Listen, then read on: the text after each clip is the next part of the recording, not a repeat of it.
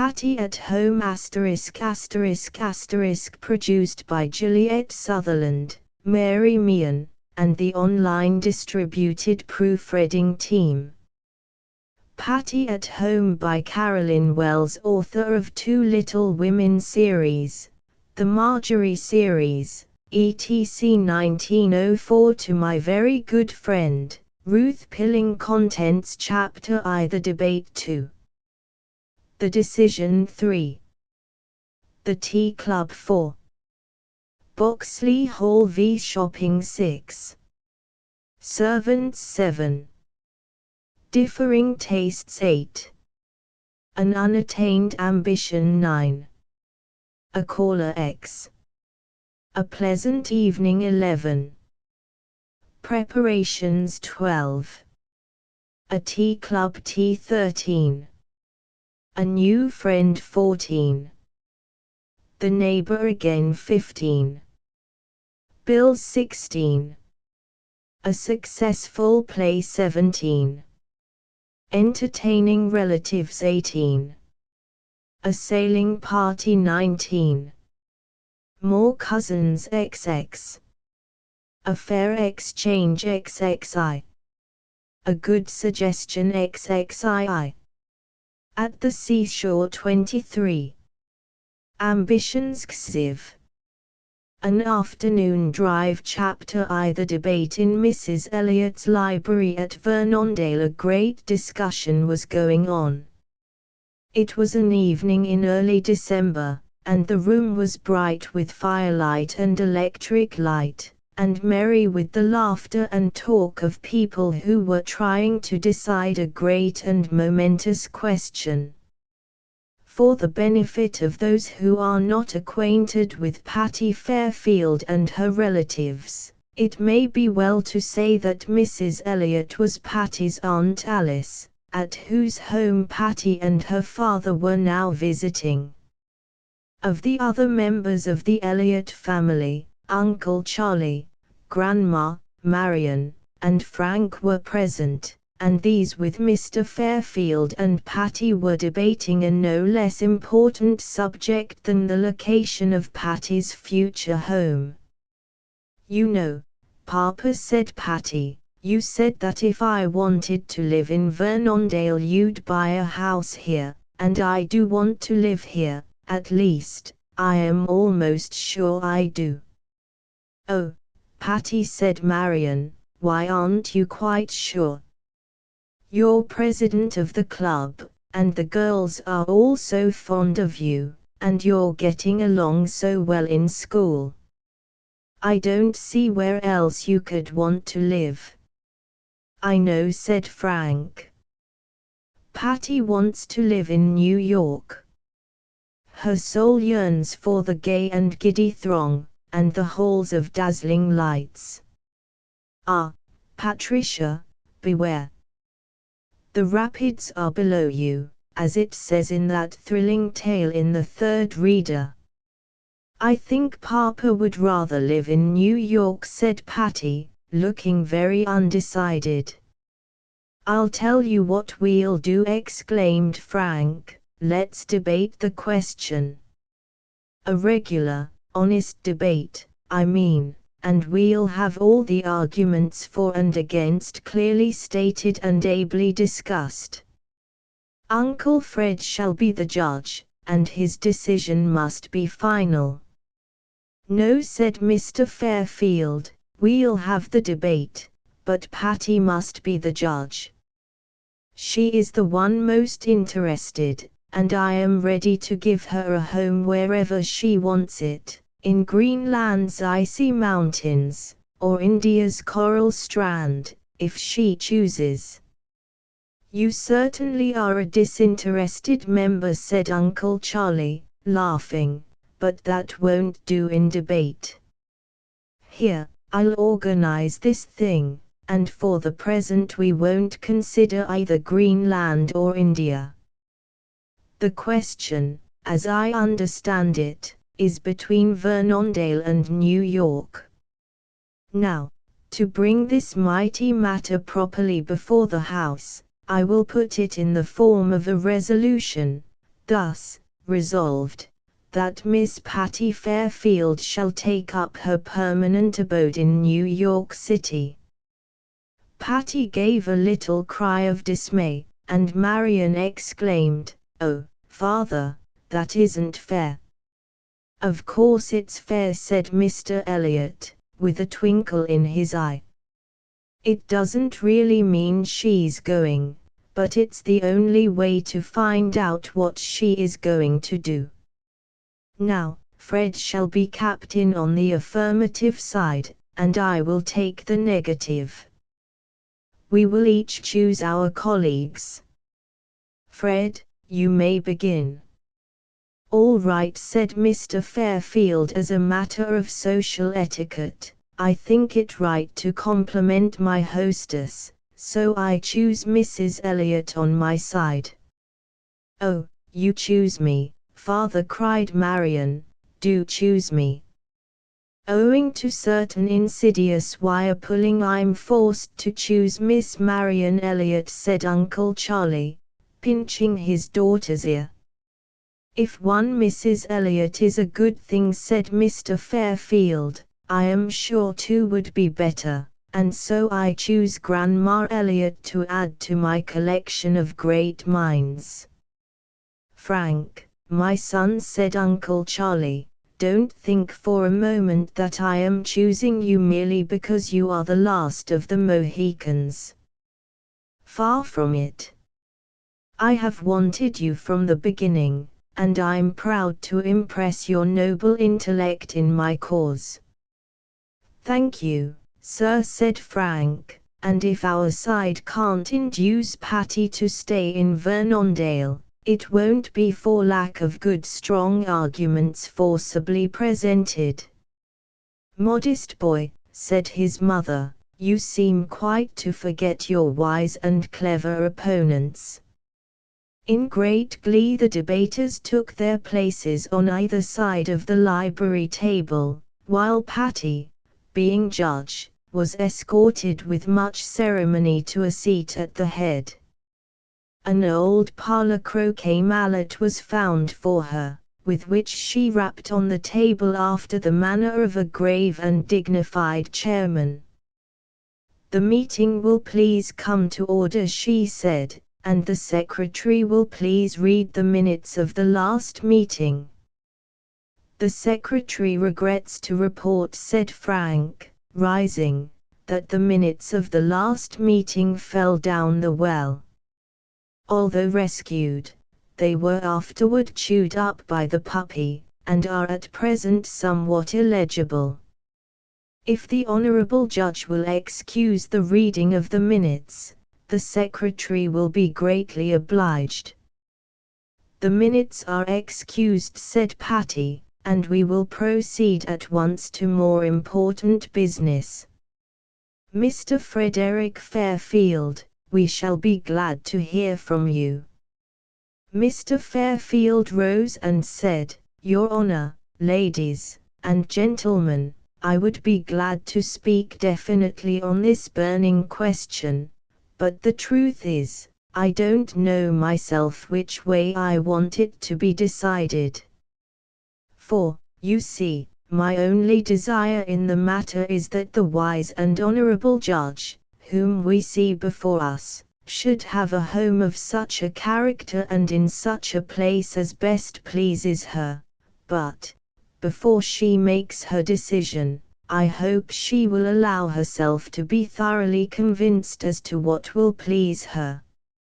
And as, by force of circumstance, I am obliged to uphold the New York side of this argument, I will now set forth some of its advantages, feeling sure that my worthy opponents are quite able to uphold the Vernondale side." "Hear, hear," exclaimed Frank, but Patty rapped with her mallet and commanded silence. Then Mr. Fairfield went on, "For one thing, Patty has always lived in a city, and, like myself, is accustomed to city life. It is more congenial to both of us, and I sometimes fear we should miss certain city privileges which may not be found in a suburban town. But we have other things that you can't get in the city, broke in Marion. And I am very sure that they will be enthusiastically enumerated when it is your turn to speak, said Mr. Fairfield, smiling. The gentleman has the floor, remarked Patty. The others will please keep their seats. Proceed, Mr. Fairfield. So Mr. Fairfield proceeded. Other advantages, perhaps, will be found in the superior schools which the city is said to contain. I am making no allusion to the school that our honorable judge is at present attending, but I am speaking merely on general principles. And not only schools, but masters of the various arts.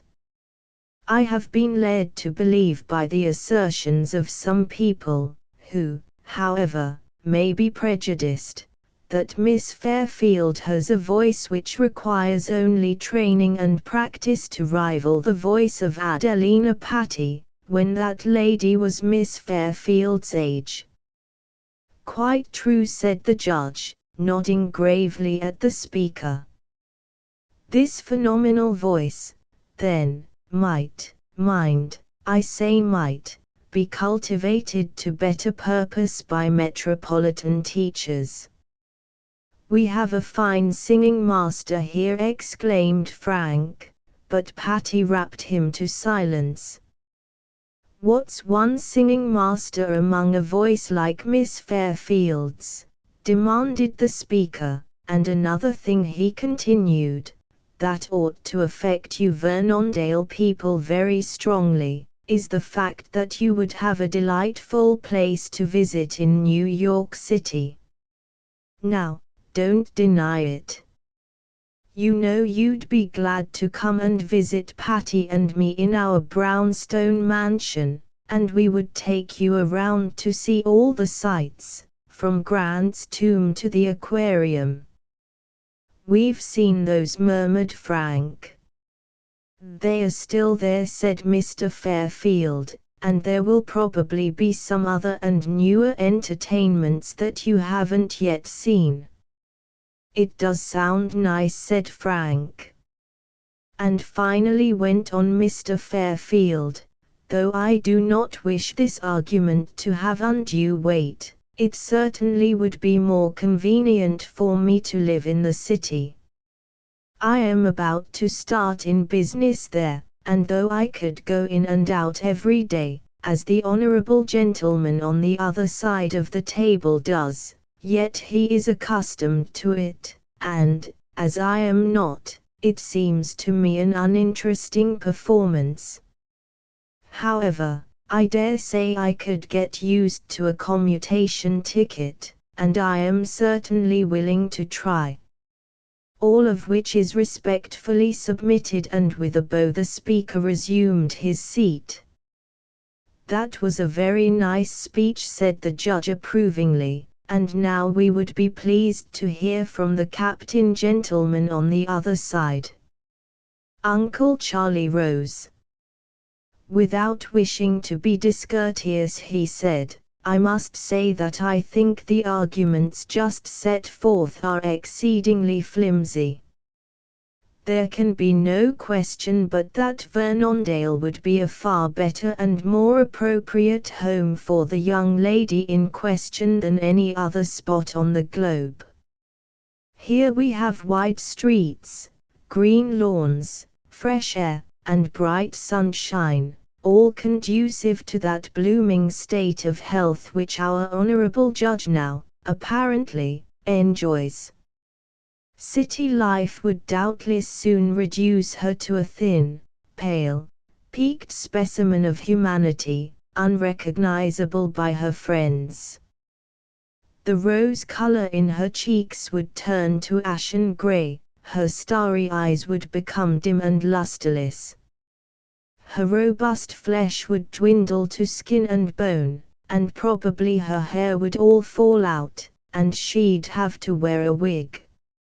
Even Patty's mallet was not able to check the burst of laughter caused by the horrible picture which Uncle Charlie drew, but after it had subsided, he continued, "As to the wonderful masters and teachers in the city, far be it from me to deny their greatness and power. But the beautiful village of Vernondale is less than an hour from New York, no mosquitoes, no malaria, boating, bathing, and fishing. Miss Fairfield could, therefore, go to New York for her instructions in the various arts and sciences, and return again to her Vernondale home on a local train. Add to this the fact that here she has relatives, friends, and acquaintances, who already know and love her, while, in New York, she would have to acquire a whole new set, probably have to advertise for them. As to the commuting gentleman, before his first ticket was all punched up, he would be ready to vow that the commuter's life is the only ideal existence. Having thus offered unattackable arguments, I deem a decision in our favor a foregone conclusion, and I take pleasure in sitting down." "A very successful speech," said Patty, smiling at her uncle. "We will now be pleased to hear from the next speaker on the affirmative side. Mrs. Charles Elliott, will you kindly speak what is on your mind?" "I will," said Mrs. Elliott, with a nod of her head that betokened Fairfield decision of character. "I will say exactly what is on my mind without regard to which side I am on." "Oh, that isn't fair," cried Patty. "A debate is a debate, you know, and you must make up opinions for your own side, whether you think them or not." "Very well," said Aunt Alice, smiling a little, "then it being thoroughly understood that I am not speaking the truth, I will say that I think it better for Patty to live in New York. As her father will be away all day at his business, she will enjoy the loneliness of a big brownstone city house, she will enjoy the dark rooms and the entire absence of grass and flowers and trees, which she hates anyway. Instead of picnics and boating parties, she can go to stiff and formal afternoon teas, and, instead of attending her young people's club here, she can become a member of the Society of Social Economics." With an air of having accomplished her intention, Aunt Alice sat down amid great cheers and hand-clappings from the opposite side. Patty looked a little sober as she began to think the Vernondale home would win, and, though for many reasons she wished it would be so, yet, at the same time, she realized very strongly the attractions of life in New York City. However, she only said, "The meeting will please come to order," in order to listen to the opinions of Miss Elliott. Marian rose with great dignity, and addressed the chair and the ladies and gentlemen with true parliamentary punctiliousness. "Though personally interested in this matter," she began, "it is not my intention to allow my own wishes or prejudices to blind me to the best interests of our young friend who is now under discussion. Far be it from me to blight her career for the benefit of my own unworthy self, but I will say that if Patty Fairfield goes to live in New York, or anywhere except Vernondale, I think she's just the horridest, meanest old thing on the face of the earth. Why, I wouldn't let her go. I'd lock her in her room, and poke bread and water to her through the keyhole, if she dared to think of such a thing. Go to New York, indeed. A nice time she'd have, hanging on straps in the trolley cars, and getting run over by automobiles. The whole thing is so perfectly absurd that there's no earthly chance of its ever coming to pass. Why, she wouldn't go, she couldn't be hired to go, she wouldn't be happy there a minute, but if she does go, I'll go, too. Chapter 2 The decision. Hooray for our side, cried Frank, as Marion dropped into a chair after her outburst of enthusiasm. Oh, I haven't finished yet, said Marion, jumping up again. I want to remark further that not only is Patty going to live in Vernondale, but she's going to have a house very near this one. I've picked it out, and Marion wagged her head with the air of a mysterious sibyl. I won't tell you where it is just yet, but it's a lovely house, and big enough to accommodate Uncle Fred and Patty, and a guest or two besides. I've selected the room that I prefer, and I hope you will furnish it in blue. The speaker is a bit hasty, said Patty as Marion sat down again.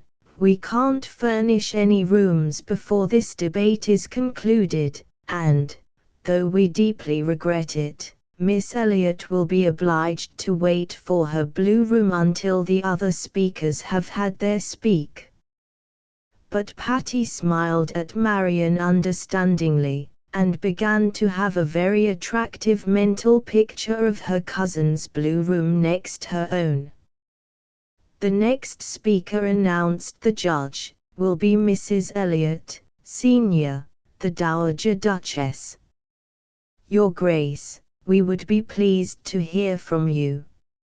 I don't know, said Grandma Elliot, looking rather seriously into the smiling faces before her, that I am entirely in favor of the country home.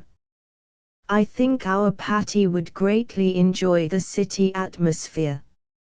She is a schoolgirl now, but in a year or two she will be a young woman, and one well deserving of the best that can be given to her. I am city-bred myself, and though at my age I prefer the quiet of the country, yet for a young girl I well know the charm of a city life. Of course, we would all regret the loss of our Patty, who has grown to be a part of our daily life, but, nevertheless, were I to vote on this matter, I should unhesitatingly cast my ballot in favor of New York. Bravo for Grandma, cried Frank. Give me a lady who fearlessly speaks her mind even in the face of overwhelming opposition. All the same, I haven't spoken my piece yet, and I believe it is now my turn. It is, said Patty, and we eagerly await your sapient and authoritative remarks.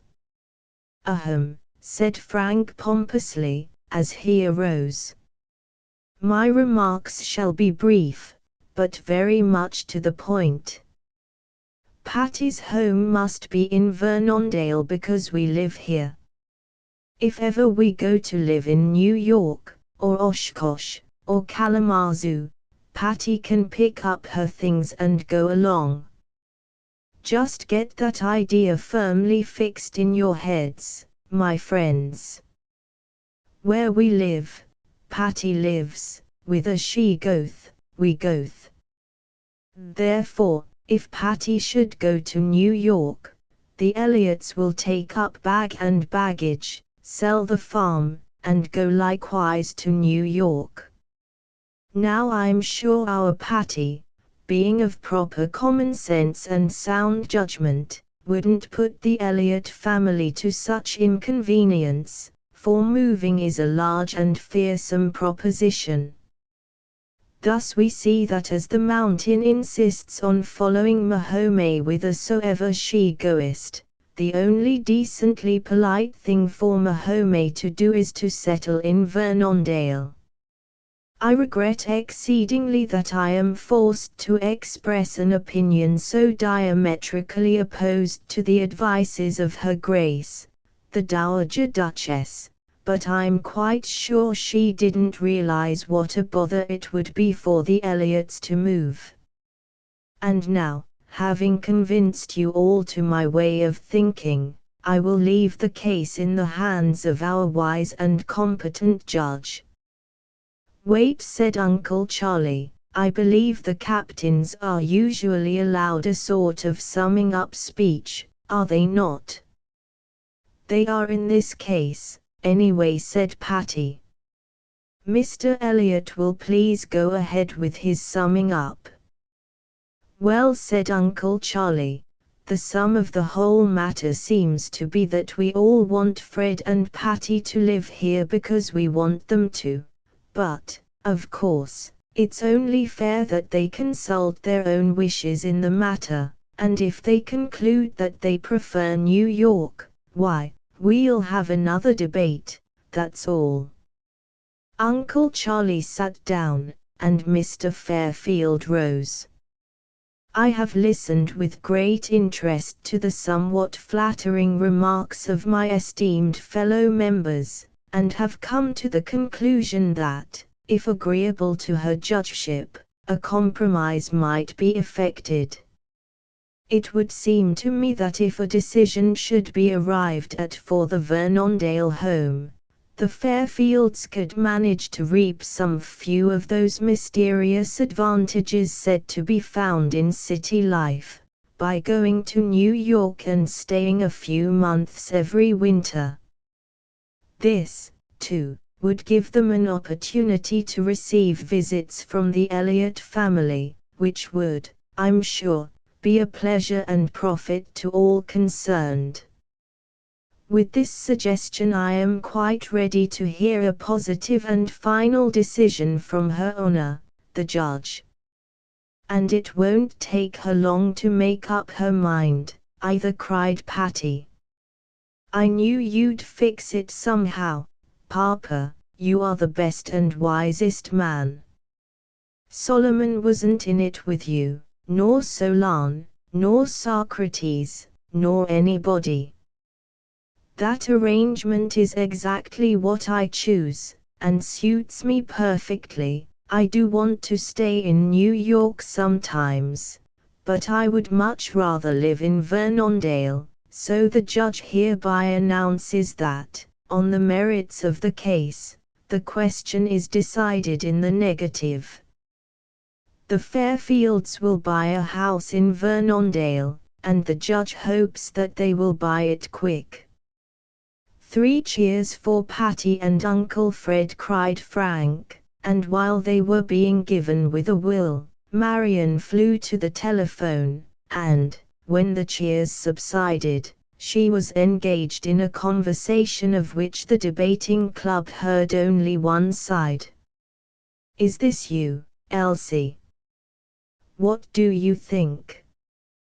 Patty's going to stay in Vernondale. Yes, indeed, perfectly gorgeous. Just this evening, just now. I guess I am. I'm so glad I don't know what to do. Oh, yes, of course she'll keep on being president. No, they haven't decided yet, but I want them to take the Bigelow house.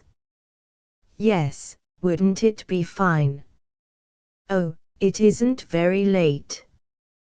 Well, come over early tomorrow morning, then. Goodbye. Elsie Morris is delighted, said Marion, as she hung up the receiver, and Polly Stevens will just dance jigs of joy when she hears about it. I'd call her up now, only I'm afraid she'd break the telephone trying to express her enthusiasm, she flutters so. You can tell her about it tomorrow, said Frank, and now let's talk about where the house shall be. Would you rather buy or build, Uncle Fred? Perhaps it would be better to rent, said Mr. Fairfield. Suppose my fickle daughter should change her mind, and after a visit in the city decide that she prefers it for her home.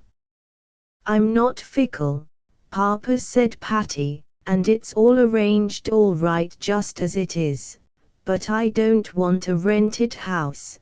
They won't let you drive tacks in the walls, or anything like that. Let's buy a house, and then, if you turn fickle and want to move away, we can sell it again. All right, said Mr. Fairfield obligingly. What house shall we buy? I know just the one, cried Marion. Guess where it is. Would you, by any chance, refer to the Bigelow house? Inquired Frank politely. How did you know? Exclaimed Marion. I only heard today that it is for sale, and I wanted to surprise you. Well, next time you have a surprise in store for us, said Frank, don't announce it to Elsie Morris over the telephone. Oh, did you hear that? As a rule, sister dear, unless you are the matron of a deaf and dumb asylum, you must expect those present to hear your end of a telephone conversation. Of course, said Marion, I didn't think. But, really, wouldn't the Bigelow house be fine? Only a few blocks away from here, and such a lovely house, with a barn and a conservatory, and a little arbor in the garden. Patty began to look frightened. Goodness gracious me, she exclaimed, I don't believe I realize what I'm coming to. I could take care of the little arbor in the garden, but I wonder if I could manage a house, and a barn, and a conservatory. And go to school every day, besides, said her father, laughing. I think, my child, that at least until your school days are over, we will engage the services of a responsible housekeeper. Oh, Papa, cried Patty, in dismay, you said I could keep house for you, and Aunt Alice has taught me lots about it, and she'll teach me lots more, and you know I can make good pumpkin pies, and, of course, I can dust and fly round, and that's about all there is to housekeeping, anyway. Oh, Patty, said Aunt Alice, my lessons must have fallen on stony ground if you think that's all there is to housekeeping. That's merely a figure of speech, Aunt Alice, replied Patty. You well know I am a thoroughly capable and experienced housekeeper, honest, steady, good-tempered, and with a fine reference from my last place. You're certainly a clever little housekeeper for your age, said her aunt, but I'm not sure you could keep house successfully, and go to school, and practice your music, and attend to your club all at the same time. But I wouldn't do them all at the same time, Aunt Alice. I'd have a time for everything, and everything in its place. I would go to school, and practice, and housekeep, and club, all in their proper proportions. Here Patty glanced at her father. You see, if I had the proportions right, all would go well. Well, perhaps, said Mr. Fairfield, if we had a competent cook and a tidy little waitress, we could get along without a professional housekeeper. I admit I had hoped to have Patty keep house for me and preside at my table, and at any rate, it would do no harm to try it as an experiment. Then, if it failed, we could make some other arrangement. I guess I do want to sit at the head of our table, Papa, said Patty, I'd just like to see a housekeeper there. A prim, sour-faced old lady with a black silk dress and dangling earrings. No, I thank you. If I have my way I will keep that house myself, and when I get into any trouble, I will fly to Aunt Alice for rest and refreshment. We'll all help, said Marion. I'll make lovely sofa pillows for you, and I'm sure Grandma will knit you an afghan. That isn't much towards housekeeping, said Frank. I'll come over next summer and swing your hammock for you, and put up your tennis net. And meantime, said Uncle Charlie, until the house is bought and furnished, the Fairfield family will be the welcome guests of the Elliots. It's almost the middle of December now, and I don't think, Miss Patty Fairfield, that you'll get your home settled in time to make a visit in New York this winter, and now, you rattle-pated youngsters, run to bed, while I discuss some plans sensibly with my brother-in-law and fellow townsman. Chapter 3 The Tea Club. Well, I should think you'd better stay in Vernondale, Patty Fairfield, if you know what's good for yourself. Why, if you had attempted to leave this town, we would have mobbed you with tar and feathers, or whatever those dreadful things are that they do to the most awful criminals. Oh, if I had gone, Polly, I should have taken this club with me, of course. I'm so used to it now, I'm sure I couldn't live a day, and know that we should meet no more, as the Arab remarked to his beautiful horse. It would be rather fun to be transported bodily to New York as a club, but I'd want to be transported home again after the meeting, said Helen Preston. Why shouldn't we do that? Cried Florence Douglass. It would be lots of fun for the whole club to go to New York some day together. I'm so glad Patty is going to stay with us. I don't care what we do, said Ethel Holmes, who was drawing pictures on Patty's white shirt-waist cuffs as a mark of affection. I'm glad, too, said Patty, and, Ethel, your kittens are perfectly lovely, but this is my last clean shirt-waist, and those pencil marks are awfully hard to wash out. I don't mean them to be washed out, said Ethel, calmly going on with her artwork. They are not wash drawings, they are permanent decorations for your cuffs, and are offered as a token of deep regard and esteem. The Tea Club was holding a Saturday afternoon meeting at Polly Stevens's house, and the conversation, as yet, had not strayed far from the all-engrossing subject of Patty's future plans. The Tea Club had begun its existence with lofty and noble aims in a literary direction, to be supplemented and assisted by an occasional social cup of tea. But if you have had any experience with merry, healthy young girls of about 16, you will not be surprised to learn that the literary element had softly and suddenly vanished away, much after the manner of a boojum. Then, somehow, the social interest grew stronger, and the tea element held its own, and the result was a most satisfactory club, if not an instructive one.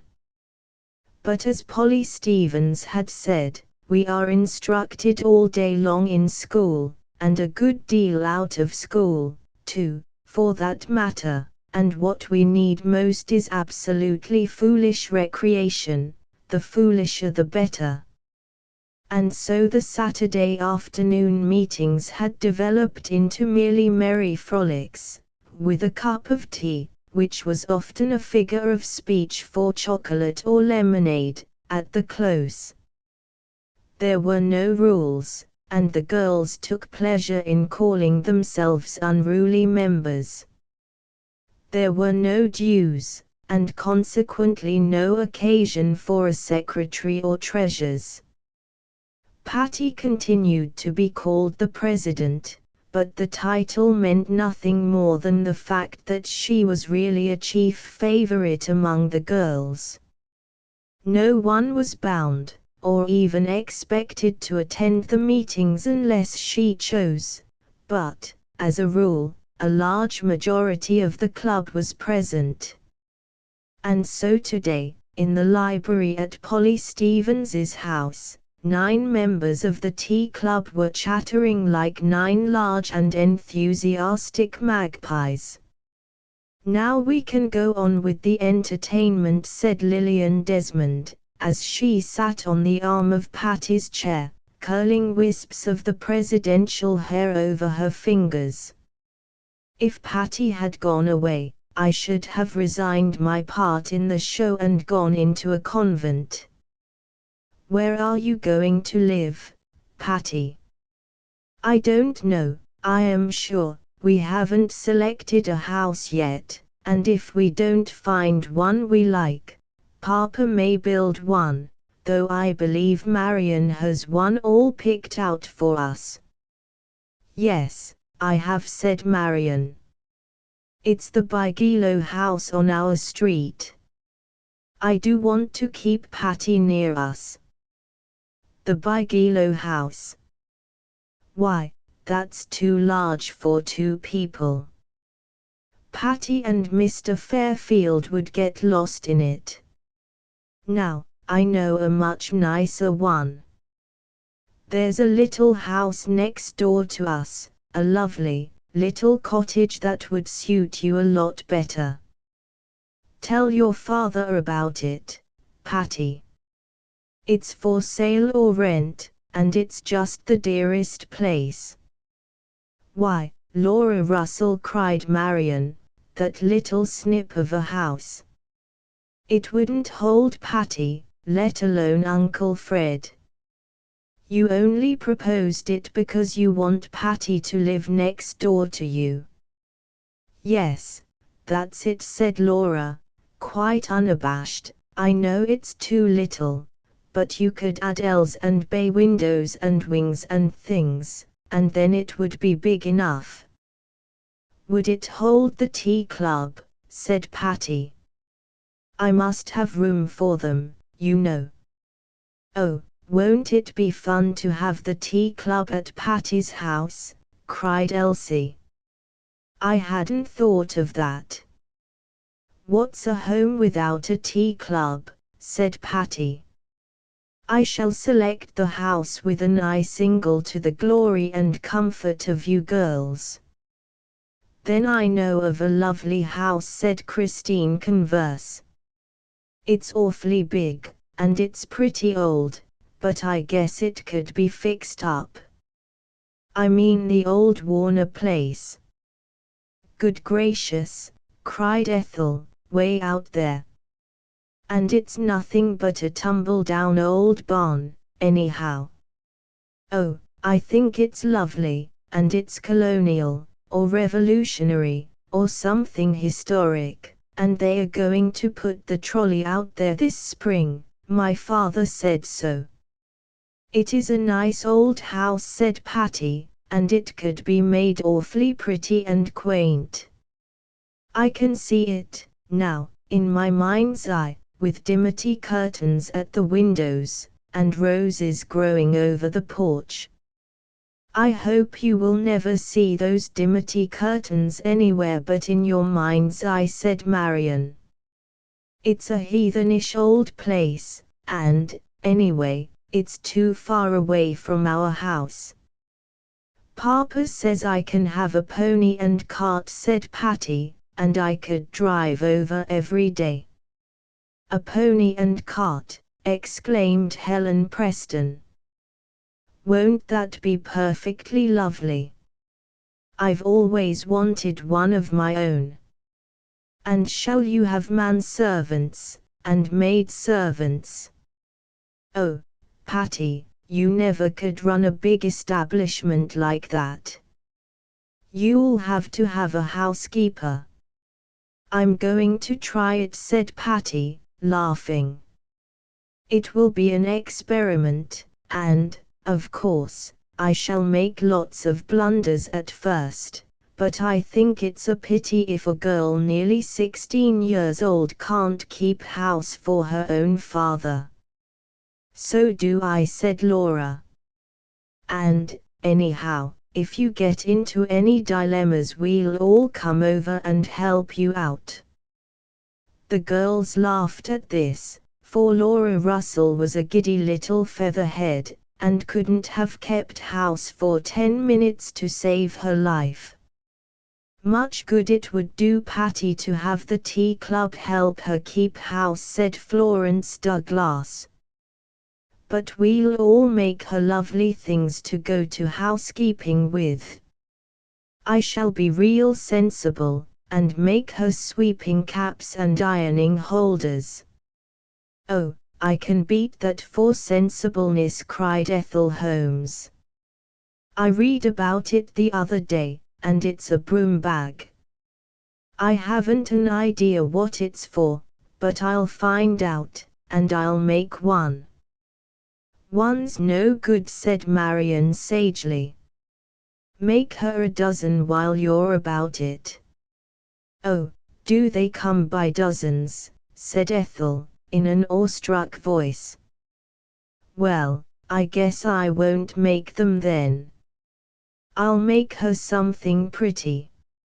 A pincushion all over lace and pin ribbons, or something like that. That will be lovely, said Laura. I shall embroider her a tablecloth.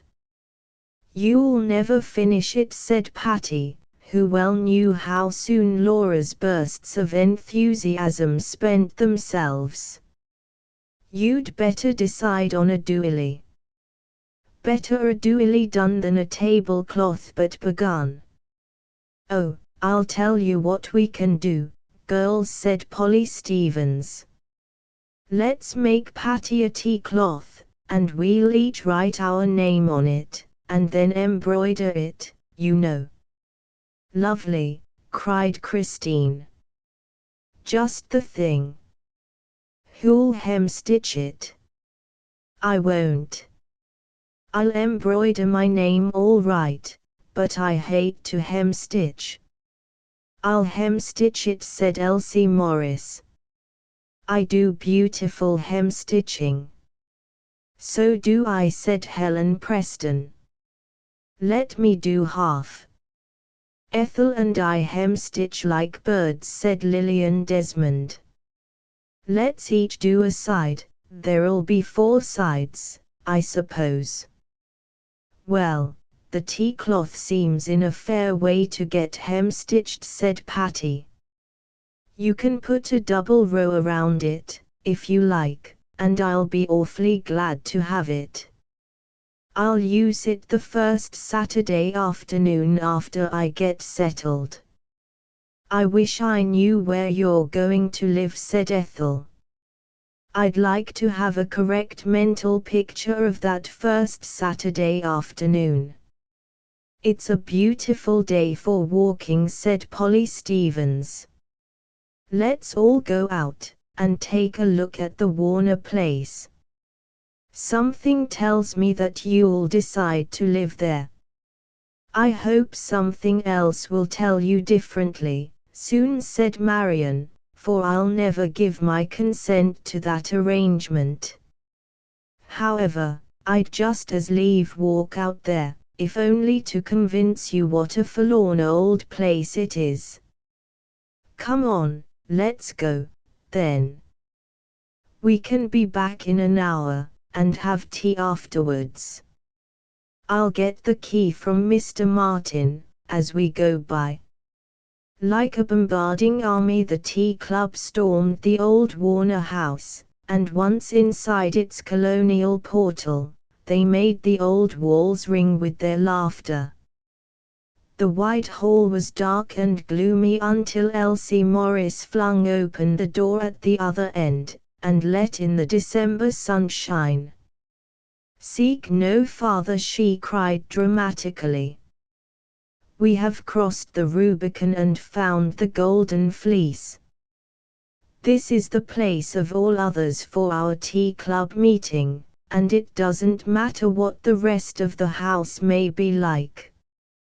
Patty, you will kindly consider the matter settled. I'll consider anything you like, said Patty, and before breakfast, too, if you'll only hurry up and get out of this damp, musty old place. I'm shivering myself to pieces.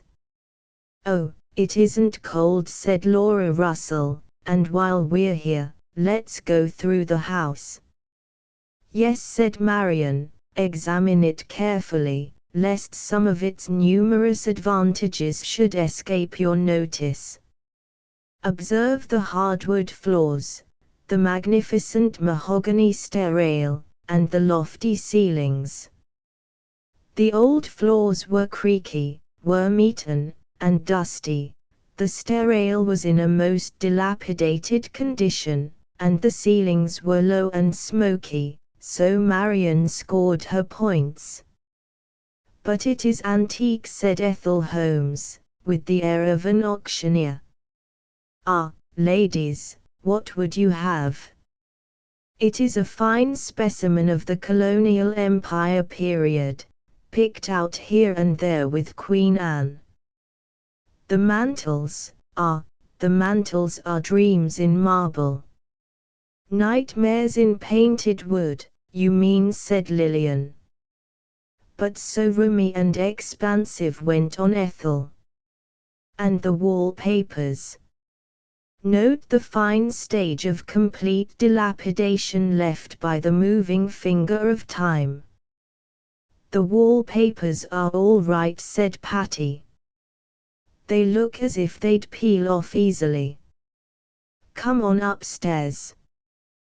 The chambers were large, low, and rambling, and the house, in its best days, must have been an interesting specimen of its type. But after a short investigation, Patty was as firmly convinced as Marion that its charms could not offset its drawbacks. I've seen enough of this moated Grange, cried Patty. Come on, girls, we're going back to tea, right, straight, smack off. There's no pleasing some folks, grumbled Ethel. Here's an ancestral pile only waiting for somebody to ancestralize it. You could make it one of the historic homes of Vernondale, and you won't even consider it for a minute. I'll consider it for a minute, said Patty, if that will do you any good, but not a bit longer, and as the minute is nearly up, I move we start. Chapter 4 Boxley Hall. After consultation with various real estate agents, and after due consideration of the desirable houses they had to offer, Mr. Fairfield came to the conclusion that the Bigelow house, which Marion had suggested, was perhaps the most attractive of any. And so, one afternoon, a party of very interested people went over to look at it. The procession was headed by Patty and Marion, followed by Mr. Fairfield and Aunt Alice, while Frank and his father brought up the rear. But as they were going out of the Elliots' front gate, Laura Russell came flying across the street. "Where are all you people going?" she cried. "I know you're going to look at a house." "Which one?" "The Bigelow house," said Marion, "and I'm almost sure Uncle Fred will decide to take it." "Come on with us, we're going all through it." "No," said Laura, looking disappointed, "I don't want to go, and I don't want the Fairfields to live in that house anyway." If they would only look at that little cottage next door to us, I know they'd like it ever so much better. Oh, please, Mr. Fairfield, won't you come over and look at it now? It's so pretty and cunning, and it has the loveliest garden and chicken coop and everything. I don't want a chicken coop, said Patty, laughing. I've no chickens, and I don't want any. Our chickens are over there most of the time, said Laura. Then, of course, we ought to have a coop to keep our neighbors' chickens in, said Mr. Fairfield, and if this cottage is as delightful as Miss Russell makes it out, I think it's our duty at least to go and look at it. If the rest of you are willing, suppose we go over there first, and then if we should decide not to take it, we'll have time to investigate the bungalow afterward. Marion looked so woebegone that Patty laughed. Cheer up, girl, she said. There isn't one chance in a million of our taking that doll's house, but Laura will never give us a minute's peace until we go and look at it, so we may as well go now, and get it over. All right, said Marion, and Patty, with her two girl-friends on either side of her, started in the direction of the cottage. But when they reached it, Mr. Fairfield exclaimed in amazement. That little house, he said. Oh, I see, that's the chicken coop you spoke of. Well, where is the house? This is the house, said Laura, but, somehow, it does look smaller than usual. Still, it's a great deal bigger inside. No doubt, said Frank. I've often noticed that the inside of a house is much larger than the outside. Of course, we can't all go in at once, but I'm willing to wait my turn. Who will go first? Very well, you may stay outside, said Laura. I think the rest of us can all squeeze in at once, if we try. But Frank followed the rest of the party, and, passing through the narrow hall, they entered the tiny parlor. I never was in such a crowded room, said Marion. I can scarcely get my breath. I had no idea there were so many of us. Well, you're not going to live here, said Laura. There's room enough for just Patty and her father. There is, if we each take a room to ourselves, said Mr. Fairfield. You may have this parlor, my daughter, and I'll take the library. Where is the library, Miss Russell? I think it has just stepped out, said Frank. At any rate, it isn't on this floor. There's only this room, and the dining room, and a kitchen cupboard. Very likely the library is on the third floor, said Marion. That would be convenient. There isn't any third floor, explained Laura. This is what they call a story and a half house. It would have to be expanded into a serial story, then, before it would do for us, said Mr. Fairfield. We may not be such big people, but Patty and I have a pretty large estimate of ourselves, and I am sure we never could live in such a short story and a half as this seems to be. Indeed, we couldn't, Papa, said Patty. Just look at this dining room. I'm sure it's only big enough for one. We would have to have our meals alternately. You could have breakfast, and I would have dinner one day, and the next day we'd reverse the order. Come, look at the kitchen, Patty called out. Frank, or at least stick your head in, there isn't room for all of you. See the stationery tubs. 2 of them, you see, each just the size of a good comfortable coffee cup. Just exactly, said Patty, laughing. Why, I never saw such a house. Laura Russell, what were you thinking of? Oh, of course, you could add to it, said Laura. You could build on as many more rooms as you wanted, and you could run it up another story and a half, and that would make 3 stories, and I do want you to live near me. We're sorry not to live near you, Miss Laura, said Mr. Fairfield, but I can't see my way clear to do it unless you would move into this bandbox, and let us have your roomy and comfortable mansion next door. Oh, there wouldn't be room for our family here, said Laura. But you could build on a whole lot of rooms, said Frank, and add enough stories to make it a skyscraper, and put in an elevator, and it would be perfectly lovely. Laura laughed with the rest, and then, at Mrs. Elliott's suggestion, they all started back to the Bigelow house. Now, this is something like, said Marion, as they went in at the gate and up the broad front walk. Like what? Said Frank. Like a home for the Fairfields. What shall you call it? Fairfield Hall, Fairfield Place, or what? I don't know, cried Patty, dashing up the veranda steps.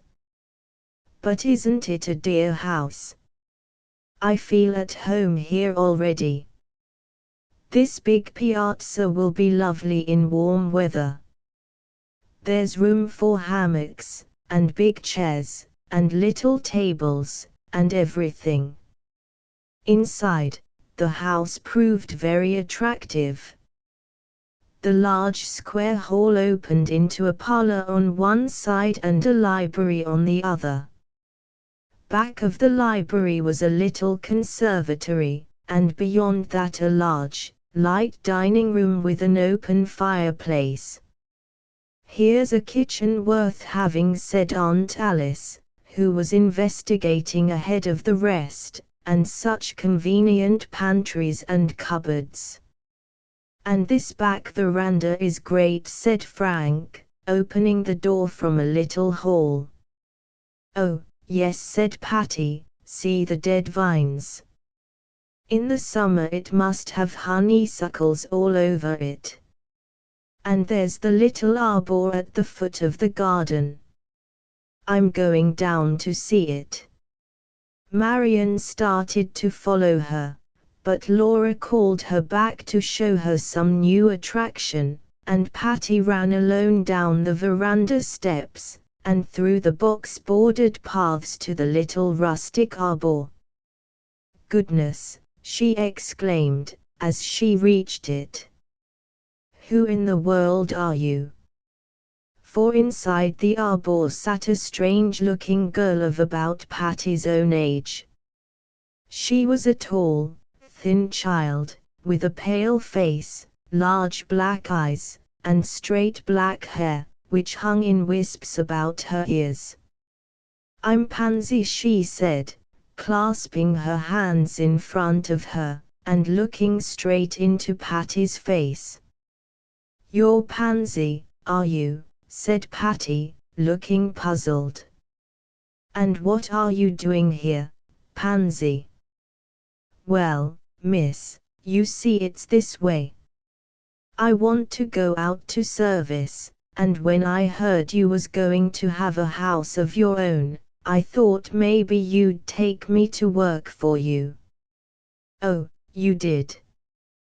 Well, why didn't you come and apply to me, then, in proper fashion, and not sit out here waiting for me to come to you? Suppose I hadn't come? I was sure you'd come, miss.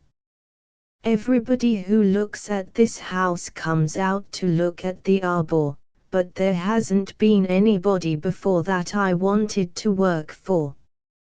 Please take me, miss, I'll be faithful and true." "What can you do?" asked Patty, half laughing, and half pitying the strange-looking girl. "Can you cook?" "No, I can't cook, but I might learn it." "But I didn't mean that. I thought you'd have a cook, and you'd take me for a table girl, you know, and to tidy up after you. I do want a waitress, but have you had any experience?" "No," said the girl very earnestly, "I haven't, but I'm just sure I could learn. If you just tell me a thing once, you needn't ever tell it to me again." "That's something, isn't it?" "Indeed it is," said Patty, remembering a certain careless waitress at Mrs. Elliott's. "Have you any references?" "No," said the girl, smiling. "You see, I've never lived anywhere except home, and I suppose Mother's reference wouldn't count." "It would with me," said Patty decidedly. "I think your mother ought to know more about you than anybody else." "What would she say if I asked her?" "She'd say I was careless and heedless and thoughtless, and didn't know anything," replied the girl cheerfully, "and I am that way at home, but I wouldn't be if I worked for you, because I want to be a waitress, and a good one, and you'd see how quick I'd learn." "Oh, do take me, miss. You'll never be sorry, and that's sure." This statement was accompanied by such decided gestures of head and hands that Patty was very nearly convinced to the contrary, but she only said, "I'm sorry, Pansy, you said your name was Pansy, didn't you?" "Yes, miss, Pansy Potts." "What an extraordinary name." "Is it, miss?" "Well, you see, my father's name was Potts, and Mother named me Pansy, because she's so fond of the flower." "You don't think the name will interfere with my being a waitress, do you?" "Not so far as I'm concerned," said Patty, laughing, "but, you see, I shall be a very inexperienced housekeeper, and if I have an inexperienced waitress also, I don't know what might happen." "Why, now, miss, it seems to me that that would work out just right. You're a young housekeeper, but I expect you know just about what a waitress ought to do, and you could teach me, and I know a lot about housekeeping, and I could teach you." The sincerity in Pansy's voice and manner impressed Patty, and she looked at her closely, as she said, "It does seem good proportion." "It is," said Pansy, "and you've no idea how quickly I can learn." "Can you?" said Patty. "Well, then, learn first to call me Miss Patty. It would suit me much better than to hear you say Miss so often." "Yes, Miss Patty. And don't wring your hands in that absurd fashion, and don't stand first on one foot and then on the other, as if you were scared out of your wits." "No, Miss Patty." Pansy ceased shuffling, dropped her hands naturally to her sides, and stood in the quiet, respectful attitude that Patty had unconsciously assumed while speaking. Delighted at this quick-witted mimicry, Patty exclaimed, "I believe you will do. I believe you are just the one, but I can't decide positively, now. You go home, Pansy, and come tomorrow afternoon to see me at Mrs. Elliott's." Do you know where I live? Yes, Miss Patty, and, with a respectful little bob of her head, Pansy Potts disappeared, and Patty ran back to the house. Well, Chickadee, said Mr. Fairfield, I have about decided that you and I can make ourselves comfortable within these four walls, and, if it suits your ladyship, I think we'll consider that we have taken the house. It does suit me, said Patty. I'm perfectly satisfied, and I have taken a housemaid. Where did you get her? Exclaimed Frank. Do they grow on trees in the garden? I saw you out in the arbor with one. Yes, said Patty, I picked her off a tree. She isn't quite ripe, but she's not so very green, and I think she'll do. Never mind about her now. I can't decide until I've had a talk with Aunt Alice. I'm so glad you decided on this house, Papa. Oh, isn't it lovely to have a home? It looks rather bare, to be sure, but, be it ever so empty, there's no place like home. Now, what shall we name it? I do like a nice name for a place. It has so many of those little boxwood hedges, said Aunt Alice, looking out of the window, that you might call it the Boxwood House. Oh, don't call it a wood house, said Uncle Charlie. Call it the Wood Box, and be done with it, Frank. I like Hall, said Patty. How is Boxwood Hall? Sounds like Locksley Hall, said Marion. More like Boxley Hall, said Frank. Boxley Hall, cried Patty. That's just the thing. I like that. Rather a pretentious name to live up to, said Mr. Fairfield. Never mind, said Patty. With Pansy Potts for a waitress, we can live up to any name. And so Patty's new home was chosen, and its name was Boxley Hall. Chapter V. Shopping. As Boxley Hall was a sort of experiment, Mr. Fairfield concluded to rent the place for a year, with the privilege of buying. By this time Patty was sure that she wished to remain in Vernondale all her life, but her father said that women, even very young ones, were fickle in their tastes, and he thought it wiser to be on the safe side. And it doesn't matter, as Patty said to Marion, for, when the year is up, Papa will just buy the house, and then it will be all right. Having found a home, the next thing was to furnish it, and about this Mr. Fairfield was very decided and methodical. Tomorrow, he said, as they were talking it over at the Elliots one evening, tomorrow I shall take Patty to New York to select the most important pieces of furniture. We shall go alone, because it is a very special occasion, and we can't allow ourselves to be hampered by outside advices. Another day we shall go to buy prosaic things like tablecloths and carpet sweepers, and then, as we know little about such things, we shall be glad to take with us some experienced advisers. And so the next day Patty and her father started for the city to buy furniture for Boxley Hall.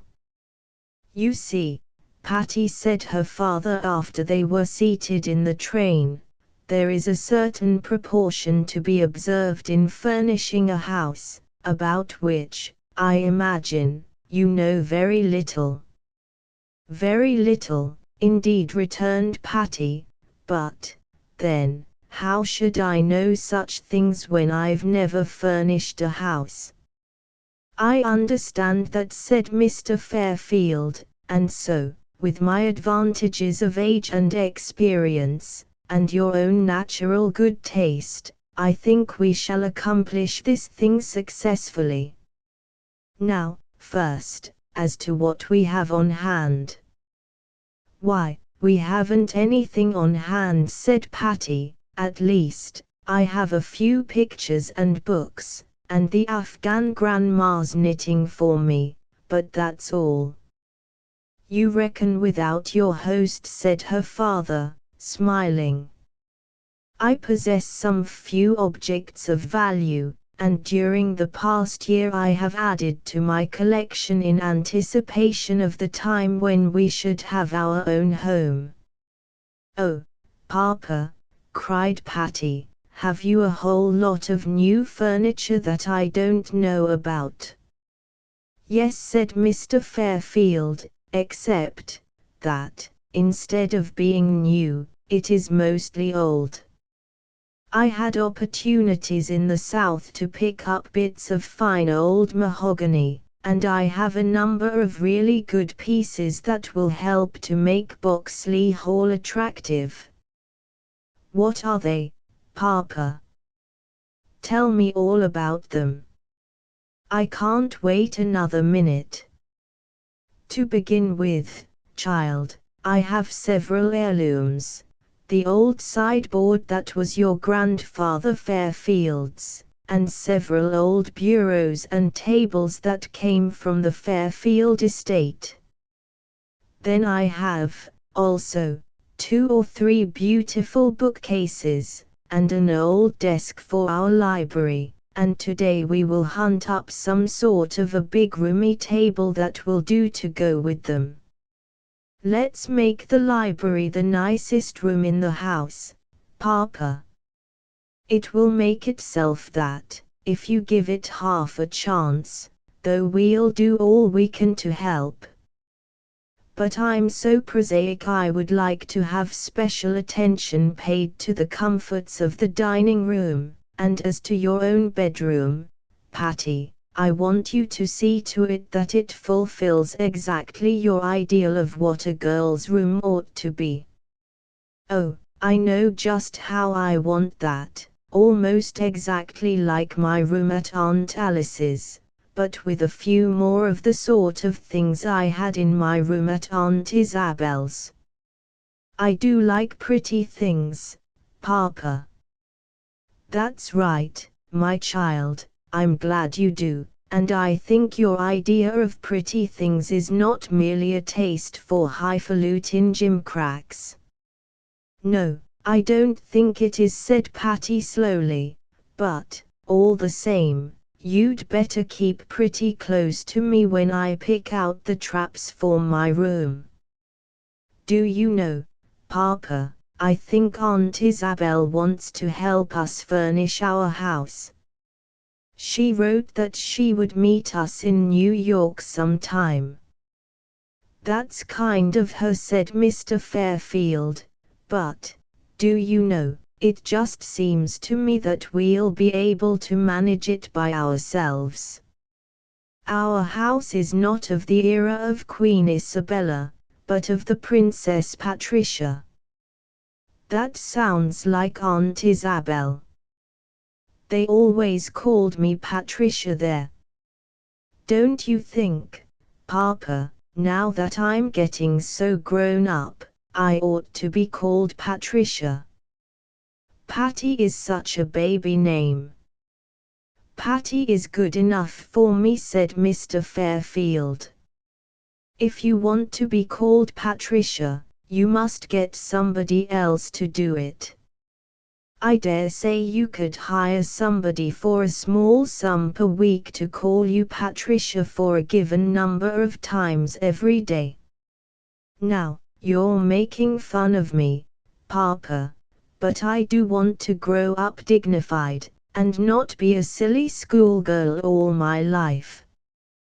Take care of your common sense, and your dignity will take care of itself."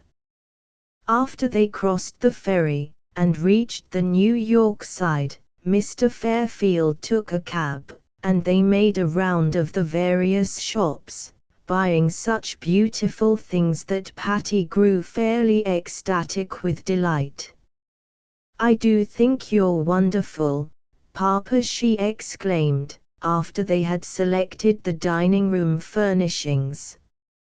"You know exactly what you want, and when you describe it, it seems to be the only possible thing that anybody could want for that particular place.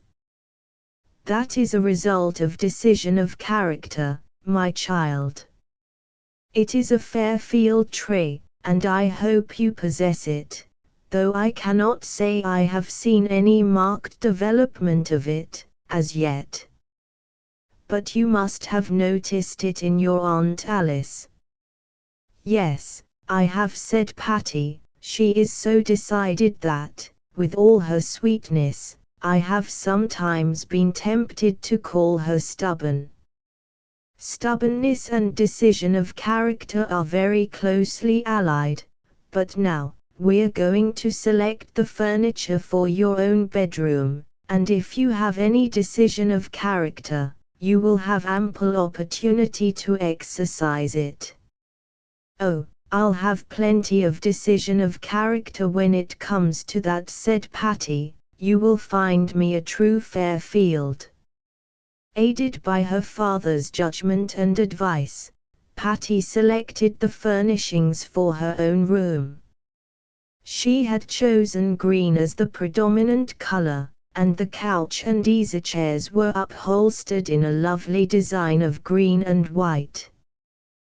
The rug was green and white, and for the brass bedstead with its white fittings, a down comfortable with a pale green cover was found.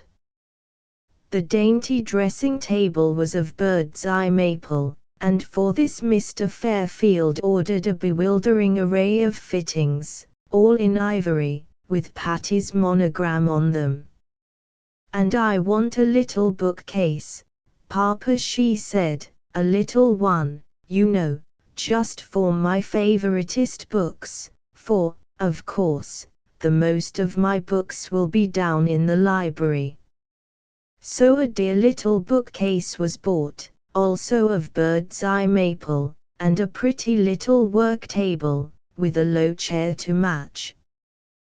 "That's very nice," said Patty, with an air of satisfaction, "for, though I hate to sew, yet sometimes it must be done, and with that little work table, I think I could sew even in an Indian wigwam." Patty hadn't much to say regarding the furniture of her father's bedroom, for Mr. Fairfield attended to that himself, and selected the things with such rapidity and certainty that it was all done almost before Patty knew it.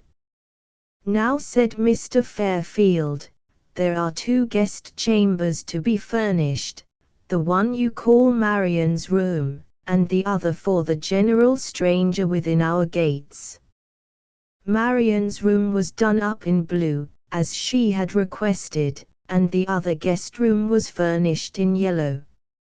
It was great fun to pick out the furniture, rugs, and curtains for these rooms, and Patty tried very hard to select such things as her father would approve of, for she dearly loved to have him commend her taste and judgment. As they were sitting at luncheon, Mr. Fairfield said, "This afternoon, I think, we will devote to pictures. I'm not sure we will buy any, but we will look at them, and I will learn what is your taste in art, and you will lend what is mine." "I haven't any," said Patty cheerfully. "I don't know anything about art and never did." "You still have some time, I hope, in which to learn." "I've time enough, but I don't believe I could learn. The only pictures I like are pretty ones." "You are hopeless, and that's a fact," said Mr. Fairfield. "Of all discouraging people, the worst are those who like pretty pictures." "But I'm sure I can learn," said Patty, "if you will teach me."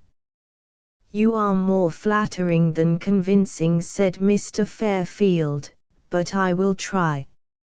And so after luncheon they visited several picture shops, and Mr. Fairfield imparted to his daughter what was at least a foundation for an education in art. Back in Vernondale, Patty confided to Marion that she had had a perfectly lovely time all the morning, but the afternoon wasn't so much fun. In fact, she said, it was very much like that little book we had to study in school called How to Judge a Picture. The following Saturday another shopping tour was undertaken. This time Aunt Alice and Marion accompanied the Fairfields, and there was more fun and less responsibility for Patty. Her father insisted upon her undivided attention while Mrs. Elliot selected table linen, bed linen, towels, and other household fittings, but, as these things were chosen with Fairfield promptness and decision, Patty had nothing to do but admire and acquiesce.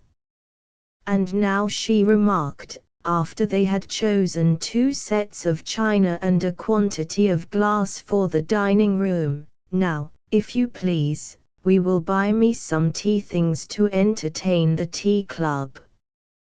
"We will, indeed," said Mr. Fairfield, and both he and Aunt Alice entered into the selection of the tea table fittings with as much zest as they had shown in the other china. Dainty Dresden cups were found, lovely plates, and a teapot, and cracker jar, which made Marion and Patty fairly shriek with delight. A 3-storied wicker tea table was found, to hold these treasures, and Mr. Fairfield added the most fascinating little silver tea caddy and tea ball and strainer. "Oh!" exclaimed Marion, made quite breathless by the glory of it all, "the tea club will never want to meet anywhere except at your house, Patty." "They'll have to," said Patty. "I don't propose to have them every time." "Well, you'll have to have them every other time, anyway," said Marion. After the fun of picking out the tea things, it was hard to come down to the plainer claims of the kitchen, but Aunt Alice grew so interested in the selection of granite saucepans and patent coffee mills that Patty, too, became enthusiastic. "And we must get a rolling pin," she cried, "for I shall make pumpkin pies every day. Oh, and I want a farina kettle and a colander, and a bain-marie, and a larding needle, and a syllabub churn."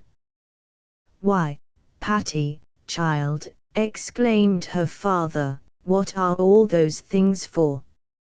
Are you going to have a French chef?" "No, Papa, but I expect to do a great deal of fancy cooking myself." "Oh, you do?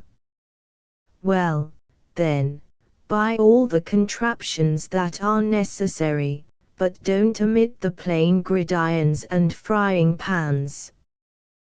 Then Aunt Alice and Patty put their heads together in a most sensible fashion, and ordered a kitchen outfit that would have delighted the heart of any well-organized housekeeper. Not only kitchen utensils, but laundry fittings, and household furnishings generally, including patent labor-saving devices, and newly invented contrivances which were supposed to be of great aid to any housewife. "If I can only live up to it all," sighed Patty, as she looked at the enormous collection of iron, tin, wood, and granite. "Or down to it," said Marion. Chapter 6 "Servants, I did think," said Patty, in a disgusted tone, that we could get settled in the house in time to eat our Christmas dinner there, but it doesn't look a bit like it. I was over there this afternoon, and such a hopeless-looking mess of papering and painting and plumbing I never saw in my life. I don't believe it will ever be done. I don't either, said Marion. Those men work as slow as mud turtles. The conversation was taking place at the Elliots' dinner table, and Uncle Charlie looked up from his carving to say, "It's an ill wind that blows nobody good, and the slower the mud turtles are, the longer we shall have our guests with us. For my part, I shall be very sorry to see pretty Patty go out of this house." Patty smiled gaily at her uncle, for they were great friends, and said, "Then I shall expect you to visit me very often in my new home, that is, if I ever get there. I can't see our way clear to a Christmas dinner in Boxley Hall," said Mr. Fairfield, "but I think I can promise you, Chick, that you can invite your revered uncle and his family to dine with you there on New Year's Day." There were general exclamations of delight at this from all except Patty, who looked a little bewildered. "What's the matter, Patsy?" said her uncle. "Don't you want to entertain your admiring relatives?"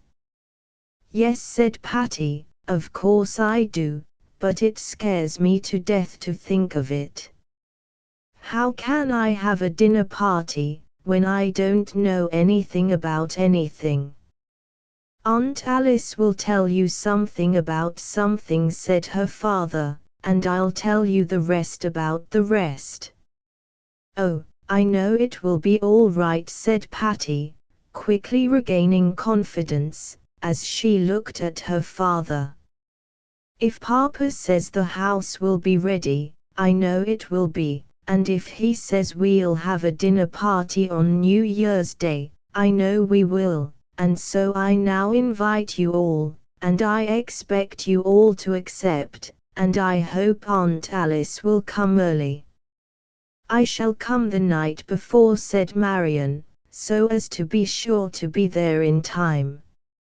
"I'm not sure that any of us will be there the night before," said Mr. Fairfield, laughing. "I've guaranteed the house for the dinner, but I didn't say we would be living there at the time." "That's a good idea," said Aunt Alice. "Let Patty entertain her first company there, and then come back here for the reaction." "Well, we'll see," said Patty, "but I'd like to go there the first day of January, and stay there." By some unknown methods, Mr. Fairfield managed to stir up the mud turtle workmen to greater activity, and the work went rapidly on. The wallpapers seemed to get themselves into place, and the floors took on a beautiful polish. Bustling men came out from the city and put up window shades, and curtains, and draperies, and, under Mr. Fairfield's supervision, laid rugs and hung pictures. The ladies of the Elliot household organized themselves into a most active sewing society. Grandma, Aunt Alice, Marion, and Patty hemmed tablecloths and napkins with great diligence, and even little Edith was allowed to help with the kitchen towels. Everybody was so kind that Patty began to feel weighed down with gratitude. The girls of the tea club made the tea cloth that they had proposed, and they also brought offerings of pincushions, and doilies and centerpieces, until Patty's room began to look like a booth at a fancy bazaar. One Saturday morning, as the sewing circle was hard at work, little Gilbert came in carrying a paper bag, which evidently contained something valuable. "It's for you, Patty," he said. "I brought it for you, to help keep house, and its name is Pudgy." Depositing the bag in his cousin's lap, little Gilbert knelt beside her. "You needn't open it," he cried, "it will open itself." And, sure enough, the mouth of the bag untwisted, and a little grey head came poking out. "A kitten!" exclaimed Patty, "a Maltese kitten! Why, that's just the very thing I wanted." "Where did you get it, Gilbert, dear?" "From the milkman," said Gilbert proudly.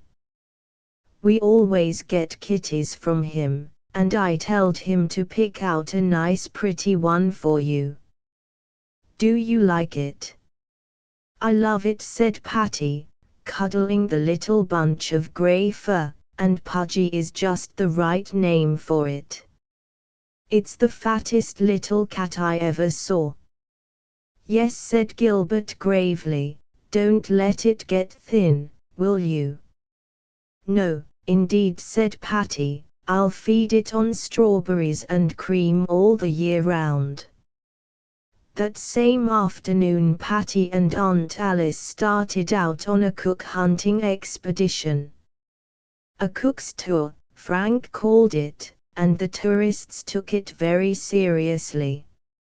"Much of the success of your home, Patty," said Aunt Alice, as they were going to the intelligence office, "depends upon your cook, for she will be not only a cook, but, in part, housekeeper, and overseer of the whole place.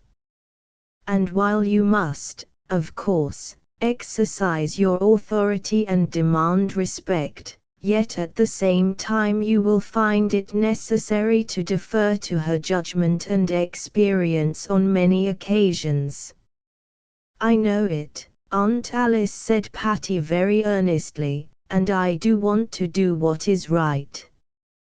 I want to be the head of Papa's home, and yet there are a great many things that my servants will know more about than I do.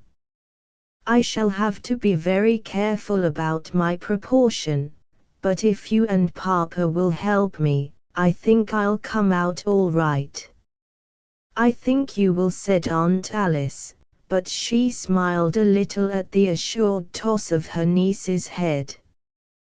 The intelligence office proved to be as much misnamed as those institutions usually are, and varying degrees of unintelligence were shown in the candidates offered for the position of cook at Boxley Hall, though, if the applicants seemed unsatisfactory to Patty, in many cases she was no less so to them. One tall, raw-boned Irishwoman seemed hopefully good-tempered and capable, but when she discovered that Patty was to be her mistress, instead of Mrs. Elliot, as she had supposed, she exclaimed, "Go way wid yez.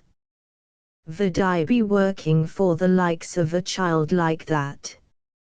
No, Mum, I ain't no nurse, I'm a cook, and I want a mistress as has got past playing wid dolls." "I hope you'll find one," said Patty politely, "and I'm afraid we wouldn't suit each other." Another Irish girl, with a merry rosy face and frizzled blonde hair, was very anxious to go to work for Patty. "Sure, it will be fun," she said. "I'd like to work for such a pretty little lady, and, sure, we'd have the good times." "Could I have all me afternoons out, miss?" "Not if you lived with me," said Patty, laughing. "My house is large, and there's a great deal of work to be done by somebody. I think my cook couldn't do her share if she went out every afternoon." Many others were interviewed, but each seemed to have more or less objectionable traits. One would not come unless she were the only servant, another would not come unless Patty kept 5. Most of them showed such a decided lack of respect to so young a mistress that Aunt Alice began to despair of finding the kind, capable woman she had imagined. They went home feeling rather discouraged, but when Patty told her troubles to her father, he only laughed. "Bless your heart, child," he said, "you couldn't expect to engage a whole cook in one afternoon. It's a long and serious process." "But, Papa, you said we'd be all settled and ready by the 1st of January. "Yes, I know, but I didn't say which January." "Now, you're teasing," said Patty, but she ran away with a light heart, feeling sure that somehow a cook would be provided. That evening, according to appointment, Pansy Potts appeared for inspection. The whole Elliot family was present, and observed with much interest the strange-looking girl. But, though ignorant and awkward, Pansy was not embarrassed, and, seeming to realize that her fate lay in the hands of Mrs. Elliot, Mr. Fairfield, and Patty, she addressed herself to them. Her manner, though untrained, showed respectful deference, and her expressive black eyes showed quick perception and clever adaptability. "She is all right at heart," thought Mr. Fairfield to himself, "but she knows next to nothing. I wonder if it would be a good plan to let the two girls help each other out." "Have you ever waited at table, Pansy?" he asked, so pleasantly that Pansy Potts felt encouragement rather than alarm. "No, sir, but I could learn, and I would do exactly as I was told." "That's the right spirit," said Mr. Fairfield. "I think perhaps we'll have to give you a trial." "But don't you know anything of a housemaid's duties?" inquired Aunt Alice, who was a little dubious in the face of such absolute ignorance. "For instance, if the doorbell should ring, what would you do?" "I would have asked Miss Patty beforehand, and I would do whatever she had told me to." "Good enough," exclaimed Mr. Fairfield. "I think you'll do, Pansy. At any rate, you'll have nothing to unlearn, and that's a great deal." So the waitress was engaged, and it was not long after this that a cook dropped from the skies, as Patty expressed it. One afternoon a large and amiable-looking colored woman appeared at Mrs. Elliot's house, with a note from Mrs. Stevens recommending her as a cook for Patty. As soon as Patty saw her she liked her, but, remembering previous experiences, she said, "Do you understand that you are to work for me? I'm a very young housekeeper, you know." "Laws, missy, that's all right.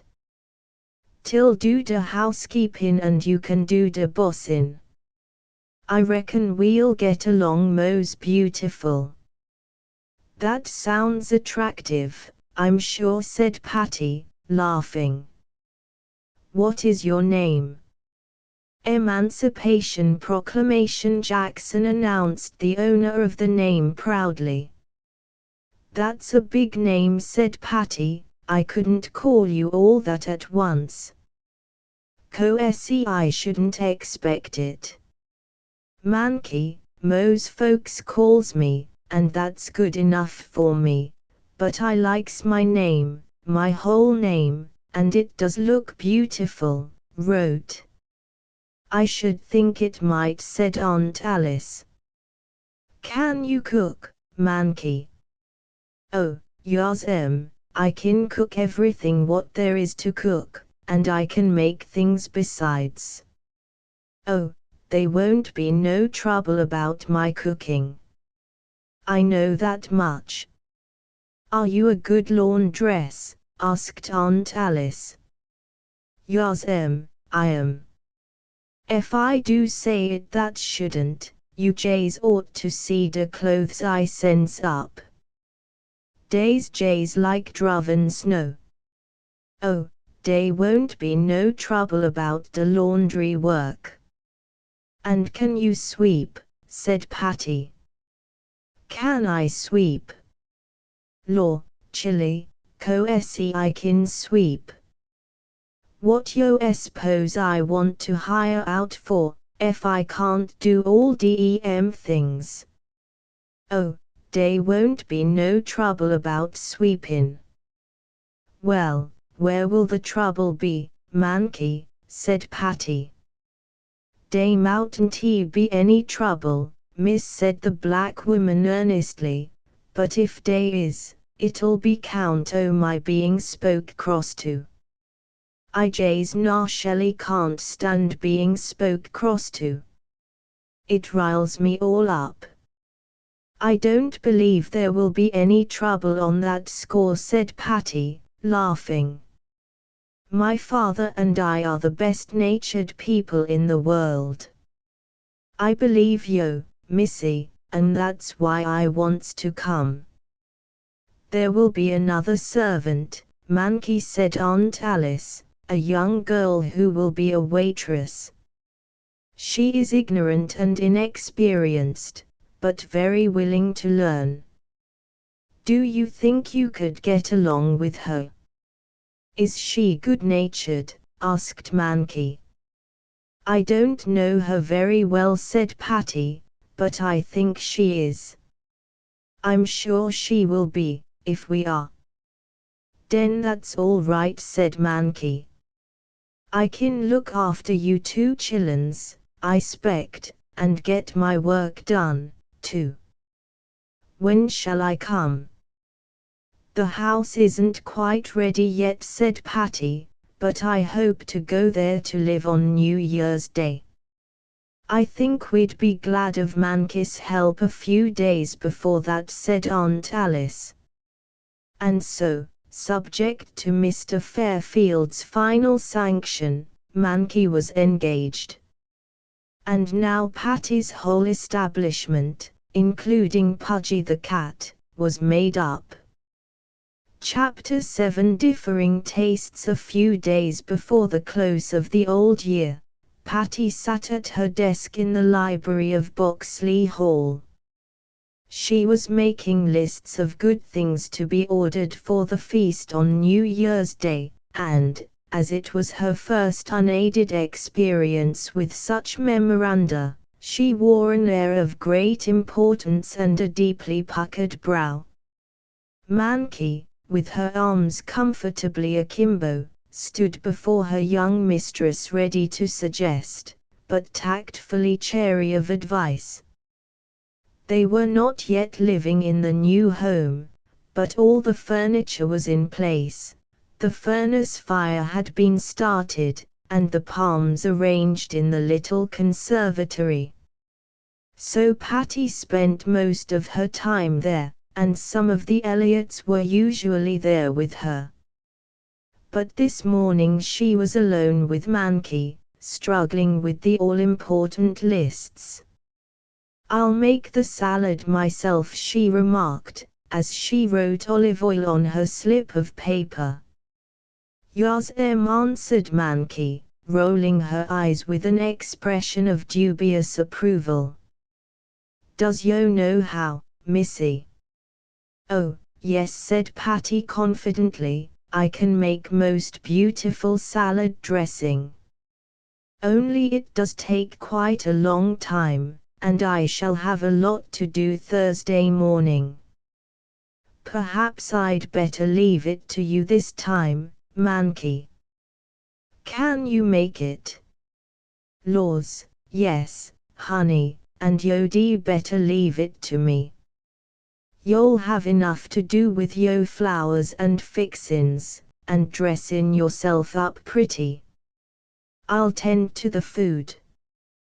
Well, all right, Mankey, I wish you would. And, now, just help me with this list. I'll read it to you, and see if you think of anything that I've forgotten. Yas said Mankey, who was most anxious to help, but who had already learned that Patty was a little inclined to resent unasked advice. They were deep in the fascinating bewilderments of grocers and greengrocers' wares, when Pansy Potts appeared in the doorway. "Miss Patty," she said, "I've done all the things you told me to do, and I watered the palms, and I've poked around that bunchy rosebush, but I'm most sure it's going to die, and now, if you please, when can I be let to fix up my own room?" "Sure enough, Pansy," said Patty, "we must get at that room of yours, and we'll fix it up as pretty as we can." "Mine, too," said Mankey, "I wants my room fixed up nice. I fetched a lot of pictures to liven it up some, but I reckon I ain't got no time to put 'em up today." "Oh, yes, you have, Mankey," said Patty, rising, "and, anyway, we'll go right up and look at those rooms, then I can tell what we need to get for them." "Mine won't need anything," said Pansy, "except what's in it already, and what I've got to put in it myself. I brought my decorations over this morning." "Oh, you did," said Patty. "Well, bring them along, and we'll all go upstairs together." "I'll get mine, too," said Mankey, shuffling toward the kitchen. The servants' rooms were in the third story. They had been freshly papered and neatly and appropriately furnished, though Patty had not, as yet, added any pictures or ornaments. And, apparently, she would have no occasion to do so, for, as she went up to these rooms, she was immediately followed by their future occupants, each of whom came with her arms full of what looked like the most worthless rubbish. "What is all that stuff, Pansy?" exclaimed Patty, as she beheld her young waitress fairly staggering under her load. "They're lovely things, Miss Patty, and I hope you don't mind. This is a hornet's nest, and this is a branch of an apple tree, with a swingbird's nest on it." "A branch? It's a big limb, a bough, I should call it. What are you going to do with it?" "I thought I'd put it on the wall, Miss Patty. It makes the room look outdoorsy." "It does, indeed. Put it up, if you like, but will you have room then to get in yourself?" "Oh, yes," said Pansy cheerfully, "and I've got a big tub over home that I want to bring. It has an orange tree planted in it." "With oranges on?" "Oh, no, not oranges, indeed, it hasn't any leaves on, but I think maybe they'll come." "It must be beautiful," said Patty. "But if it hasn't any leaves on, it's probably dead." "Oh, no, Miss Patty, it isn't dead, and it had leaves a plenty, but my little brother he picked the leaves all off. That's one reason I wanted to come here, so's to get my orange tree away from Jack." "Well, bring it along," said Patty good-naturedly. "What else are you going to have?" "A grapevine, I suppose, trained over the headboard of your bed." "No, Miss Patty, I haven't got no grapevine, but I've got a wandering Jewvine in a pot, that I want to set on the mantel." "All right," said Patty, bring your wandering Jew, and let him wander wherever he likes. You'll have to keep your door shut, or he'll wander out and run downstairs. What's in that bag? Rocks, Miss Patty. Rocks. What in the world are you going to do with those? I'm going to make a rockery, by the window. They're just beautiful. Miss Powers has one in her parlor, and I always wanted one, but Mother wouldn't let me have it, 'cause she says it clutters. But, what is it? Said Patty. How do you make it? Oh, you just pile the stones up in a heap, and you stick dried grasses, and autumn leaves and things, in them, and, if ever you have any flowers, you stick them in, too. I see, it must be very effective, and sometimes I can give you flowers for it, I'm sure. Thank you, Miss Patty, I hope you will. Oh, I'll be so glad to have it. I've been saving these stones for it for years. You see, they're beautiful stones. Pansy Potts was on her knees arranging the stones, many of which were jagged pieces of quartz shining here and there with mica scales, into a symmetrical pile, which somehow had the effect of a pagan altar. Well, said Patty, as she watched her, I don't think you'll need any of the decorations I expected to give you. Oh, Miss Patty, said Pansy earnestly, please don't make me have pictures, and pincushions, and vases, and all those things. I like my own things so much better. You shall fix your room just as you choose, said Patty kindly, and if I can help you in any way, I'll be glad to do so. How are you progressing, Mankey? Patty stepped across the hall to her cook's room, and found its stout occupant rather precariously perched on a chair, tacking up a picture. She had evidently improved her time, for many other pictures were already in place, and, what is unusual in either a public or private art gallery, the pictures were all exactly alike. They were large, very highly colored, unframed, and, in fact, were nothing more or less than advertisements of a popular soap.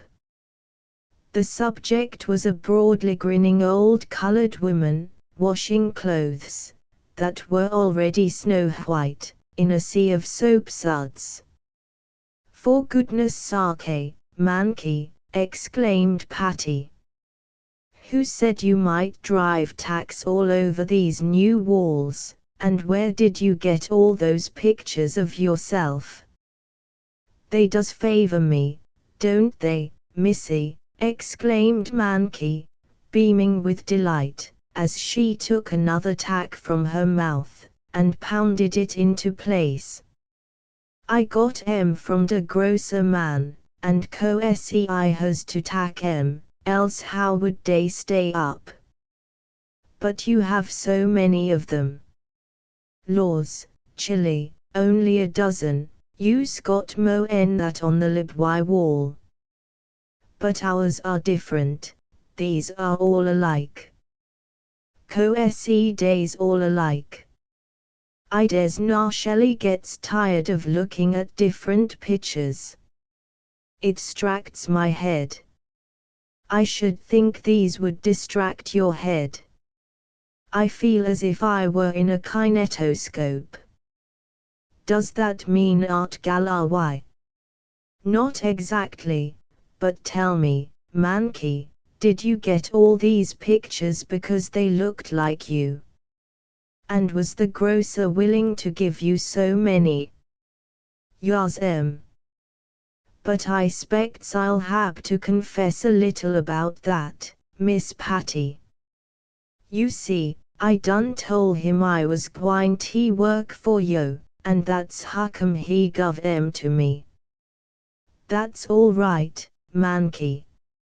After he gets that long order we made out this morning, I'm sure he'll feel he was justified in favoring us, but get down out of that chair. In the first place, you'll fall and break your neck, and if you don't, you'll break the chair. Get down, and I'll tack up the rest of your pictures. Thank you, Missy, do, and I'll hand you the tacks. There's only 6 more, anyhow. I load to have 3 over the mantel, and 2 over that window, and 1 behind the door. But you can't see it, that door is usually open. No, but I'll know it's there J's the same. All right, here goes. Then and soon Patty had the rest of the gaudy lithographs tacked into their designated places. Now, Mankey, she said, as she jumped down from the chair for the last time, you don't want any other pictures, do you? It would interfere with the artistic unities to introduce any other school. Laws a massy, Chilly, I don't want to go to school. Miss Patty, sometimes you does certainly talk like a Choctaw Injun. Leastways, I can't understand you. It doesn't really matter, said Patty, and we're even, anyway, for I can't understand why you want those fearful posters in your room, instead of the nice little pictures I had planned to give you. Oh, yes, I knows yo nice little pictures. With a narrow black band, J's about the size of a sheet of mown-in paper. No, thank you, Missy, no black bordered envelopes hanging on my wall. Give me good reds and yellows and blues, the kind you can hear with yo eyes shut. That is, if yo don't mind, Missy. If yo does, I'll take 'em all right slam bang down. No, Mankey, it's all right. In your own room I want you to have just exactly what you want, and nothing else. Now, let's go and see how Pansy's getting along. The rockery was completed, and was a most imposing structure. Wheat ears and dried oats were sticking out from between the stones, and pressed autumn leaves added a touch of color. At the base of the rockery were a large pink-lined conch shell and several smaller shells.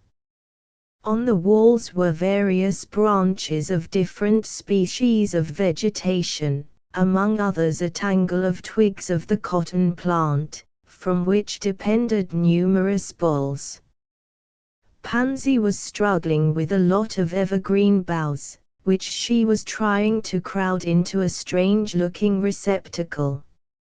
How do you like it, Miss Patty? She asked, as Patty stood in the doorway and gazed in. I like it very much, for you, Pansy, replied Patty. If this is the kind of room you want, I'm very glad for you to have it, only, I don't know whether to call it first course in mineralogy or how to tell the wildflowers. Chapter 8. An unattained ambition to say that Boxley Hall was in readiness for the party would be stating it very mildly. It was overflowing, yes, fairly bursting with readiness. New Year's Day was on Thursday, and Patty had decreed that on that day none of the Elliots should go to Boxley Hall until they came as guests. Dinner was to be at 2 o'clock, and in the morning Patty and her father went over to their new home together. Just think, Papa, said Patty, squeezing his hand as they went along, how many times we have walked, and run, too, for that matter, from Aunt Alice's over to our house, but this time it's different. We're going to stay, to live, really to reside in our own home, and whenever we go to Aunt Alice's again, it will be to visit or to call. Oh, isn't it perfectly lovely? If I can only live up to it, and do things just as you want me to. Don't take it too seriously, Patikins. I don't expect you to become an old and experienced housewife all at once. And I don't want you to wear yourself out trying to become such a personage. Indeed, I shall be terribly disappointed if you don't make ridiculous mistakes, and give me some opportunity to laugh at you. You are the dearest thing, Papa.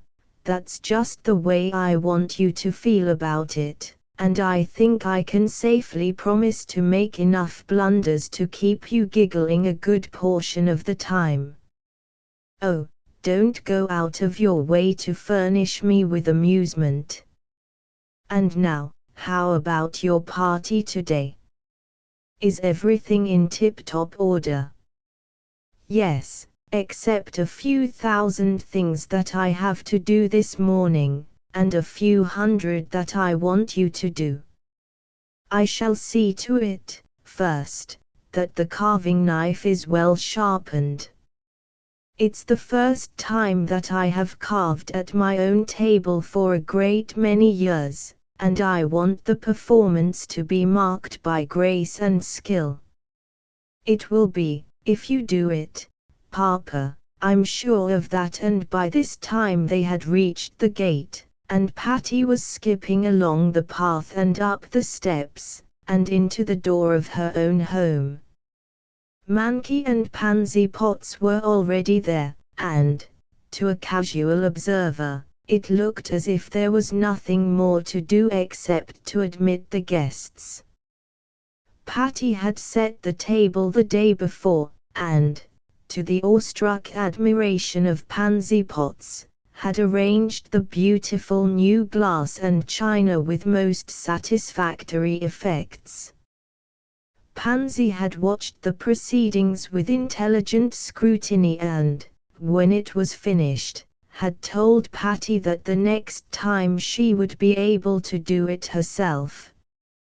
"You'll have a chance to try," Patty had answered, "for in the evening we'll have supper, and you may set the table all by yourself, and I'll come out and look it over to make sure it's all right." But, as Patty had said, there was yet much to be done on Thursday morning, even though there were 8 hands to make the work light. Boxes of flowers had arrived from the florists, and these had to be arranged in the various rooms. Also, a few potted plants in full bloom had come for the conservatory, and these so delighted the soul of Pansy Pots that Patty feared the girl would spend the whole day nursing them. "Come, Pansy," she called, "let them grow by themselves for a while. I want your help in the kitchen." "But, oh, Miss Patty, they're daisies. Real white daisies, with yellow centers." "Well, they'll still be daisies tomorrow, and you'll have more time to admire them then." Patty's ambitions in the culinary line ran to the fanciful and elaborate confections which were pictured in the cookbooks and in the household periodicals. Especially did she incline toward marvelous desserts which called for spun sugar, and syllabubs, and rare sweetmeats, and patent freezing processes. For her New Year's dinner party she had decided to try the most complicated recipe of all, and, moreover, intended to surprise everybody with it. Warning her father to keep out of the kitchen on pain of excommunication, She rolled up her sleeves and tied on a white apron, and with her open book on the table before her, began her proceedings. Pansy Potts was set to whipping cream with a newfangled syllabub churn, and Mankey was requested to blanch some almonds and pound them to a paste in a very new and very large mortar. Though the good-natured Mankey was more than willing to help her young mistress through what threatened to be somewhat troubled waters, yet she had the more substantial portions of the dinner to prepare, and there was none too much time.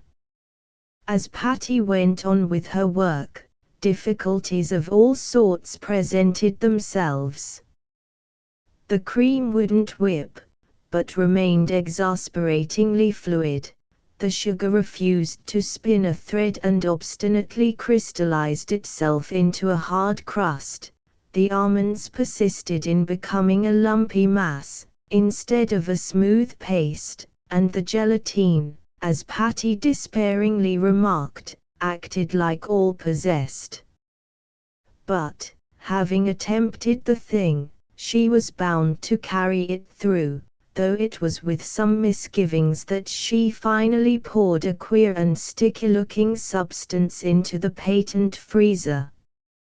Pansy Potts had declared herself quite able to accomplish the freezing process, but, as she was about to begin, she announced in tragic tones that the extra ice hadn't come.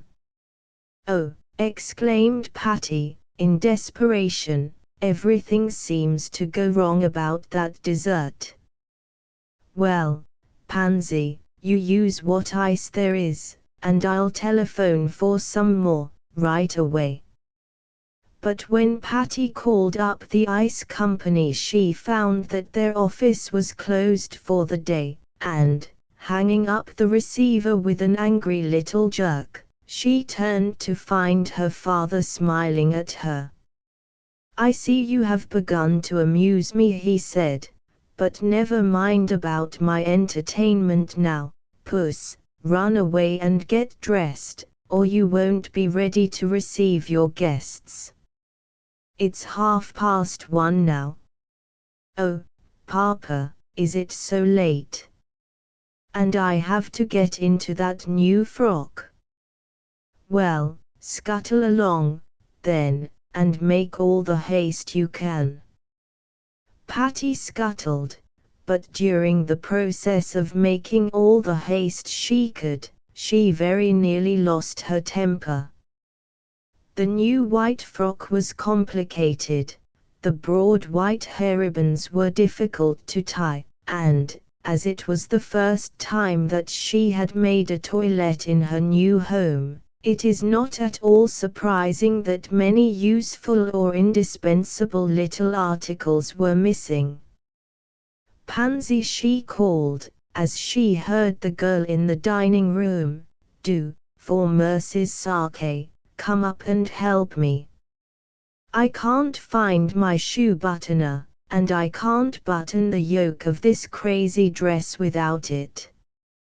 Pansy came to the rescue, and just as the Elliot family came in at the front gate, Patty, completely attired, but very flushed and breathless from her rapid exertions, flew downstairs and tucked her arm through her father's, as he stood in the hall. "I'm here," she said demurely, and trying to speak calmly. "Oh, so you are," he said. "I thought a white cashmere whirlwind had struck me. I hope you didn't hurry yourself." "Oh, no," said Patty, meeting his merry smile with another.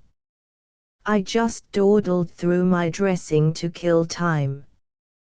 "Yes, you look so," said her father, and just then the doorbell rang. "Oh, Papa," cried Patty, her eyes dancing with excitement, "isn't it just grand? That's the first ring at our own doorbell, you know, and hasn't it a musical ring? and now it will be answered by our own Pansy. Without a trace of the hurry and fluster that had so affected her young mistress, Pansy Potts, in neat white cap and apron, opened the door to the guests. Patty nudged her father's arm in glee, as they noted the correct demeanor of their own waitress, and then all such considerations were drowned in the outburst of enthusiasm that accompanied the entrance of the Elliots. The younger members of the family announced themselves with wild war whoops of delight, and the older ones, though less noisy, were no less enthusiastic. "I like Cousin Patty's house," announced Gilbert, sitting down in the middle of the floor. "I will stay here always." "Where is the pudgy kitty cat?" "I'll get her for you right away," said Patty. "She is fatter than ever, but, first, let me make Grandma comfortable." Taking Mrs. Elliott's bonnet and wraps, Patty led the old lady to a large easy chair, and announced that she must sit there for a few moments and rest, before she made a tour of inspection around the house. Grandma Elliott had not been allowed in the new house while it was being arranged, lest she should take cold, and so today it burst upon her in all its glory. By this time Frank and Marion were investigating the conservatory, and little Edith was announcing that Cousin Patty had a crimson gambler. "She means crimson rambler," exclaimed Patty, "or, as Pansy calls it, that bunchy rosebush." Although the guests had been invited to a 2 o'clock dinner, yet when the clock hands pointed to nearly 3, the meal had not been announced. There was so much to be talked about that the time did not drag, but Aunt Alice looked at Patty a little curiously. Patty caught the glance, and excusing herself, went out into the kitchen. "Mankey," she exclaimed, "it's almost 3 o'clock. Why don't you have dinner?" "Well, honey, yo took so much of my time mashin' your old nuts that my work got put behind. Dinner'll come on after a while, it's mos' ready." Patty went back to the parlor, laughing. "If anybody can hurry up Mankey," she said, "they're welcome to try it. I didn't realize it was so late, and I'm awfully sorry, but I guess we'll have dinner pretty soon, now." "Don't be sorry, we're going to have it soon," said Frank. "None of the rest of us are, I assure you." Although served about an hour late, the dinner was a great success. It had been carefully planned, Mankey's cooking was beyond reproach, and Pansy Potts proved a neat-handed and quick-witted, if inexperienced, Phyllis. Encouraged by the general excellence of the courses, as they succeeded one another, Patty began to hope that her gorgeous dessert would turn out all right after all.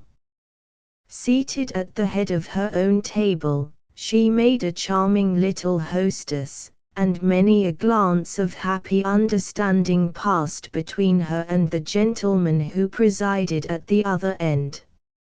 "I say, Patty, it's right down jolly, you having a house of your own," said Frank. "Except that we miss you awfully over home," added Uncle Charlie. "I don't see how you can," said Patty, smiling, "as I took breakfast there this morning. You haven't yet gathered round your lonely board without me."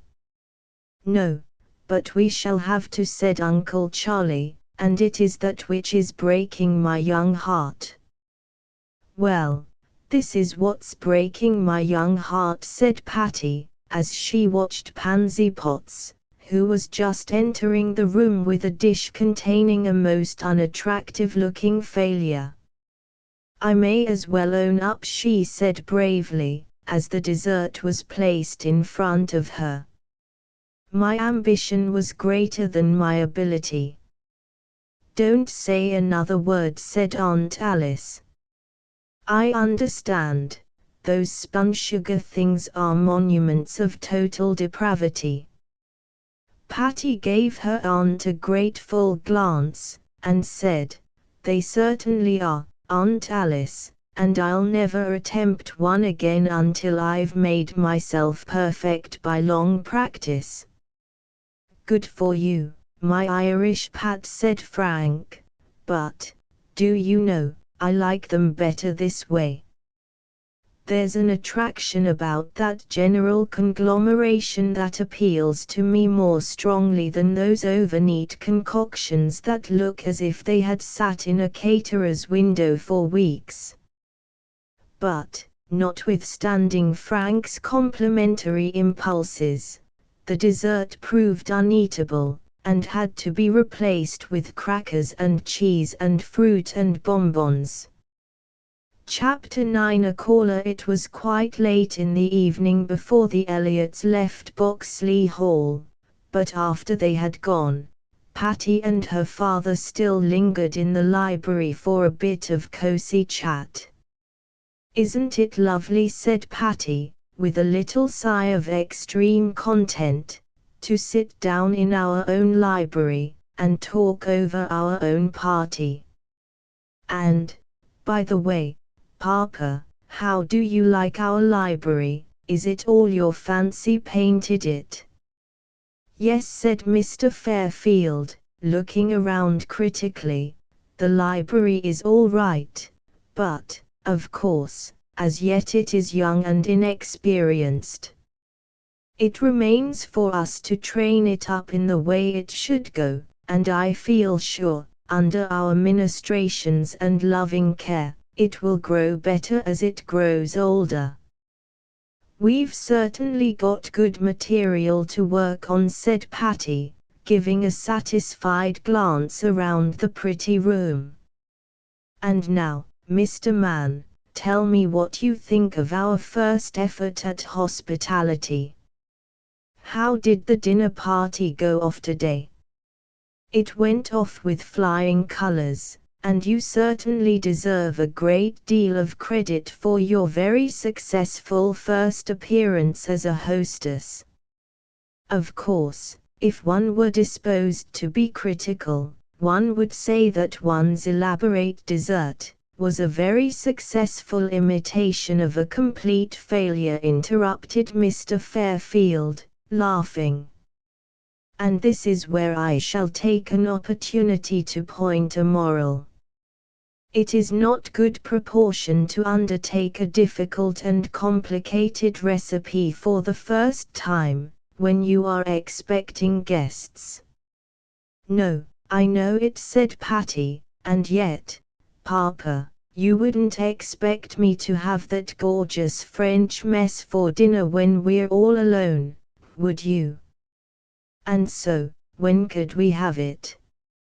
"Your implication does seem to bar the beautiful confection from our table entirely, and yet, do you know, it wouldn't alarm me a bit to have that dessert attack us some night when you and I are at dinner quite alone and unprotected." "All right, Papa, we'll have it, and I'm sure, after another trial, I can make it just as it should be made." "Don't be too sure, my child. Self-confidence is a good thing in its place, but self-assurance is a quality not nearly so attractive. I think, Patty, girl," and here Mr. Fairfield put his arm around his daughter and looked very kindly into her eyes, "I think every New Year's Day I shall give you a bit of good advice by way of correcting whatever seems to me, at the time, to be your besetting sin." Patty smiled back at her father with loving confidence. but if you only reform me at the rate of 1 sin per year, it will be a long while before I become a good girl," she said. "You're a good girl, now," said her father, patting her head. "You're really a very good girl for your age, and if I correct your faults at the rate of 1 a year, I don't think I can keep up with the performance for very many years. But, seriously, Pattykins, what I want to speak to you about now is your apparent inclination toward a certain kind of filigree elaborateness, which is out of proportion to our simple mode of living. I have noticed that you have a decided admiration for appointments and services that are only appropriate in houses run on a really magnificent scale, where the corps of servants includes a butler and other trained functionaries. Now, you know, my child, that with your present retinue you cannot achieve startling effects in the way of household glories. Am I making myself clear? Well, you're not so awfully clear, but I gather that you thought that ridiculous pudding I tried to make was out of proportion to Pansy Potts as waitress. You have grasped my meaning wonderfully well, said her father, but it was not only the pudding I had in mind, but several ambitious attempts at an over-display of grandeur and elegance. Well, but, Papa, I like to have things nice. Yes, but be careful not to have them more nice than wise. However, there is no necessity for dwelling on this subject. I see you understand what I mean, and I know, now that I have called your attention to it, your own sense of proportion will guide you right, if you remember to follow its dictates. But do you imagine, said Patty roguishly, that such a mild scolding as that is going to do a hardened reprobate like me any good? Yes, said her father decidedly, I think it will. So do I, said Patty. Next morning at breakfast Patty could scarcely eat, so enthusiastic was she over the delightful sensation of breakfasting alone with her father in their own dining room. Very carefully she poured his coffee for him, and very carefully Pansy Potts carried the cup to its destination. I didn't ask Marian to stay last night, slid Patty, because I wanted our first night and our first breakfast all alone by ourselves. You're a sentimental little puss, said her father. Yes, I think I am, said Patty. Do you mind? Not at all, if you keep your sentiment in its proper place, and don't let it interfere with the somewhat prosaic duties that have of late come into your life. Gracious goodness sakes, said Patty, that reminds me. What shall I order from the butcher this morning? Don't ask me, said Mr. Fairfield.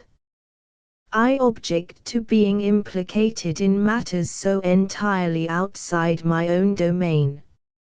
Oh, certainly, said Patty, that's all right. I beg your pardon, I'm sure. And don't feel alarmed, I'll promise you shall have a tip-top dinner. I've no doubt of it, and now goodbye, baby, I must be off to catch my train. Don't get lonesome, have a good time, and forget that your father scolded you. As if I minded that little feathery scolding. Come home early, and bring me something nice from the city. Goodbye. Left to herself, Patty began to keep house with great diligence. She planned the meals for the day, made out orders for market, gave the flowers in the vases fresh water, and looking in at the conservatory, she found Pansy Pots digging around the potted daisies with a hairpin. "Pansy," she said kindly, "I'm glad to have you take care of the flowers, but you mustn't spend all your time in here. Have you straightened up in the dining room yet?" "No," said Pansy, "but these little daisies cried so loud to be looked after that I just couldn't neglect them another minute. See how they laugh when I tickle up the dirt around their toes." "That's all very well, Pansy," said Patty, laughing herself, "but I want you to do your work properly and at the right time. Now leave the daisies until the dining room and bedrooms are all in order." "Yes, Miss Patty," said Pansy, and, though she cast a lingering farewell glance at the beloved posies, she went cheerfully about her duties. "Now," thought Pansy, "I'll telephone to Marion to come over this afternoon and stay to dinner, and stay all night. Then we can arrange about having the tea club tomorrow. Why, there's the doorbell. Perhaps that's Marion now. I don't know who else it could be, I'm sure." In a few moments Pansy Pots appeared, and offered Patty a card on a very new and very shiny tray. "For goodness sake, who is it, Pansy?" asked Patty, reading the card, which only said, "Miss Rachel Daggett." "I don't know, Miss Patty, I'm sure. She asked for you, and I said you'd go right down." "Very well, I will," said Patty. A glance in the mirror showed a crisp fresh shirt waist, and neatly brushed hair, so Patty ran down to the library to welcome her guest. The guest proved to be a large, tall, and altogether impressive-looking lady, who spoke with a great deal of firmness and decision. "I am Miss Daggett," she said, "and I am your neighbor." "Are you?" said Patty pleasantly. "I am very glad to meet you, and I hope you will like me for a neighbor." "I don't know whether I shall or not," said Miss Daggett. "It depends entirely on how you behave." Although Patty was extremely good-natured, she couldn't help feeling a little inclined to resent the tone taken by her guest, and she returned rather crisply, "I shall try to behave as a lady and a neighbor." "Humph," said Miss Daggett. "You're promising a good deal. If you accomplish what you've mentioned, I shall consider you the best neighbor I've ever experienced in my life." Patty began to think her strange guest was eccentric rather than impolite, and began to take a fancy to the somewhat brusque visitor. "I live next door," said Miss Daggett, "and I am by no means social in my habits. Indeed, I prefer to let my neighbors alone, and I am not in the habit of asking them to call upon me." "I will do just as you like," said Patty politely, "call upon you or not. It is not my habit to call on people who do not care to see me. But, on the other hand, I shall be happy to call upon such of my neighbors as ask me to do so." "Oh, people don't have to call upon each other merely because they are neighbors," said Miss Daggett, "and that's why I came in here today, to let you understand my ideas on this matter. I have lived next door to this house for many years, and I have never cared to associate with the people who have lived in it. I have no reason to think that you will prove of any more interest to me than any of the others who have lived here. Indeed, I have reason to believe that you will prove of less interest to me, because you are so young and inexperienced that I feel sure you will be a regular nuisance. And I would like you to understand once for all, that you are not to come to me for advice or assistance when you make absurd and ridiculous mistakes, as you're bound to do. At first Patty had grown indignant at Miss Daggett's conversation, but soon she felt rather amused at what was doubtless the idiosyncrasy of an eccentric mind, and she answered, "I will promise not to come to you for advice or warning, no matter how much I may need assistance." "That's right," said Miss Daggett very earnestly, "and remember, please, that your cook is not to come over to my house to borrow anything, not even eggs, butter, or lemons." "I'll promise that, too," said Patty, trying not to laugh, though she couldn't help thinking that her first caller was an extraordinary one.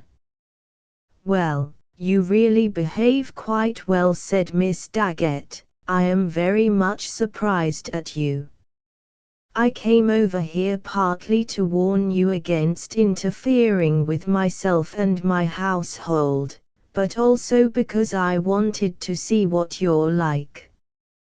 I had heard that you were going to live in this house, and that you were going to keep house yourself, and, though I was much surprised that your father would let you do such a thing, yet I can't help thinking that you're really quite sensible.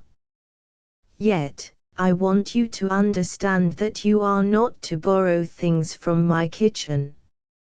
"I am glad that you think I'm sensible," said Patty, looking earnestly at her visitor, toward whom she felt somehow drawn in despite of her queer manners. "And I'll promise not to borrow anything from you under any circumstances." "That is all right," said Miss Daggett, rising, "and that is all I came to say to you. I will now go home, and if I ever feel that I want you to return this call, I will let you know. Otherwise, please remember that I do not care to have it returned." Patty showed her guest to the door, and dismissed her with a polite goodbye. "Well," she exclaimed to herself, as Miss Daggett walked out of the front gate with an air of stalwart dignity, "that's a delightful specimen of a caller, but I hope I won't have many more like that. She's a queer kind of a neighbor, but somehow I rather think if I saw her more I should like her better." Chapter X. A pleasant evening. Marian came to dinner, and Frank came with her. As he announced when he entered, he had had no invitation, but he said he did not hesitate on that account. "I should think not," said Patty. "I expect all the Elliot family to live at my house, and only go home occasionally to visit." So Frank proceeded to make himself at home, and when Mr. Fairfield arrived a little later and dinner was served, it was a very merry party of four that sat down to the table.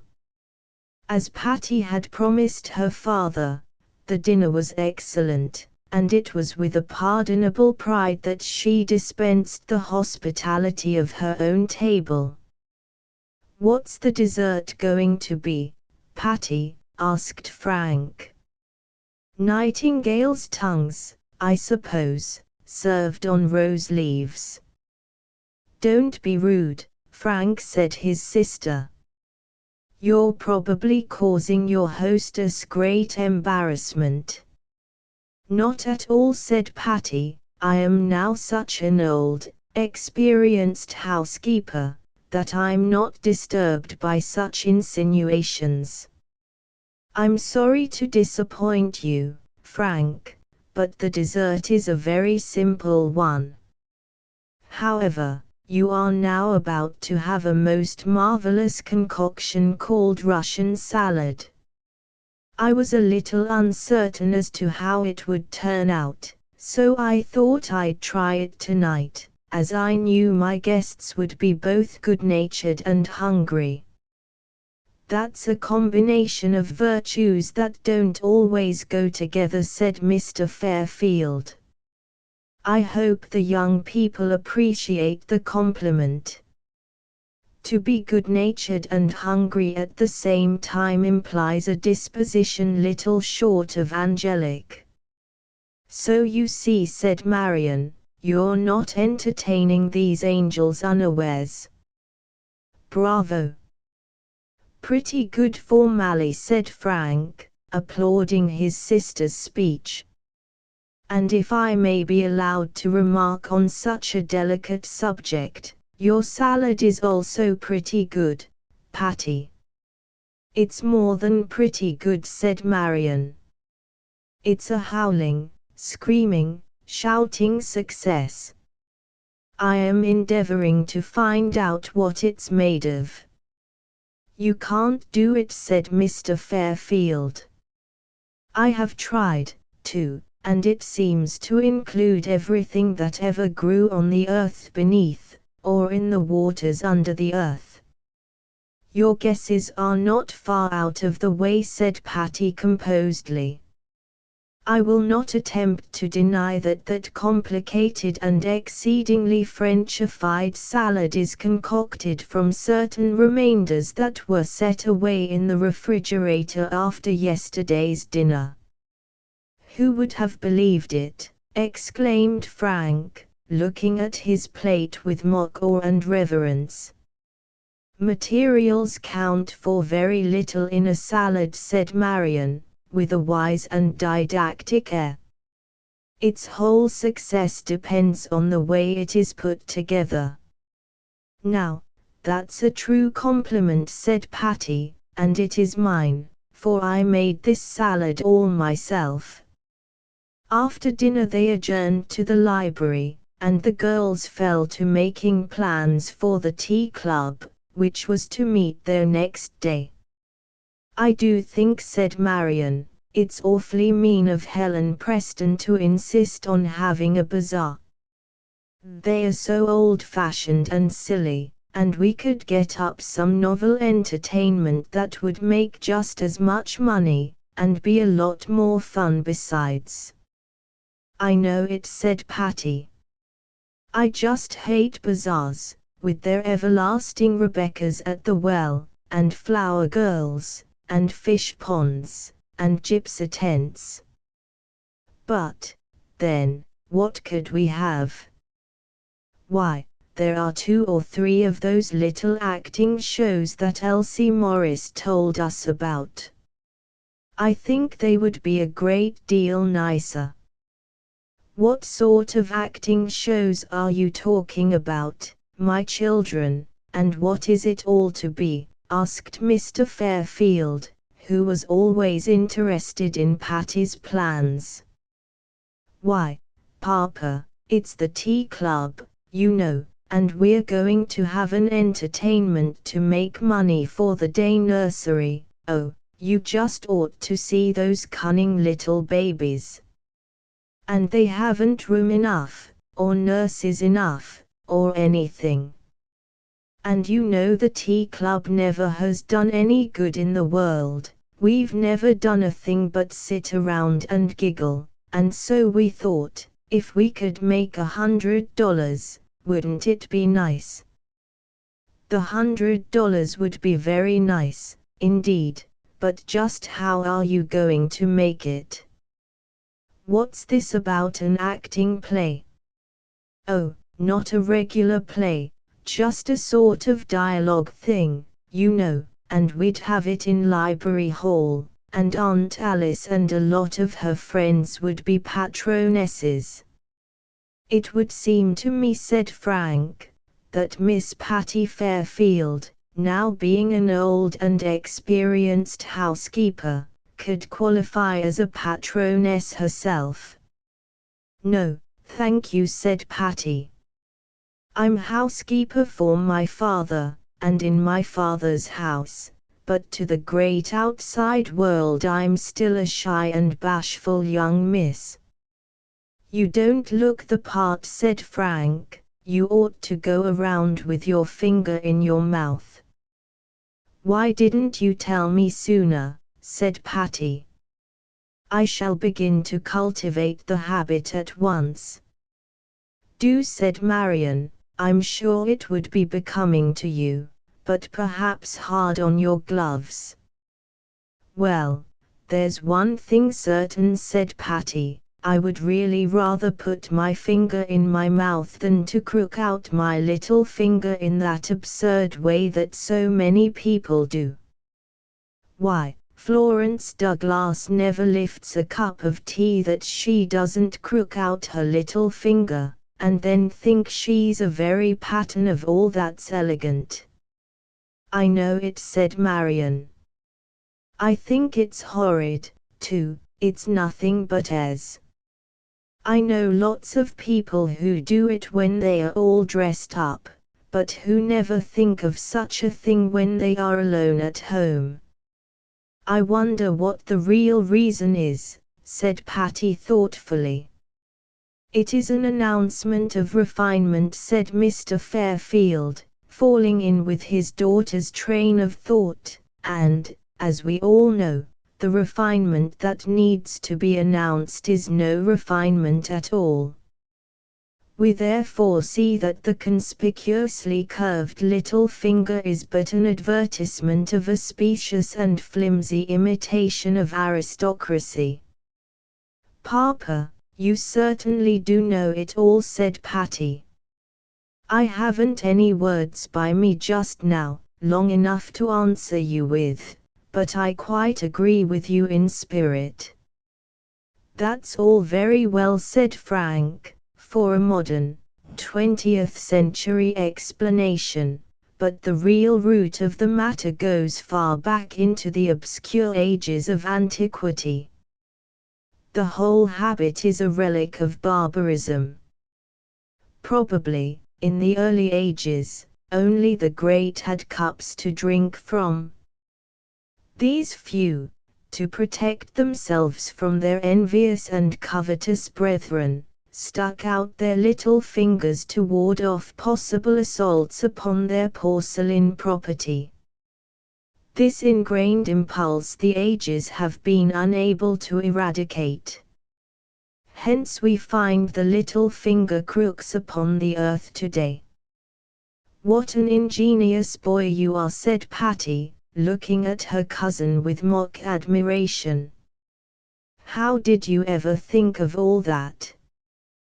"That isn't ingenuity, miss, it's historic research, and you'll probably find that Florence Douglass can trace her ancestry right back to the aforesaid barbarians.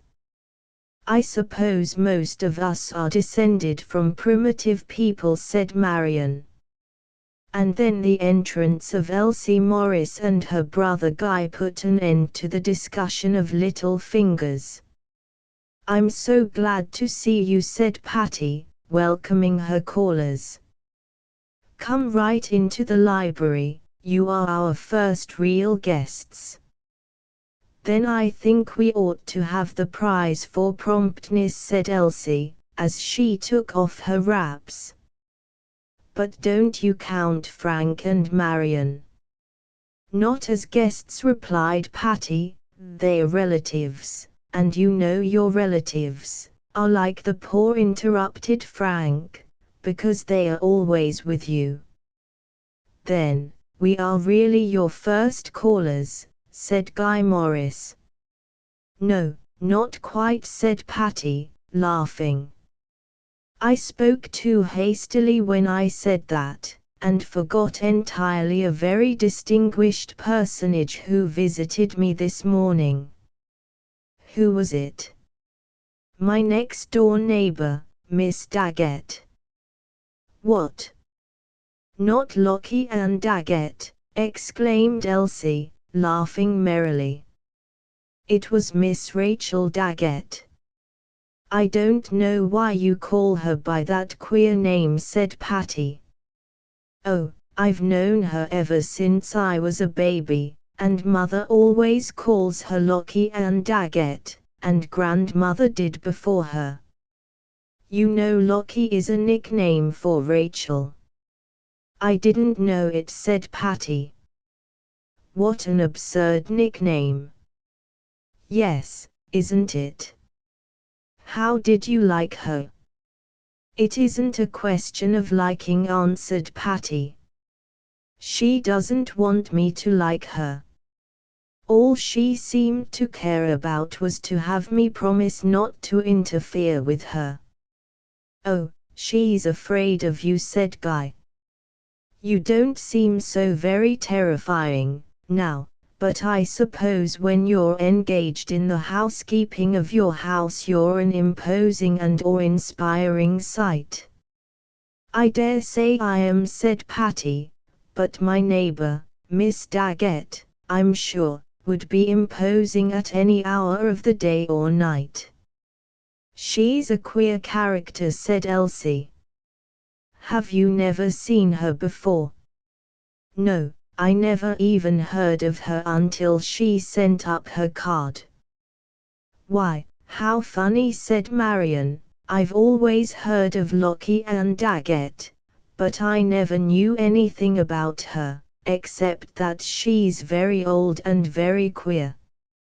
She's a sort of humorous character, said Guy Morris, strong-minded, you know, and eccentric, but not half bad. I quite like the old lady, though I almost never see her. No, she doesn't seem to care to see people, said Patty. She seems to have no taste for society. Why, I don't suppose she'd care to take part in our play, even if we invited her. Oh, what about the play, said Elsie. Have you really decided to have a play, instead of that stupid old fair? We haven't decided anything, said Patty. We can't until the club meets tomorrow. Oh, do have a play, said Frank, and then us fellows can take part. We couldn't do anything at a bazaar, except stand around and buy things. And we're chock full of histrionic talent, put in Guy. You ought to see me do Hamlet. Yes, said Frank, Guy's Hamlet is quite the funniest thing on the face of the earth. I do love comedy. So do I, said Guy. I just love to play a side-splitting part like Hamlet. Then you may have a chance, said Marion, for one of the plays we're thinking about, and it isn't exactly a play either, brings in a whole lot of tragic characters in a humorous way. It's a general mix-up, you know, Hamlet, and Sari Gamp, and Rip Van Winkle, and Old Mother Hubbard, and everybody. Yes, that's a good one, said Marion. It's called Shakespeare at the Seashore. The name is enough to condemn that piece, said Mr. Fairfield. Not one of you can say it straight. And sure enough, though numerous attempts were made, and much laughter ensued, none entirely successful. Chapter 11 Preparations. With the instincts of a true hostess, Patty had slipped from the room unobserved, and had held a short confab with her two trusty servitors in the kitchen. But, Miss Patty expostulated manky, dey ain't nothing fit to set before dem friends of yours. Dey ain't nothing scasely in de house, cept in some bits ob candies and cakearoons la from yo last night's supper. Well, that's all right, said Patty. Let Pansy arrange those nicely on the dining room table.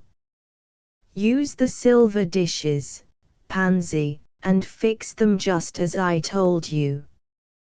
Yes, Miss Patty, said Pansy, but there aren't very many left. Well, then, Mankey, I'll tell you what, you make us a nice pot of chocolate, and fix us some thin bread and butter, and cut up some of the fruit cake to put with those little fancy cakes.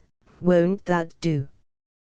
Yas, I spec so, but it's a mighty slim layout, specially for dem hearty young chaps.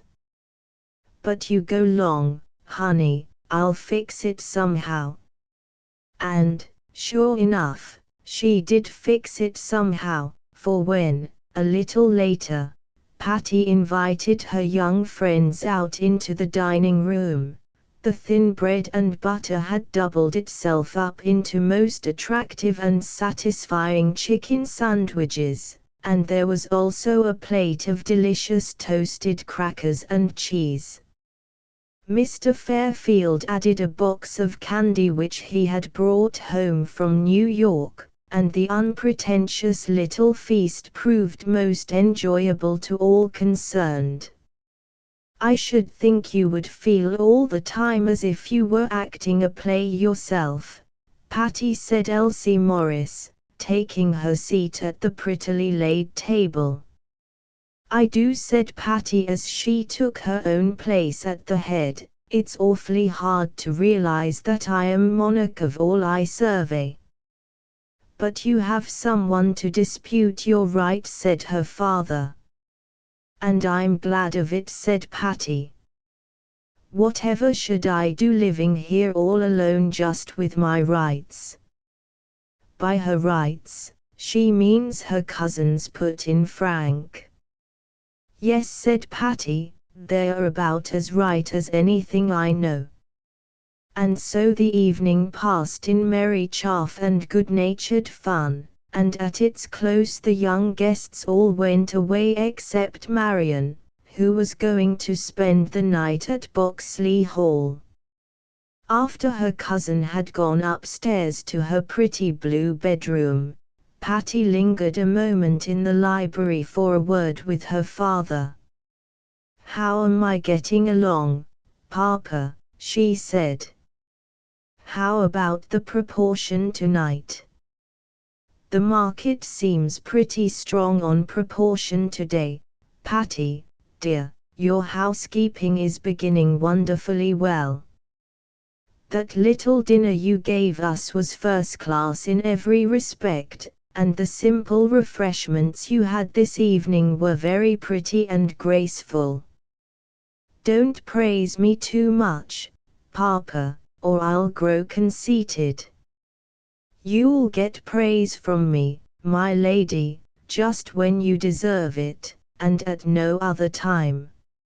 Now, skip along to bed, or you'll have too great a proportion of late hours. With a good-night kiss Patty went singing upstairs, feeling sure that she was the happiest and most fortunate little girl in the world. So impressed was she with her realization of this fact that she announced it to Marion. Marion looked at her curiously. You are fortunate in some ways, she said, but the real reason you're always so happy, I think, is because of your happy disposition. A great many girls with no mother or brother or sister, who had all the care and responsibility of a big house, and whose father was away all day, would think they had a pretty miserable life. But that never seems to occur to you. No, said Patty contentedly, and I don't believe it ever will.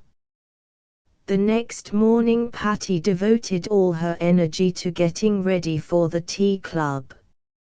She declined Marion's offers of help, saying, No, I really don't need any help.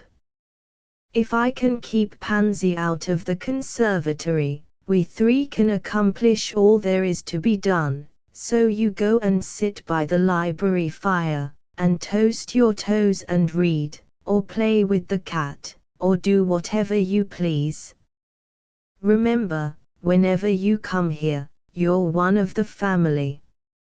So Marion went off by herself and played on the piano, and read, and had various kinds of good times, scrupulously keeping out of the way of her busy and preoccupied cousin. "Now, Pansy," said Patty, as she captured that culprit in the conservatory, and led her off to the kitchen, "I want you to try especially hard today to do just as I want you to, and to help me in every possible way." "Can I fix the flowers, Miss Patty?" said Pansy Potts, her eyes sparkling with delight. "Where are there any flowers to fix? You've fussed over those in the conservatory until you've nearly worn them all out." "Oh, Miss Patty, they're thriving beautifully. But I mean that big box of flowers that just came up from the flower man's. He said Mr. Fairfield sent it." "Oh," exclaimed Patty, "did Papa really send me up flowers for the tea club? How perfectly lovely! I meant to order some myself, but I know his will be nicer." By this time Patty was diving into the big box and scattering tissue paper all about. "They're beautiful," she exclaimed, "and what lots of them." "Yes, Pansy, you may arrange them, you really do it better than I do. Keep all the pink ones for the dining room, and put the others wherever you like. Now, Mankey," she went on, "we'll discuss what to eat." "Yas'm, and I suppose it'll be some of dem highfalutin fandangos of yours, what nobody can't eat." "You guessed right the very first time," said Patty, smiling back at the good-natured old cook, whose bark was so much worse than her bite. "You see, Mankey, this is my own party, and so I can have just what I like at it. Not even Papa can object to the things that I have for my own tea club." "That's so, Chilly, but Co-SEO knows you mighty likely to spoil dem good teings before yo get made." "Oh, I don't think I will this time," said Patty, with that assured little toss of her head which always meant perfect confidence in her own ability. Mankey said nothing, but grunted somewhat doubtfully as Patty went on to describe the beautiful things she intended to have. "I want rissoles," she said, as she turned over the cookery book, and looked in the index for "They're awfully good." "What's dem, missy? I never heard tell of 'em." "I forget what they are," said Patty, "but we had them at Delmonico's one day, when Papa and I were there at lunch, and I remember thinking then they'd be nice for the tea club. They were either some little kind of a cake, or else a sort of croquette. Either would be nice, you know." "Why, they're not here." "What a silly book not to have them in." "Oh, well, never mind, here's Richmond Maids of Honor. We used to have those at Aunt Isabel's, and they're the loveliest things. I'll make those, Mankey, and while I'm doing it you make me some wine jelly and some Bavarian cream, and then I can put them together with marrows and candied cherries and whipped cream and things, and make a royal diplomatic pudding. Pears like yo's markin' things fine enough for a weddin'," growled Mankey. "Well, now, look here, last night you thought the things I had for my evening company were too plain, and now you're grumbling because they're too fancy." "Laws, honey, Can't you see no difference tween plain bread and butter and a lot of panicky gimcracks that never turns out right now?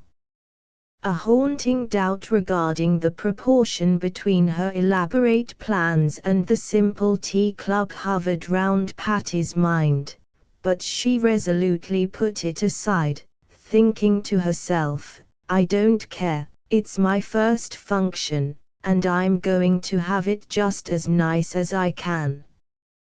Patty always felt particularly grand and grown up when she used the word function. And now that she had mentally applied it to the tea club meeting, that simple affair seemed to take on a gigantic amplitude and fairly seemed to cry out for elaborate devices of all sorts.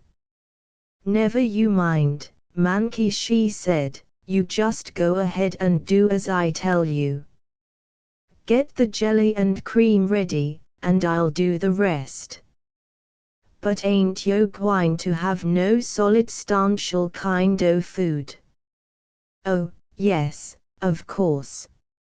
I want a crustade of chicken and club sandwiches. Humph, said Mankey, her patience giving out at this. If yo does, you'll have to talk English. Patty laughed. You must get used to these names, Mankey, because these are the kind of things I like. Well, you just boil a couple of chickens, and cut them up small, and see that there are 2 loaves of bread ready, those long round, crimply ones, you know, and then I'll put it all together and all you'll have to do is to brown it. And I'll show you how to make the club sandwiches after lunch. You might as well learn once for all, you know. There's bacon in the house, isn't there? No, dey ain't. Is yo friends gwine stay ter breakfast? Oh, no, I'd want the bacon for the club sandwiches. Don't worry, Mankey, they'll all come out right. Dey moutn't den again dey moutn't, grumbled the old woman, but undaunted Patty went on measuring and weighing with a surety of success that is found only in the young and inexperienced. At 1 o'clock Marion walked out into the kitchen. Good gracious, Patty Fairfield, she exclaimed, what are you doing? And what are all those things? Do you expect the Democratic Convention to be entertained here, or are you going to give the Sunday school a picnic? And are we never to have lunch? I'm simply starving. Patty turned a flushed face to her cousin, and looked dazed and bewildered. 2 5/8 ounces of sugar, she said, spun to a thread. Add chopped nuts and the well-beaten whites of 6 eggs, brown with a salamander. Marion, I haven't any salamander. The tragic tone of Patty's awful avowal was too much for Marion, and she dropped into a kitchen chair and went off into peals of laughter. Patty, she cried, you goose! What are you doing? Just making up the whole recipe book, page by page. I believe you're crazy. It's for the tea club, exclaimed Patty, and I want things to be nice. Said Marion, and are they nice? She glanced at some of the completed delicacies on the table, and Patty, seeing the look, turned red again. But this time it was not the effect of the kitchen range.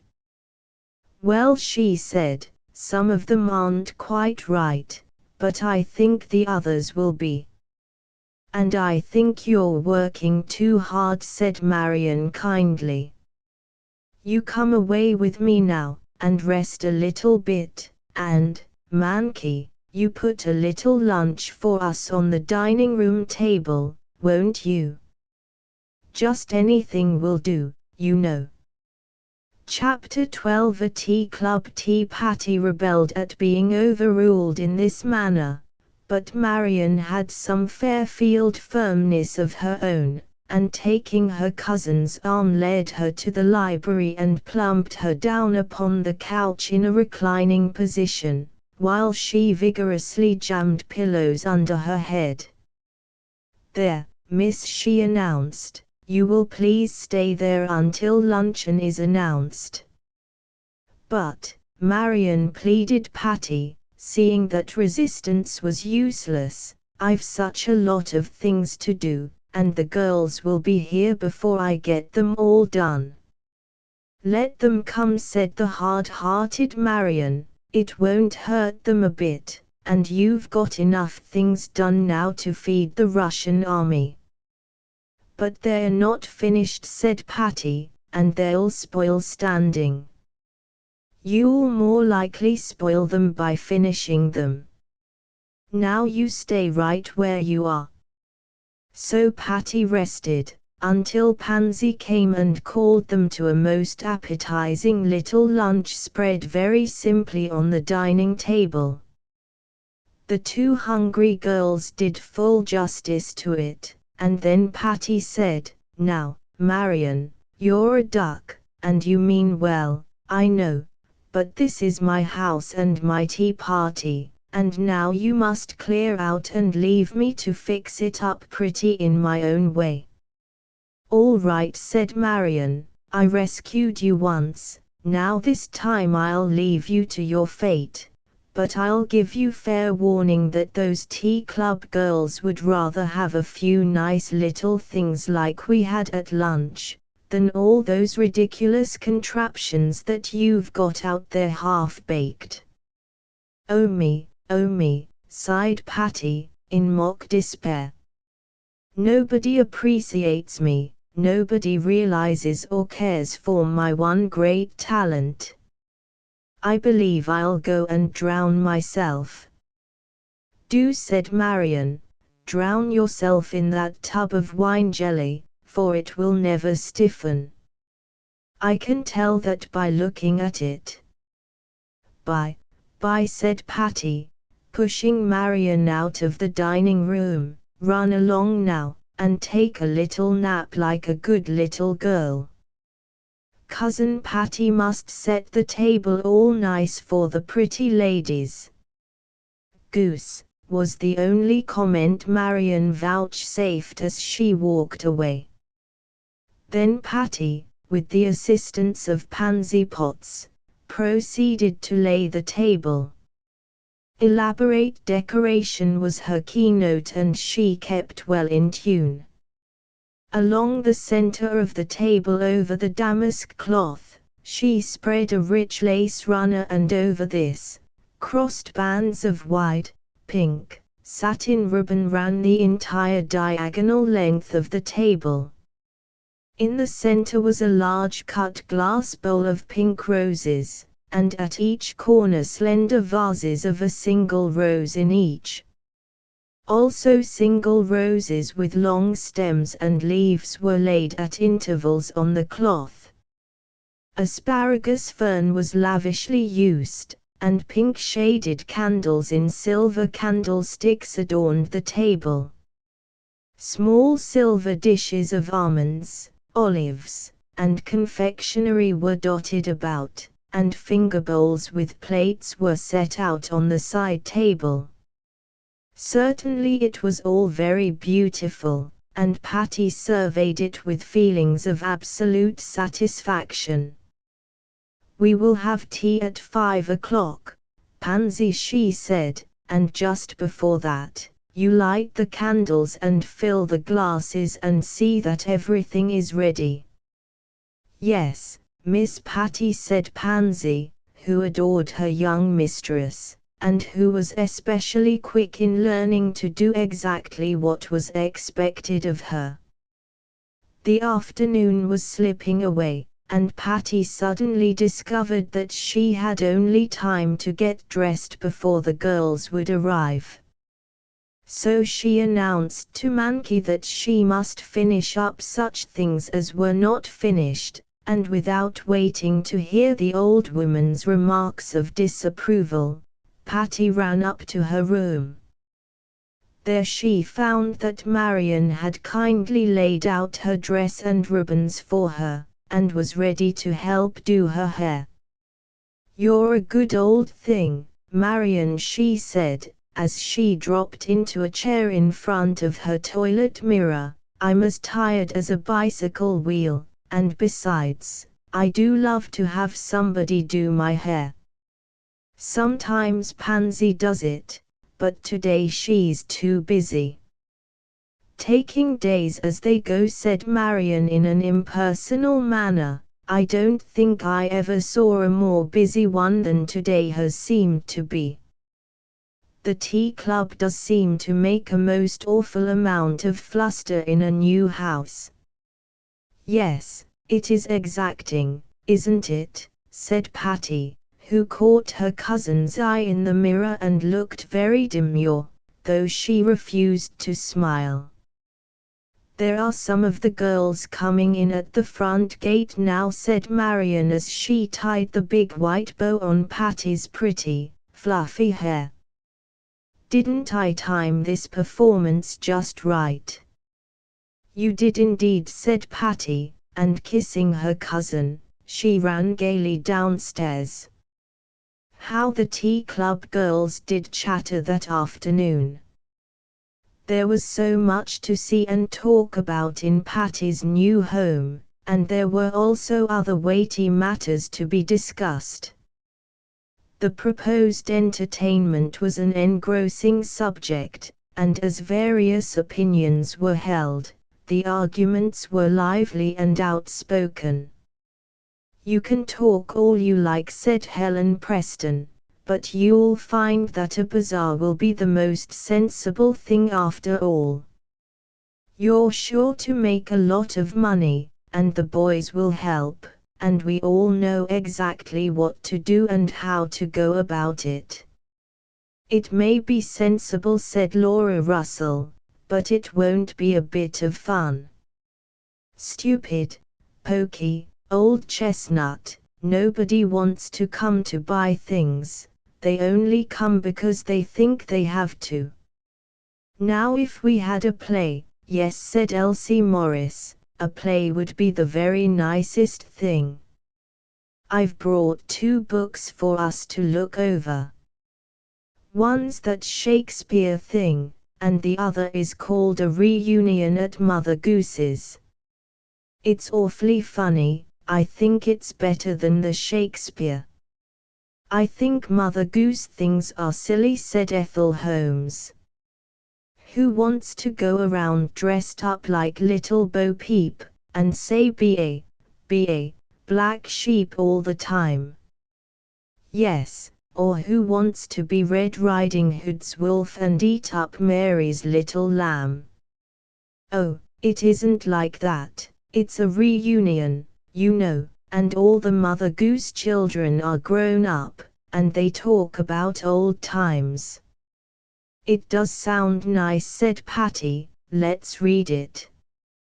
They read both the plays, and so interested were they in the reading and discussing them that before they knew it the afternoon slipped away, and Pansy Potts came in to announce that the tea was ready. "Goodness," cried Patty, "I forgot all about it. Come on, girls, we can discuss the play just as well at the table." "Yes, and better," said Elsie. Such a shout of exclamation as went up from the tea club girls when they saw Patty's table. "Why didn't you tell us there was to be a wedding?" said Ethel, "and we would have brought presents." "Is it an African jungle?" said Laura, "or is it only Smith's flower store moved up here bodily?" "I think it looks like a page out of the Mrs. Home Guide," said Polly Stevens. "You ought to have this table photographed, it would take the first prize." But where are we going to eat? Surely you don't expect us to sit down at this Louis XLV gimcrack. Nonsense, said Patty. I fixed it up pretty because I thought it would please you. If you don't like it, oh, we like it, cried Christine, converse, we love it. We want to take it home with us and put it under a glass case. Stop your nonsense, girls, said Marion, who had noticed Patty's rising color, and take your places. It's a beautiful party, and a lot too good for such ungrateful wretches.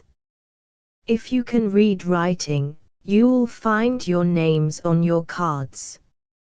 I can read writing, said Lillian Desmond, but not such elegant gold curlicues as these. Won't you please spell it out for me, Miss Fairfield? Oh, take any place you choose, said Patty, laughing good-naturedly.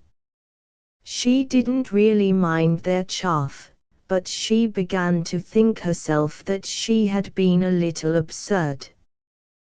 Then Pansy brought in the various dishes that Patty had worked so hard over, and perhaps you will not be surprised to learn that they were almost uneatable, or, at least, very far from the dainty perfection they ought to have shown. On discovering this, the girls, who were really well bred, in spite of their love of chaffing, quite changed their manner and, ignoring the situation, began merrily to discuss the play. But as the various viands proved a continuous succession of failures, Patty became really embarrassed and began to make apologies. Don't say a word, said Marion, it was all my fault. I insisted on spending the day here, and I nearly bothered the life out of my poor cousin. Indeed, I carried her off bodily from the kitchen just at a dozen critical moments. No, it wasn't that, said honest Patty, but I did just what I'm always doing, trying to make a lot of things I don't know anything about. Well, said Elsie, if you couldn't try them on us girls, I don't know who you could try them on. I'm more than willing to be a martyr to the cause. And I say 3 cheers for our noble president. The cheers were given with a will, and Patty's equanimity being restored, she was her own merry self again, and they all laughed and chatted as only a lot of happy girls can. And that's how it happened that when Mr. Fairfield reached home at about 6 o'clock he heard what sounded like a general pandemonium in the dining room. As he appeared in the doorway he was greeted by a merry ovation, for most of the tea club members knew and liked Patty's pleasant and genial father. Then the girls, realizing how late it was, began to take their leave. Marion went with them, and Patty, after the last one had gone, returned to the dining room, to find her father regarding the table with a look of comical dismay. It was indeed a magnificent ruin. Besides the dishes of almost untasted delicacies, the flowers had been pushed into disarray. One small vase had been upset and broken, owing to improper adjustment. The candles had dripped pink wax on the tablecloth, and the ice cream, which Pansy had mistakenly served on open-work plates, had melted and run through. Patty didn't say a word, indeed there was nothing to say. She went and stood very close to her father, as if expecting him to put his arm around her, which he promptly did. You see, Pit-a-pat, he said, it wouldn't have made any difference at all, not any difference at all, except that I have brought my friend Mr. Hepworth, the artist, home to dinner, and you see, misled by the experiences of last night, I promised him we would find a tidy little dinner awaiting us." "Oh, Papa," cried Patty, "I am sorry. If I had only known, I wouldn't have failed you for worlds." "I know it, my girl, and though this Lucullus feast does seem out of proportion to a young Mrs. Tea Club, yet we won't say a word about that now. We'll just get snow shovels and set to work and clear this table and let Mankey get a simple little dinner as quickly as she can."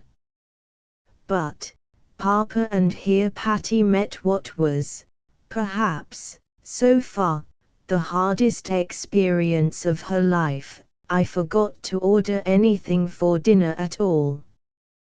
"Why, Patty Fairfield, consider yourself discharged, and I shall suit myself at once with another housekeeperess.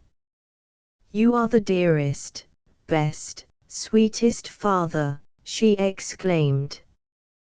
"How can you be so good-natured and gay when my heart is breaking?" "Oh, don't let your heart break over such prosaic things as dinners. We'll crawl out of this hole somehow." "But what can we do, Papa? It's after 6 o'clock, and all the markets are shut up, and there isn't a thing in the house except those horrible things I tried to make." "Patty," said her father, struck by a sudden thought, "tomorrow is Sunday. Do you mean to say you haven't ordered for over Sunday?" "No, I haven't," said Patty, aghast at the enormity of her offense. Mr. Fairfield laughed at the horror-stricken look on his daughter's face. "I always thought you couldn't keep house," he said, with an air of resignation. "On Monday I shall advertise for a housekeeper." "Oh, please don't," pleaded Patty. "Give me one more trial. I've had a good lesson, and truly I'll profit by it. Let me try again." "But you can't try again before Monday, and by that time we'll all be dead of starvation." "Of course we will," said Patty despairingly. "I wish we were Robinson Crusoes and could eat bark or something." "Well, baby, I think you have had a pretty good lesson, and we can't put old heads on young shoulders all at once, so I'll help you out this time, and then, the next time you go back on me in this heartless fashion, I'll discharge you." "Papa, you're a dear. But what can we do?" "Well, the first thing for you to do is to go and brush your hair and make yourself tidy, then come down and meet Mr. Hepworth, and then we'll all go over to the hotel for dinner. Meanwhile I'll call in the street cleaning department to attend to this dining room." Chapter 13. A new friend. Patty, said her father, a week or two later, "Mr. Hepworth has invited us to a tea in his studio in New York tomorrow afternoon, and if you care to go, I'll take you." "Yes, I'd love to go. I've always wanted to go to a studio tea." "It's very kind of Mr. Hepworth to ask us after the way he was treated here." Mr. Fairfield laughed, but Patty looked decidedly sober. She still felt very much crestfallen to think that the first guest her father brought home should be obliged to dine at the hotel, or at a neighbor's. Aunt Alice had invited them to dinner on that memorable Sunday, and though she said she had expected to ask the Fairfields anyway, still Patty felt that, as a housekeeper, she had been weighed in the balances and found sadly wanting. According to arrangement, she met her father in New York the day of the tea, and together they went to Mr. Hepworth's studio. It gave Patty a very grown-up feeling to find herself amongst such strange and unaccustomed surroundings. The studio was a large room, on the top floor of a high building. It was finished in dark wood and decorated with many unframed pictures and dusty casts.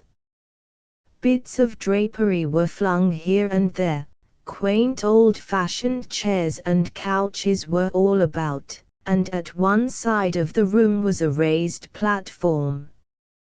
A group of ladies and gentlemen sat in one corner, another group surrounded a punch bowl, and many wise and learned-looking people were discussing the pictures and drawings. Patty was enchanted. She had never been in a scene like this before, and the whole atmosphere appealed to her very strongly.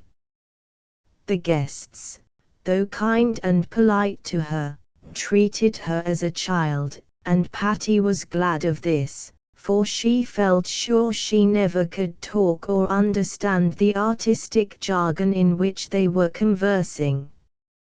But she enjoyed the pictures in her own way, and was standing in delighted admiration before a large marine, which was nothing but the varying blues of the sea and sky, when she heard a pleasant, frank young voice beside her say, "You seem to like that picture."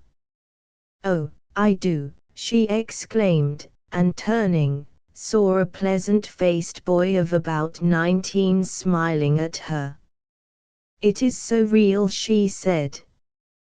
"I never saw a realer scene, not even down at Sandy Hook. Why, you can fairly feel the dampness from it." "Yes, I know just what you mean," said the boy. "It's a jolly picture, isn't it? They say it's one of Hepworth's best." "I don't know anything about pictures," said Patty frankly, "and so I don't like to express definite opinions." "It's always wiser not to," said the boy, still smiling. "That's true," said Patty. "I only did express an opinion once this afternoon, and then that lady over there, in a greenish-blue gown, looked at me through her lorgnette and said, 'Oh, I thought you were temperamental, but you're only an imaginative realist.'" "Now, what could she have meant by that?" said the boy, laughing. "But you're very imprudent. How do you know that lady isn't my sister, or cousin, or something?" "Well, even if she is," said Patty, "I haven't said anything unkind, have I?" "No more you haven't, but as I don't see anyone just now at leisure to introduce us, suppose we introduce ourselves. They say the roof is an introduction, but I notice it never pronounces names very distinctly. Mine is Kenneth Harper. And mine is Patricia Fairfield, but I'm usually called Patty. I should think you would be, it suits you to a dot. Of course the boys call me Ken. I'm a Columbia student." "Oh, are you?" said Patty. "I've never known a college boy, and I've always wanted to meet one." "Well, you see in me a noble specimen of my kind," said young Harper, straightening up his broad shoulders and looking distinctly athletic. "You must be," said Patty. "You look just like all the pictures of college boys I've ever seen. And I flattered myself that my beauty was something especial and individual." "You ought to be thankful that you're beautiful," said Patty, "and not be so particular about what kind of beauty it is." but some kinds of beauty are not worth having, went on young Harper. Look at that man over there with a lean pale face and long lank hair. That's beauty, but I must say I prefer a strong, brave, manly type, like this good-looking chap just coming toward us. Oh, you do, said Patty. Well, as that good-looking chap happens to be my father, I'll take pleasure in introducing you. I am glad to see you, sir, said Kenneth Harper, as Patty presented him to her father, and I may as well own up that I was just making remarks on your personal appearance, which accounts for my blushing embarrassment. I won't inquire what they were, said Mr. Fairfield, lest I, too, should become embarrassed. But, Patty, my girl, if we're going back to Vernondale on the 6 o'clock train, it's time we were starting. Oh, do you live in Vernondale? Inquired Kenneth. I have an aunt there. I wonder if you know her. Her name is Daggett, Miss Rachel Daggett. Indeed I do know her, said Patty. She is my next-door neighbor.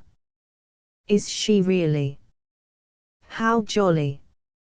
And don't you think she's an old dear?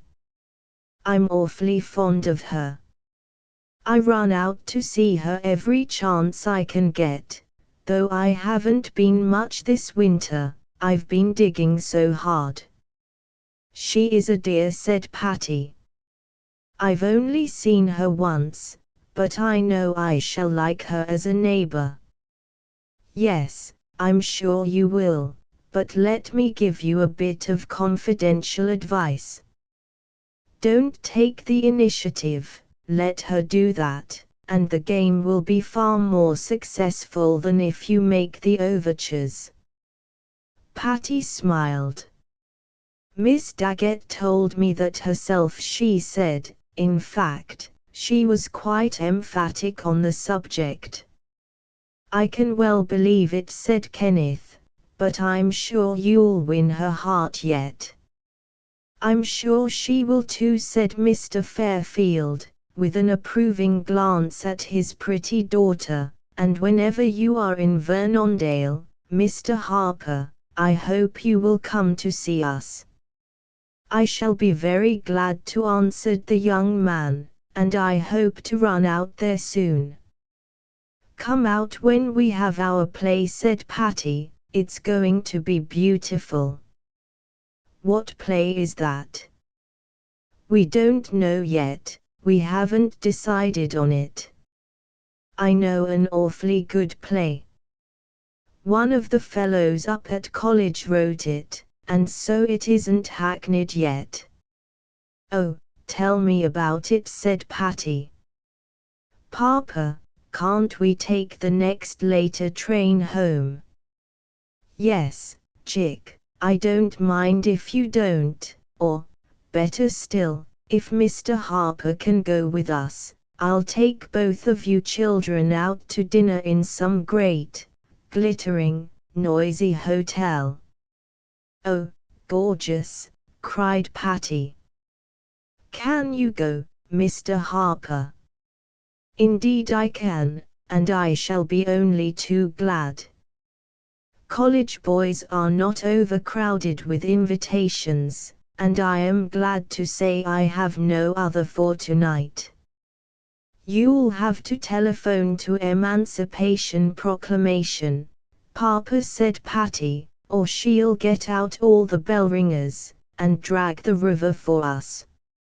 So she will, said Mr. Fairfield. I'll set her mind at rest the first thing. That's our cook, explained Patty. It's a lovely name, observed Kenneth, but just a bit lengthy for everyday use. Oh, it's only for Sundays and holidays, said Patty, other days we contract it to Mankey.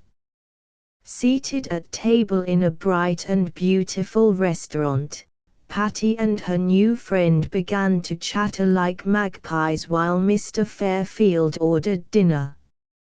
"Now tell me all about your friend's play," said Patty, "for I feel sure it's going to be just what we want." "Well, the scene," said Kenneth, "is on Mount Olympus, and the characters are all the gods and goddesses, you know, but they are brought up to date. In fact, that's the name of the play, Mount Olympus Up to Date. Aurora, you know, has an automobile instead of her old-fashioned car. But you don't have the automobile on the stage." "Oh, no. Aurora just comes in her automobile rig and talks about her bubble. Mercury has a bicycle, he's a trick rider, and does all sorts of stunts. And Venus is a summer girl, dressed up in a stunning gown and a Paris hat. And Hercules has a punching bag, to make himself stronger, you know. And Niobe has quantities of handkerchiefs, dozens and dozens of them. She's an awfully funny character." "Oh, I think it would be lovely," said Patty. "Where can we get the book?"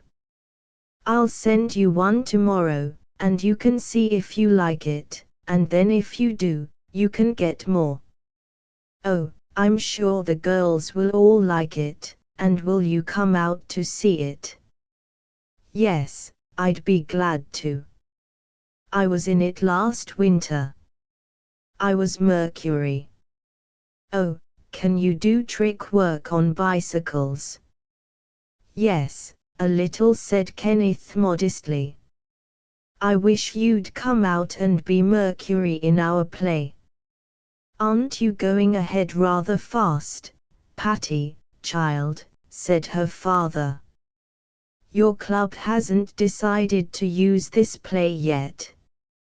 "I know it, Papa, and of course I mean if we do use it, but anyway, I'm president of the club, and somehow, if I want a thing, the rest of the girls generally seem to want it too. That's a fine condition of affairs that any president might be glad to bring about. You ought to be a college president." "Perhaps I shall be some day," said Patty. The dinner hour flew by all too quickly. Patty greatly enjoyed the sights and sounds of the brilliant, crowded room. She loved the lights and the music, the flowers and the palms, and the throngs of gaily dressed people. Kenneth Harper enjoyed it too, and thought he had rarely met such attractive people as the Fairfields. When he took his leave he thanked Mr. Fairfield courteously for his pleasant evening, and promised soon to call upon them at Boxley Hall. They reached home by a late train, and Patty went up to her pretty bedroom, with her usual happy conviction that she was a very fortunate little girl and had the best father in the world. Chapter 14. The neighbor again. Kenneth Harper did send the book, and, as Patty confidently expected, the girls of the club quite agreed with her that it was the best play for them to use. At a meeting at Marion's, plans were made and parts were chosen. The goddesses were allotted to the members of the club, and the gods were distributed among their brothers and friends. Guy Morris, being of gigantic mold, was cast for Hercules, and Frank Elliott for Ajax. When Patty told the girls that Kenneth Harper could do trick riding on a bicycle, they unanimously voted to invite him to take part in their entertainment. It was decided to have the play about the middle of February, and the whole tea club grew enthusiastic over the plans for the wonderful performance. One morning Patty sat in the library studying her part.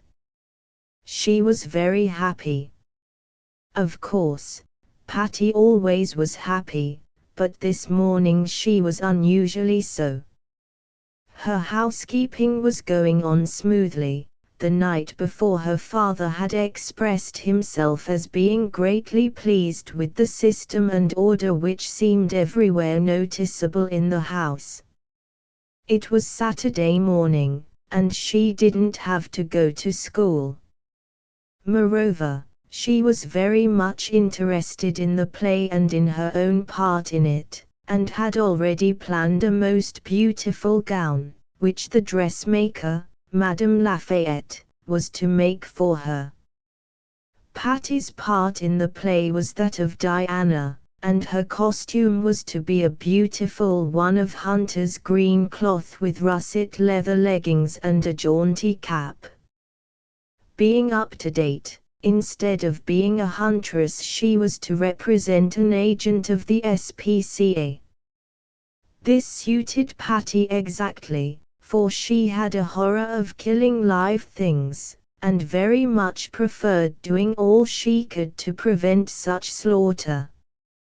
Moreover, the humor of the thing appealed to her, and the funny effect of the huntress Diana going around distributing SPCA leaflets, and begging her fellow Olympians not to shoot, seemed to Patty very humorous and attractive. This Saturday, then, she had settled down in the library to study her lines all through the long cosy morning, when, to her annoyance, the doorbell rang. I hope it's none of the girls, she thought. I did want this morning to myself.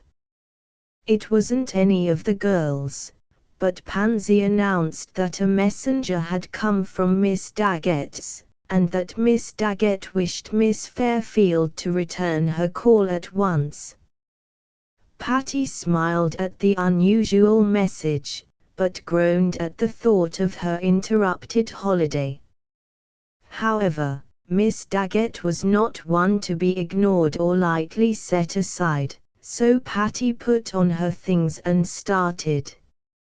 Although Miss Daggett's house was next door to Boxley Hall, yet it was set in the middle of such a large lot, and was so far back from the street, and so surrounded by tall, thick trees, that Patty had never had a really good view of it. She was surprised, therefore, to find it a very large, old-fashioned stone house, with broad veranda and steps guarded by 2 stone lions. Patty rang the bell, and the door was opened very slightly. A small, quaint-looking old colored man peeped out. "Go away," he said, "go away at once. We don't want no tickets." "I'm not selling tickets," said Patty, half angry and half amused. "Well, we don't want no shoelaces, nor lead pencils, nor nothing. You must be selling something." "I am not selling anything," said Patty. "I came over because Miss Daggett sent for me." "Laws a massy, child, why didn't you say so before you spoke? Be you Miss Fairfield?" "Yes," said Patty, "here's my card." "Oh, never mind the ticket, if so be you's Miss Fairfield, Jays come right in, come right in." The door was flung open wide and Patty entered a dark, old-fashioned hall. From that she was led into a parlor, so dark that she could scarcely see the outline of a lady on the sofa. "How do you do, Miss Daggett?" she said, guessing that it was probably her hostess who seemed to be sitting there. "How do you do?" said Miss Daggett, putting out her hand, without rising. "I'm quite well, thank you," said Patty, and her eyes having grown a little accustomed to the dark, she grasped the old lady's hand, although, as she told her father afterwards, she was awfully afraid she would tweak her nose by mistake. "And how are you, Miss Daggett?" "Not very well, child, not very well, but you won't stay long, will you?" "I sent for you, yes, I sent for you on an impulse. I thought I'd like to see you, but I'd no sooner sent than I wished I hadn't." "But you won't stay long, will you, dearie?" "No," said Patty, feeling really sorry for the queer old lady. "No, I won't stay long, I'll go very soon, in fact, I'll go just as soon as you tell me to. I'll go now, if you say so." "Oh, don't be silly. I wouldn't have sent for you if I'd wanted you to go right away again. Sit down, turn your toes out, and answer my questions." "What are your questions?"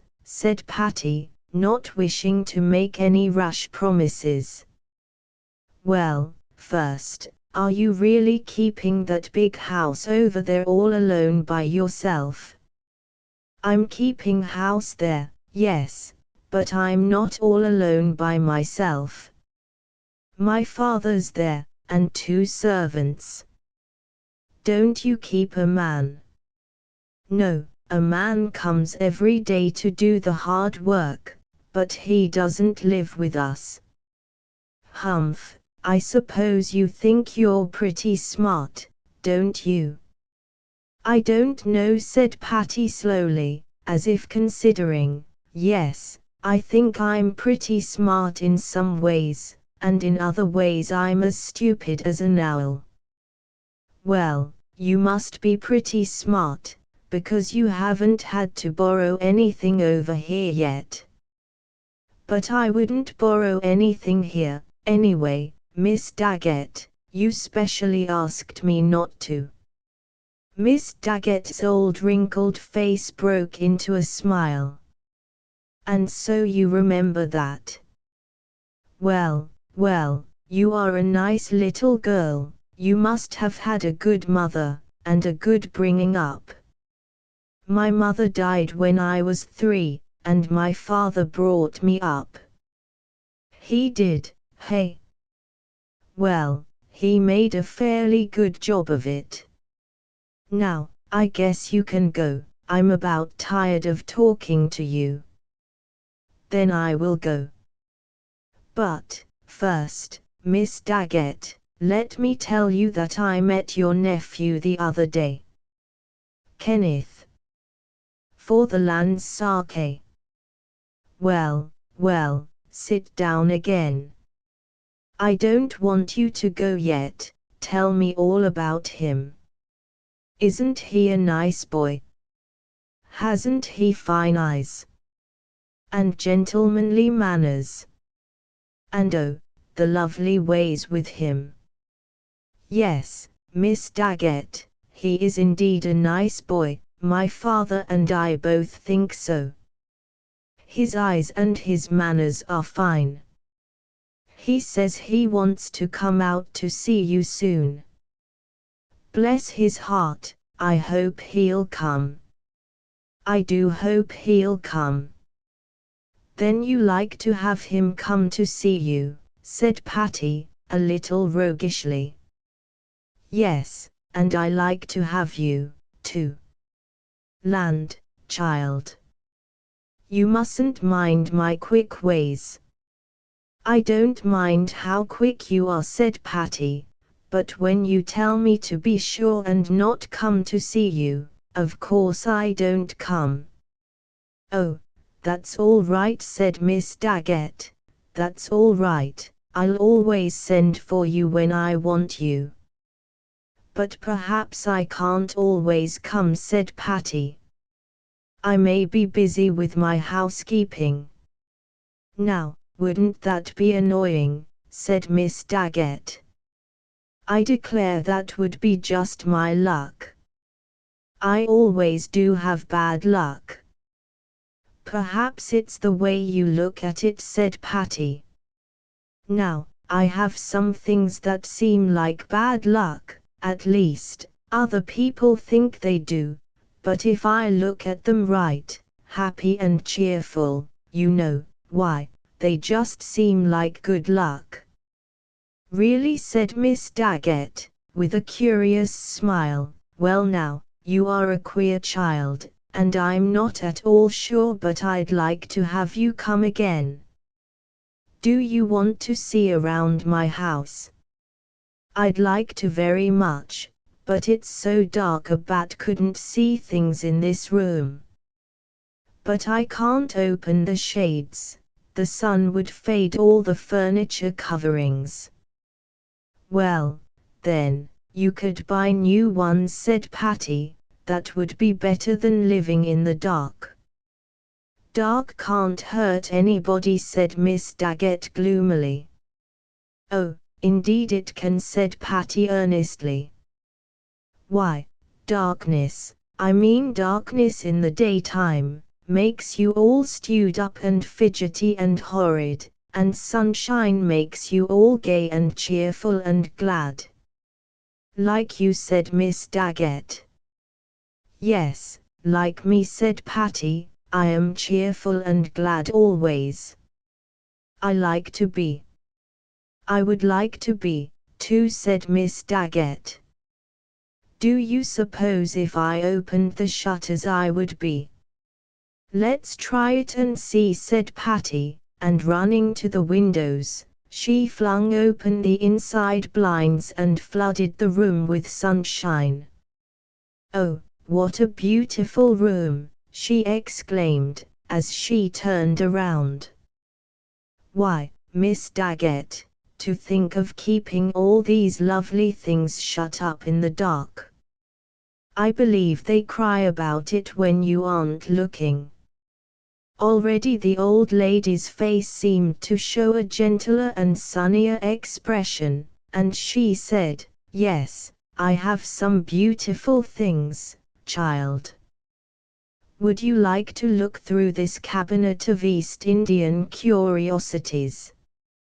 I would very much, said Patty, but I fear I can't take the time this morning. I have to study my part in a play we're going to give. It's a play your nephew told us about, she added quickly, feeling sure that this would rouse the old lady's interest in it. One of Kenneth's college plays, she said eagerly. Yes, that's just what it is. A chum of his wrote it, and oh, Miss Daggett, we're going to invite Mr. Harper to come to Vernondale the night of the play, and take the same part that he took at college last year. You see, he'll know it, and he can just step right in. Good for you. I hope he'll come. I'll write at once and tell him how much I want him. He can stay here, of course, and perhaps he can come sooner, so as to be here for 1 or 2 rehearsals. That would be a good help. I hope he will do that. He could coach the rest of us.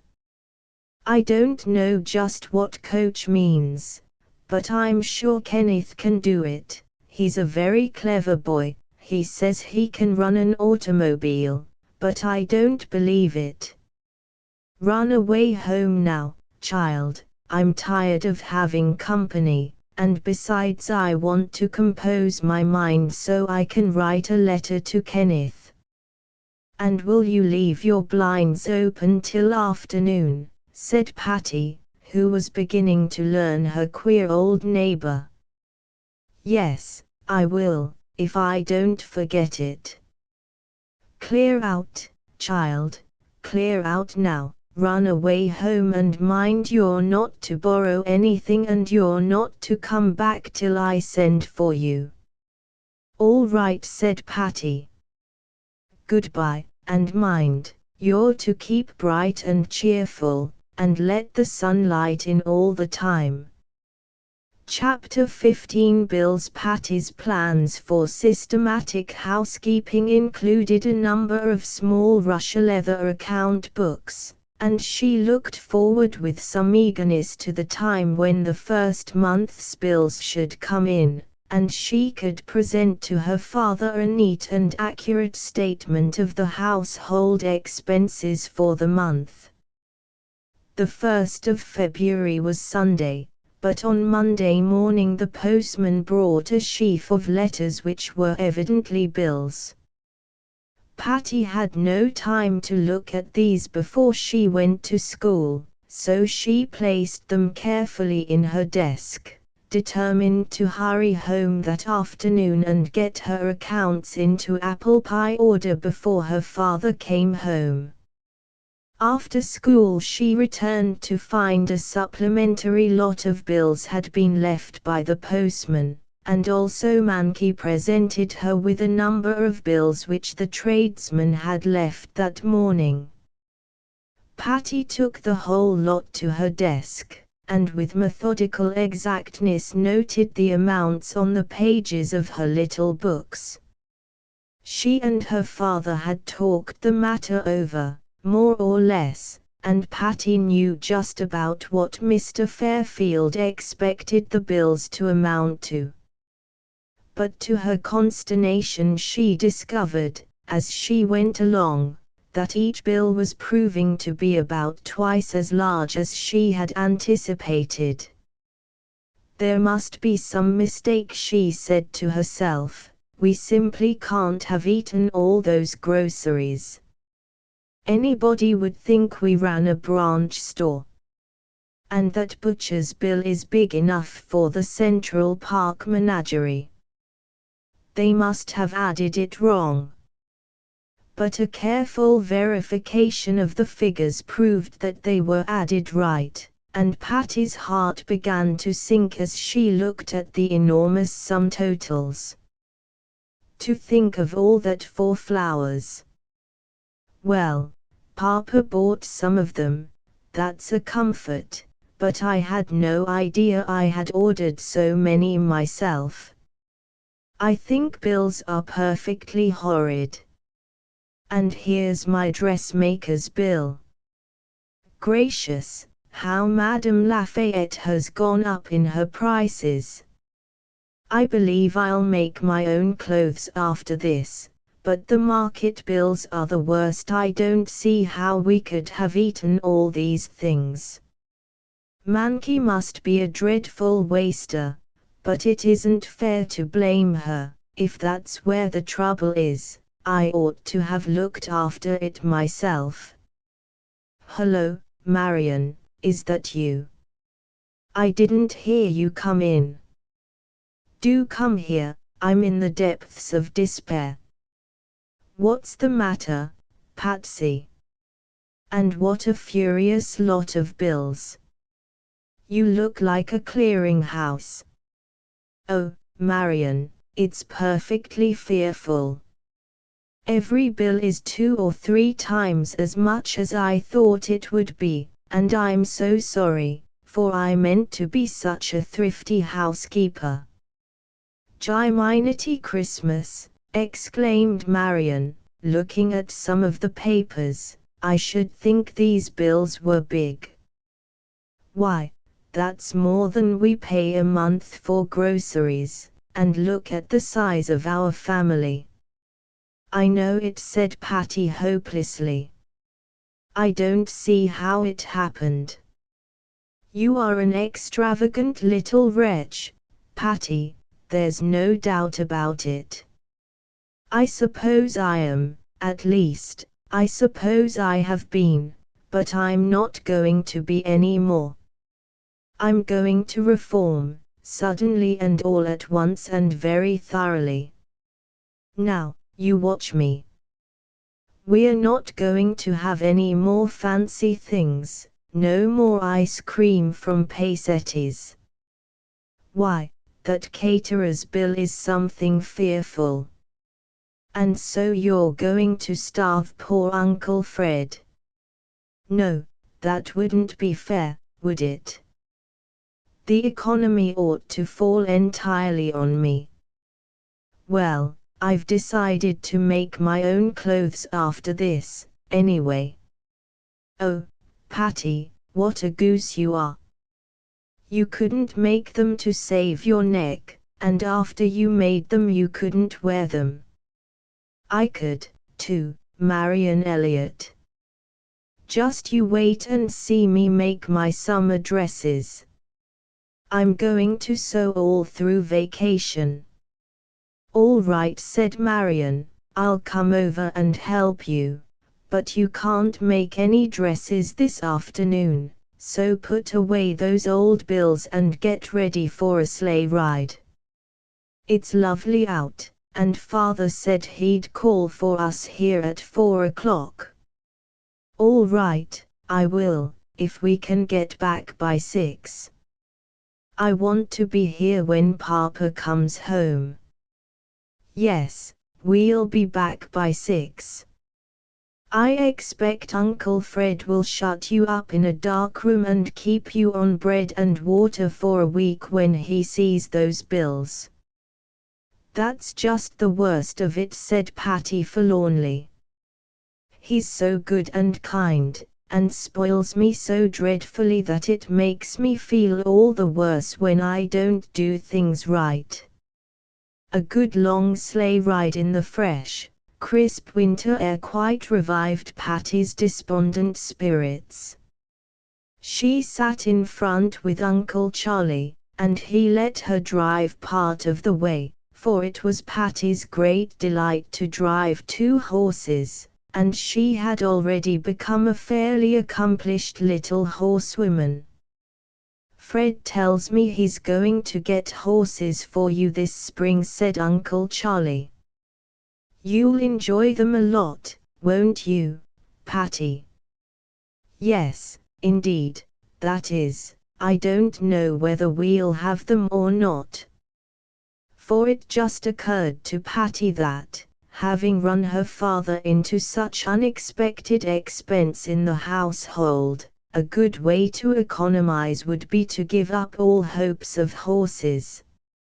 Oh, yes, you'll have them all right, said Uncle Charlie, in his gay, cheery way, having no idea, of course, what was in Patty's mind. And you must have a little pony and cart of your own. It would give you a great deal of pleasure to go out driving in the spring weather. I just guess it would, said Patty, and I'm sure I hope I'll have it.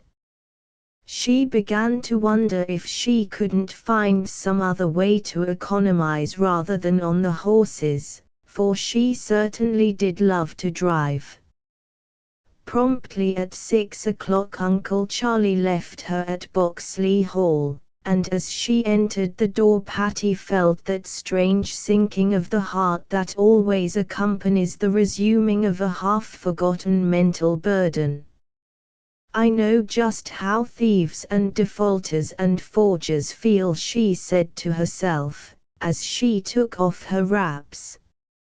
I haven't exactly stolen, but I've betrayed a trust, and that's just as bad. I wonder what Papa will say. At dinner Patty was subdued and a little nervous.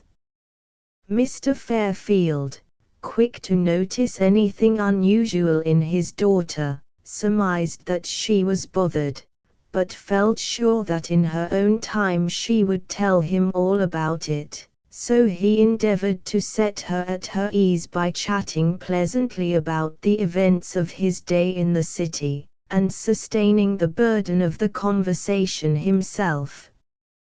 But after dinner, when they had gone into the library, as they usually did in the evening, Patty brought out her fearful array of paper bugbears and laid them before her father.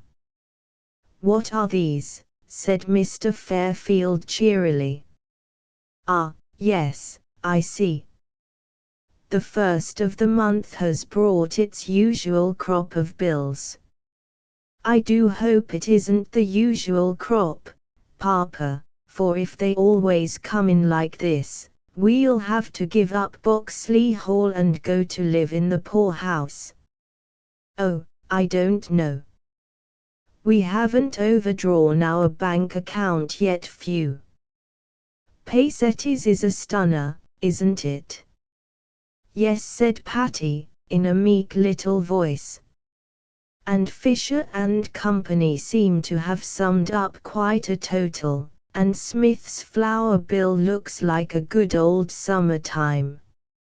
"Oh, Papa, please scold me, I know I deserve it. I ought to have looked after these things and kept the expenses down more." "Why ought you to have done so, Patty?" "We have to have food, don't we?" "Yes, but, Papa, you know we estimated in the beginning, and these old bills come up to about twice as much as our estimate." "That's a fact, baby, they do," said Mr. Fairfield, looking over the statements with a more serious air. "These are pretty big figures to represent a month's living for just you and me and our small retinue of servants." "Yes, and, Papa, I think Mankey is rather wasteful. I don't say this to blame her. I know it is my place to see about it, and be careful that she utilizes all that is possible of the kitchen waste." Patty said this so exactly with the air of a young housekeeper's guide or cooking school manual, that Mr. Fairfield laughed outright. "Chickadee," he said, "you'll come out all right. You have the true elements of success. You see where you've fallen into error, you're willing to admit it, and you're ready to use every means to improve in the future. I'm not quite so surprised as you are at the size of these bills, for, though we made our estimates rationally, yet we have been buying a great many things and having a pretty good time generally. I foresaw this experience at the end of the month, but I preferred to wait and see how we came out rather than interfere with the proceedings. And another thing, Patty, which may comfort you some, is the fact that I quite believe that some of these tradespeople have taken advantage of your youth and inexperience and padded their bills a little bit in consequence. But, Papa, just look at Madame Lafayette's bill. I don't think she ought to charge so much. These do seem high prices for the simple little frocks you wear, but they are always so daintily made, and in such good taste, that I think we'll have to continue to employ her. Dressmakers, you know, are acknowledged vampires." "I like the clothes she makes, too," said Patty, "but I had concluded that that was the best way for me to economize, and I thought after this I would make my own dresses." "I don't think you will, my child," said Mr. Fairfield decidedly.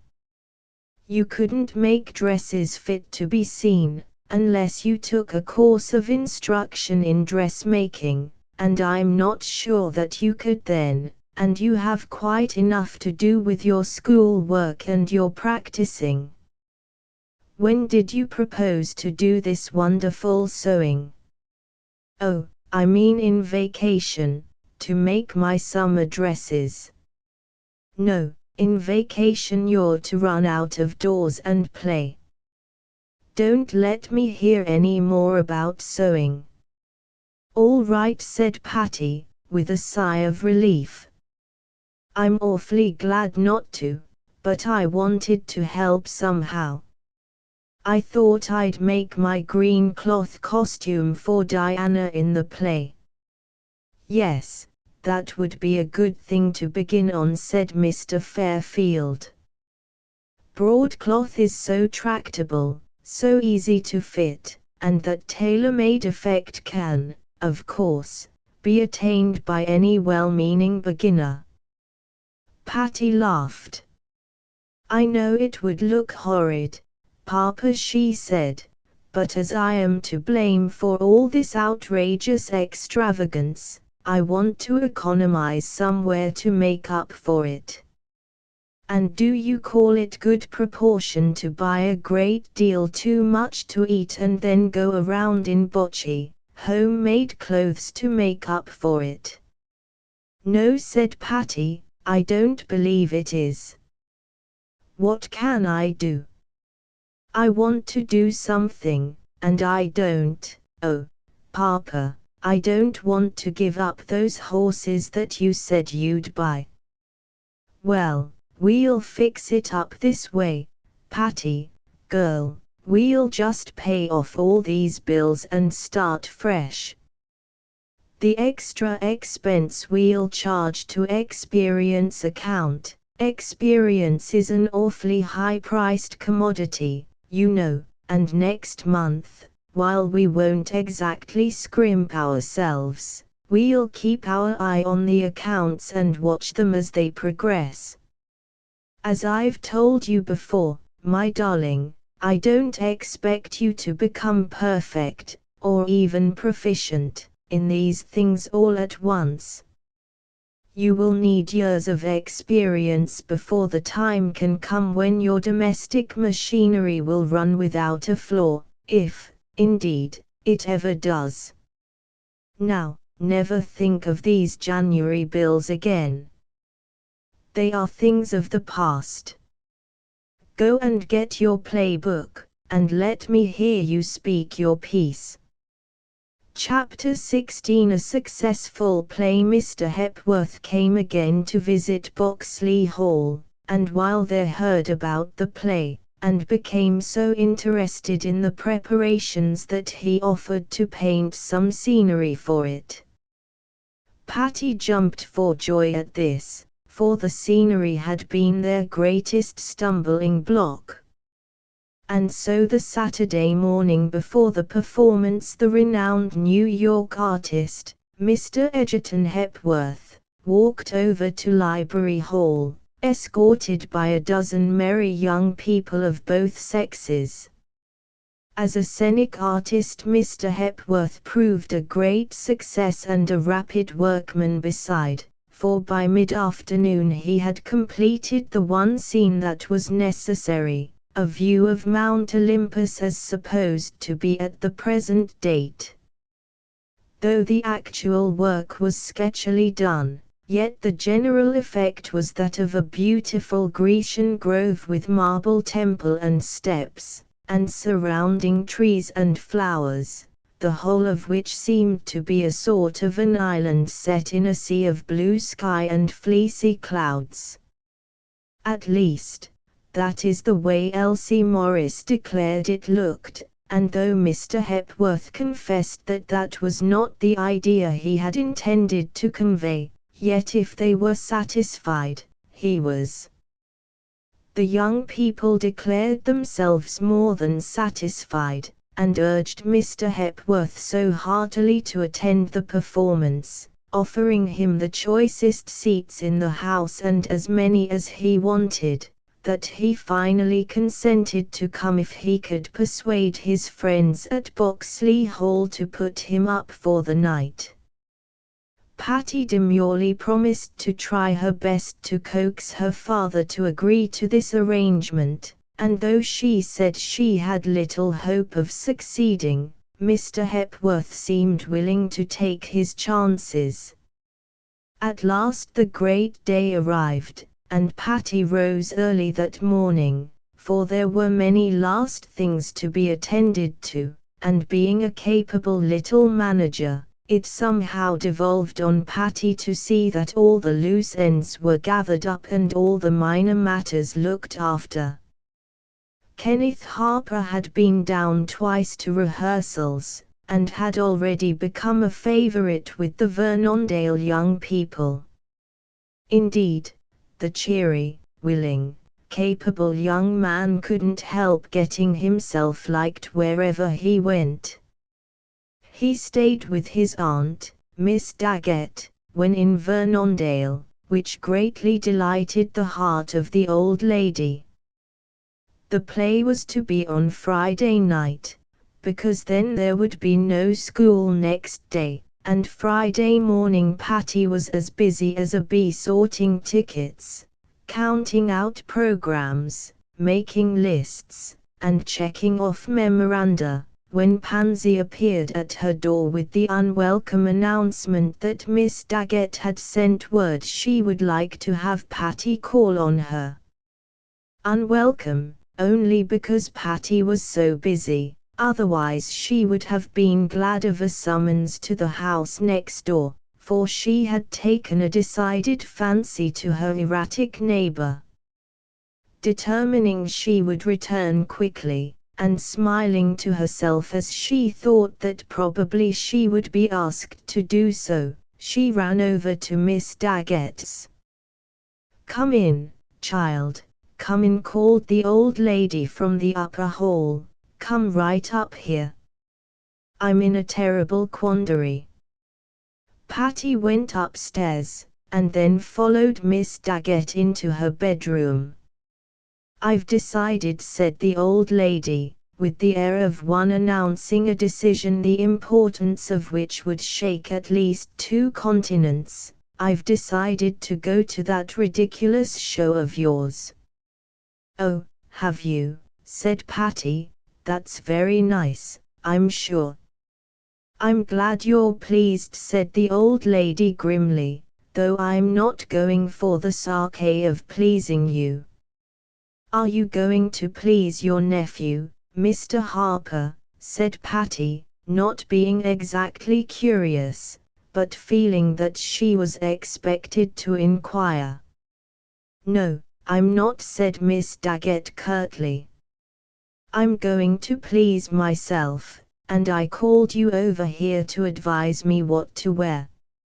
Here are all my best dresses, but there's none of them made in the fashions people wear nowadays, and it's too late to have them fixed over. I wish you'd tell me which one you think comes nearest to being right." Patty looked in amazement at the great heap of beautiful gowns that lay upon the bed. They were made of the richest velvets and satins and laces, but were all of such an antiquated mode that it seemed impossible to advise anyone to wear them without remodeling. But, as Miss Daggett was very much in earnest, Patty concluded that she must necessarily make some choice.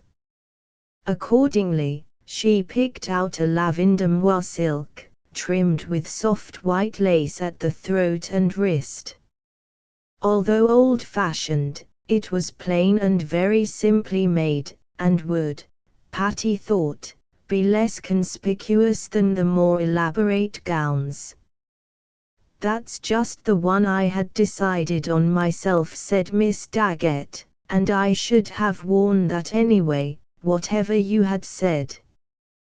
"Then why did you call me over?" said Patty, moved to impatience by this inconsistency. "Oh, because I wanted your opinion, and I wanted to ask you about some other things. Kenneth is coming tonight, you know." "Yes, I know it," said Patty, "and I am very glad." This frank statement and the clear, unembarrassed light in Patty's eyes seemed to please Miss Daggett, and she kissed the pretty face upturned to hers, but she only said, "Run along now, child, go home, I don't want company now." "I'm glad of it," Patty thought to herself, but she only said, "Goodbye, then, Miss Daggett, I'll see you this evening." "Wait a minute, child, come back here, I'm not through with you yet." Patty groaned in spirit, but went back with a smiling face. Miss Daggett regarded her steadily. "You're pretty busy, I suppose, today," she said, "getting ready for your play." "Yes, I am," said Patty frankly. "And you didn't want to take the time to come over here to see me, did you?" "Oh, I shall have time enough to do all I want to do," said Patty. "Don't evade my question, child. You didn't want to come, did you?" "Well, Miss Daggett," said Patty, "you are often quite frank with me, so now I'll be frank with you, and confess that when your message came I did wish you had chosen some other day to send for me, for I certainly have a lot of little things to do, but I shall get them all done, I know, and I am very glad to learn that you are coming to the entertainment." "You are a good girl," said Miss Daggett, "you are a good girl, and I like you very much. Goodbye." "Goodbye," said Patty, and she ran downstairs and over home, determined to work fast enough to make up for the time she had lost. She succeeded in this, and when her father came home at night, bringing Mr. Hepworth with him, they found a very charming little hostess awaiting them and Boxley Hall imbued throughout with an air of comfortable hospitality. After dinner Patty donned her Diana costume and came down to ask her father's opinion of it. He declared it was most jaunty and becoming, and Mr. Hepworth said it was especially well adapted to Patty's style, and that he would like to paint her portrait in that garb. This seemed to Mr. Fairfield a good idea, and they at once made arrangements for future sittings. Patty was greatly pleased. "Won't it be fine, Papa?" she said. "It will be an ancestral portrait to hang in Boxley Hall and keep till I'm an old lady like Miss Daggett." When they reached Library Hall, where the play was to be given, Patty, going in at the stage entrance, was met by a crowd of excited girls who announced that Florence Douglass had gone all to pieces. "What do you mean?" cried Patty. "What's the matter with her?" "Oh, hysterics," said Elsie Morris, in great disgust. "First she giggles and then she bursts into tears, and nobody can do anything with her." "Well, she's going to be Niobe, anyway," said Patty, "so let her go on the stage and cut up those tricks, and the audience will think it's all right." "Oh, no, Patty, we can't let her go on the stage," said Frank Elliott, "she'd queer the whole show." "Well, then, we'll have to leave that part out," said Patty. "Oh, dear," wailed Elsie, "that's the funniest part of all. I hate to leave that part out." "I know it," said Patty, "and Florence does it so well. I wish she'd behave herself." "Well, I can't think of anything else to do but omit it. I might ask Papa, he can think of things when nobody else can." "That's so," said Marian, "Uncle Fred has a positive genius for suggestion." "I'll step down in the audience and ask him," said Frank. In 5 minutes Frank was back again, broadly smiling, and Mr. Hepworth was with him. "It's all right," said Frank. "I knew Uncle Fred would fix it. All he said was, 'Hepworth, you're a born actor, take the part yourself, and Mr. Hepworth, like the brick he is, said he'd do it. I fairly jumped at the chance, said the young artist, smiling down into Patty's bright face. I was dying to be in this thing anyway. And they tell me the costume is nothing but several hundred yards of Greek draperies, so I think it will fit me all right. But you don't know the lines, said Patty, delighted at this solution of the dilemma, but unable to see how it could be accomplished. Oh, that's all right, said Mr. Hepworth merrily. I shall make up my lines as I go along, and when I see that anyone else wants to talk, I shall stop and give them a chance. It sounded a little precarious, but as there was nothing else to do, and Florence Douglas begged them to put somebody, anybody, in her place and let her go home, they all agreed to avail themselves of Mr. Hepworth's services. And it was fortunate they did, for though the rest of the characters were bright and clever representations, yet it was Mr. Hepworth's funny impromptu jokes and humorous actions in the character of Niobe that made the hit of the evening. Indeed, he and Kenneth Harper quite carried off the laurels from the other amateurs, but so delighted were the Vernondale young people at the success of the whole play that they were more than willing to give the praise where it belonged.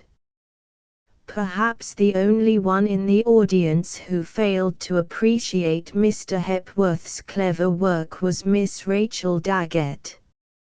She had eyes only for her beloved nephew, with an occasional side glance for her pretty young neighbor. After the entertainment there was a little dance for the young people, and Patty, as president of the club, received so many compliments and so much congratulation that it's a wonder her curly head was not turned. But as she walked home between her father and Mr. Hepworth, she declared that the success of the evening was in no way consequent upon her efforts, but depended entirely on the talents of the two traveling comedians from the city. Chapter 17. Entertaining relatives. Spring and summer followed one another in their usual succession, and as the months went by, Boxley Hall became more beautiful and more attractively homelike, both inside and out. Mr. Fairfield bought a pair of fine carriage horses and a pony and cart for Patty's own use. A man was engaged to take care of these and also to look after the lawn and garden. Patty, learning much from experience and also from Aunt Alice's occasional visits, developed into a sensible and capable little housekeeper. So determined was she to make the keeping of her father's house a real success that she tried most diligently to correct all her errors and improve her powers. Patty had a natural aptitude for domestic matters, and after some rough places were made smooth and some sharp corners rounded off, things went quite as smoothly as in many houses where the presiding genius numbered twice Patty's years. With June came vacation, and Patty was more than glad, for she was never fond of school, and now could have all her time to devote to her beloved home. And, too, she wanted very much to invite her cousins to visit her, which was only possible in vacation time. "I think, Papa," she said, as they sat on the veranda one June evening after dinner, "I think I shall have a house party. I shall invite all my cousins from Elmbridge and Philadelphia and Boston, and we'll have a grand general reunion that will be most beautiful." "You'll invite your aunts and uncles, too," said Mr. Fairfield. Why, I don't see how we'd have room for so many, said Patty. And, of course, went on her father, you'd invite the whole Elliot family. It wouldn't be fair to leave them out of your house party just because they happen to live in Vernondale. Then Patty saw that her father was laughing at her. I know you're teasing me now, Papa, she said, but I don't see why. Just because I want to ask my cousins to come here and return the visits I made to them last year. But you didn't visit them all at once, my child, and you certainly could not expect to entertain them here all at once. Your list of cousins is a very long one, and even if there were room for them in the house, the care and responsibility of such a house party would be enough to land you in a sanitarium when it was over, if not before. There are an awful lot of them, said Patty. And they're not altogether congenial, said her father. Although I haven't seen them as lately as you have, yet I can't help thinking, from what you told me, that the Barlows and the St. Clairs would enjoy themselves better if they visited here at different times, and I'm sure the same is true of your Boston cousins. You're right, said Patty, as you always are, and I don't believe I'd have much fun with all that company at once, either. So I think we'll have them in detachments, and first I'll just invite Ethelyn and Reginald down for a week or two. I don't really care much about having them, but Ethelyn has written so often that she wants to come that I don't see how I can very well get out of it. If she wants to come, you certainly ought to ask her. You visited there 3 months, you know. Yes, I know it, and they were very kind to me. Aunt Isabel had parties, and did things for my pleasure all the time. Well, I'll invite them right away. Perhaps I ought to ask Aunt Isabel, too. Yes, you might ask her, said Mr. Fairfield, and she can bring the children down, but she probably will not stay as long as they do. So Patty wrote for her aunt and cousins, and the first day of July they arrived. Mrs. St. Clair, who was Patty's aunt only by marriage, was a very fashionable woman of a pretty, but somewhat artificial, type. She liked young people, and had spared no pains to make Patty's visit to her a happy one. But it was quite evident that she expected Patty to return her hospitality in kind, and she had been at Boxley Hall but a few hours before she began to inquire what plans Patty had made for her entertainment. Now, though Patty had thought out several little pleasures for her cousins, it hadn't occurred to her that Aunt Isabel would expect parties made for her. She evaded her aunt's questions, however, and waited for an opportunity to speak alone with her father about it. Why, Papa, she exclaimed that evening after their guests had gone to their rooms, Aunt Isabel expects me to have a tea or reception or something for her. Nonsense, child, she can't think of such a thing. Yes, she does, Papa, and what's more, I want to do it. She was very kind to me and I'd rather please her than Ethelyn. I don't care much for Ethelyn anyway. She isn't just your kind, is she, my girl? No, she isn't like Marion nor any of the club girls. She has her head full of fashions, and beaux, and grown-up things of all sorts. She is just my age, But you'd think she was about 20, wouldn't you? Yes, she does look almost as old as that, and she acts quite as old. Reginald is a nice boy. Yes, but he's pompous and stuck up. He always did put on grand airs. Aunt Isabel does, too, but she's so kind-hearted and generous nobody can help liking her. Well, have a party for her if you want to, chicken. But don't take the responsibility of it entirely on yourself. I should think you might make it a pretty little afternoon tea. Get Aunt Alice to make out the invitation list, she knows better than you what ladies to invite, and then let Pacetti send up whatever you want for the feast.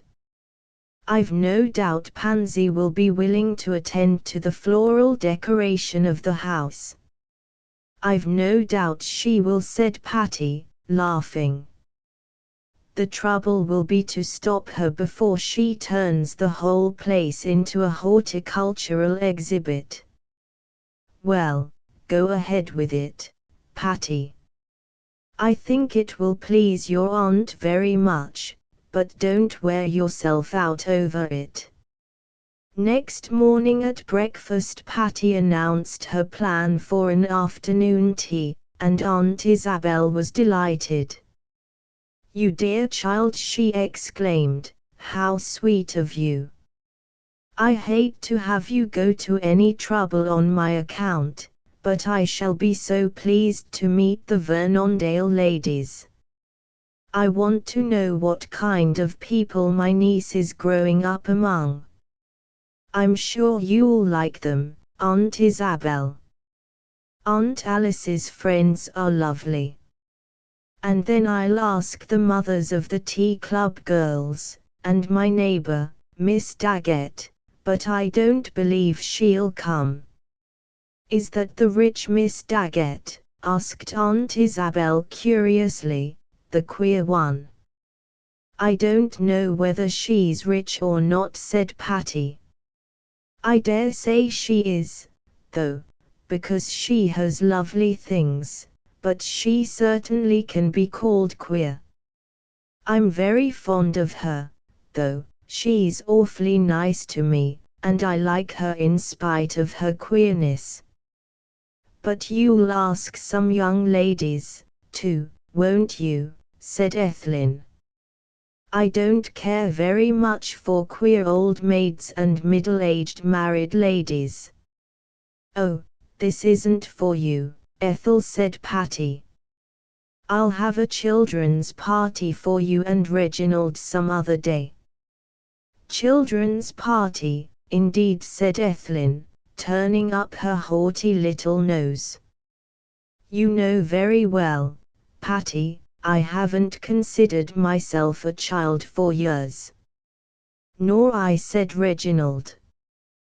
Well, I consider myself one, said Patty.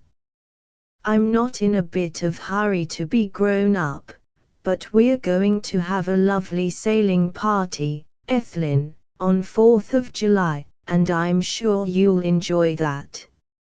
Are any young men going? Said Ethelyn. There are a lot of boys going, said Patty. But the only young men will be my father and Uncle Charlie and Mr. Hepworth.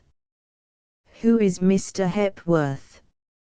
He's an artist friend of Papa's, who comes out quite often, and who always goes sailing with us when we have sailing parties. Aunt Alice was more than willing to help Patty with her project, and the result was a very pretty little afternoon tea at Boxley Hall. I'm so glad I brought my white crepe de chine, said Aunt Isabel, as she dressed for the occasion. I'm glad, too, said Patty, for it's a lovely gown and you look sweet in it. I've brought a lot of pretty dresses, too, said Ethelyn, and I suppose I may as well put on one of the prettiest today, as there's no use in wasting them on those children's parties you're talking about." "Do just as you like, Ethelyn," said Patty, knowing that her cousin was always overdressed on all occasions, and therefore it made little difference what she wore. And, sure enough, Ethelyn arrayed herself in a most resplendent gown which, though very beautiful, was made in a style more suited to a belle of several seasons than a young miss of 16. Patty wore one of her pretty little white house dresses, and Aunt Alice, in a lovely grey gown, assisted her to receive the guests, and to introduce Mrs. St. Clair and her children. Among the late arrivals was Miss Daggett. Her coming created a sensation, for, as was well known in Vernondale, she rarely attended social affairs of any sort. But, for some unknown reason, she chose to accept Patty's invitation, and, garbed in an old-fashioned brown velvet, she was presented to Mrs. St. Clair. "I'm so glad to see you," said the latter, shaking hands effusively. "Humph," said Miss Daggett. "Why should you be glad to see me, pray?" "Why, because," Mrs. St. Clair floundered a little, and seemed really unable to give any reason. "Because you've heard that I'm rich and old and queer," said Miss Daggett. This was exactly true, but Mrs. St. Clair did not care to admit it, so she said, "Why, no, not that, but I've heard my niece speak of you so often that I felt anxious to meet you." "Well, I'm not afraid of anything Patty Fairfield said about me. She's a dear little girl, I'm very fond of her." "Why do you call her little girl?" said Mrs. St. Clair. "Patty is in her 17th year, surely that is not quite a child." "But she is a child at heart," said Miss Daggett, "and I am glad of it. I would far rather see her with her pretty, sunshiny childish ways than to see her like that overdressed little minx standing over there beside her, whoever she may be." "That's my daughter," said Mrs. St. Clair, without, however, looking as deeply offended as she might have done. "Oh, is it?" said Miss Daggett, sniffing. "Well, I see no reason to change my opinion of her, if she is." "No," said Mrs. St. Clair, "of course we are each entitled to our own opinion. Now, I think my daughter more appropriately dressed than my niece. And I think your nephew will agree with me," she added, smiling. "My nephew," snapped Miss Daggett. "Do you know him?" "Oh, yes, indeed. We met Mr. Harper at a reception in New York not long ago, and he was very much charmed with my daughter Ethelyn." "He may have seemed so," said Miss Daggett scornfully. "He is a very polite young man. But let me tell you, he admires Patty Fairfield more than any other girl he has ever seen. He told me so himself. And now, go away, if you please, I'm tired of talking to you." Mrs. St. Clair was not very much surprised at this speech, for Patty had told her of Miss Daggett's summary method of dismissing people, and so, with a sweet smile and a bow, the fashionable matron left the eccentric and indignant spinster. Chapter 18. A sailing party. After Aunt Isabel had gone home, Patty devoted herself to the entertainment of her young cousins. and they seemed to require a great deal of entertainment. Both Ethelyn and Reginald wanted something done for their pleasure all the time. They did not hesitate to express very freely their opinions of the pleasures planned for them, and as they were sophisticated young persons, they frequently scorned the simple gaieties in which Patty and her Vernondale companions found pleasure. However, they condescended to be pleased at the idea of a sailing party, for, as there was no water near their own home, a yacht was a novelty to them. At first Ethelyn thought to appear interesting by expressing timid doubts as to the safety of the picnic party, but she soon found that the Vernondale young people had no foolish fears of that sort. 4th of July was a bright, clear day, warm, but very pleasant, with a good stiff breeze blowing. Patty was up early, and when Ethelyn came downstairs, she found her cousin, with the aid of Mankey and Pansy, packing up what seemed to be luncheon enough for the whole party. "Doesn't anybody else take anything?" she inquired. "Oh, yes," said Patty, "they all do. I'm only taking cold chicken and stuffed eggs. You've no idea what an appetite sailing gives you." Ethelyn looked very pretty in a yachting suit of white serge, while Patty's sailor gown was of more prosaic blue flannel, trimmed with white braid. "That's a sweet dress," Ethelyn said. "Patty, but I'm awfully afraid you'll spoil it. You know we don't go in a beautiful yacht, all white paint and polished brass. We go in a big old schooner that's roomy and safe but not overly clean." "Oh, it doesn't matter," said Ethelyn. "I dare say I shall spoil it, but I've nothing else that's just right to wear." "All aboard!" shouted a cheery voice, and Kenneth Harper's laughing face appeared in the doorway. "Oh, good morning," cried Patty, smiling gaily back at him. "I'm so glad to see you.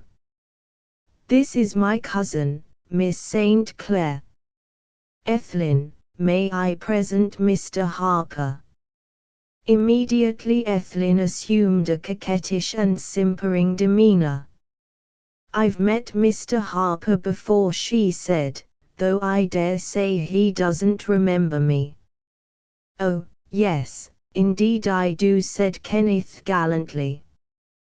"We met at a reception in the city, and I am delighted to see you again, especially on such a jolly occasion as I feel sure today is going to be."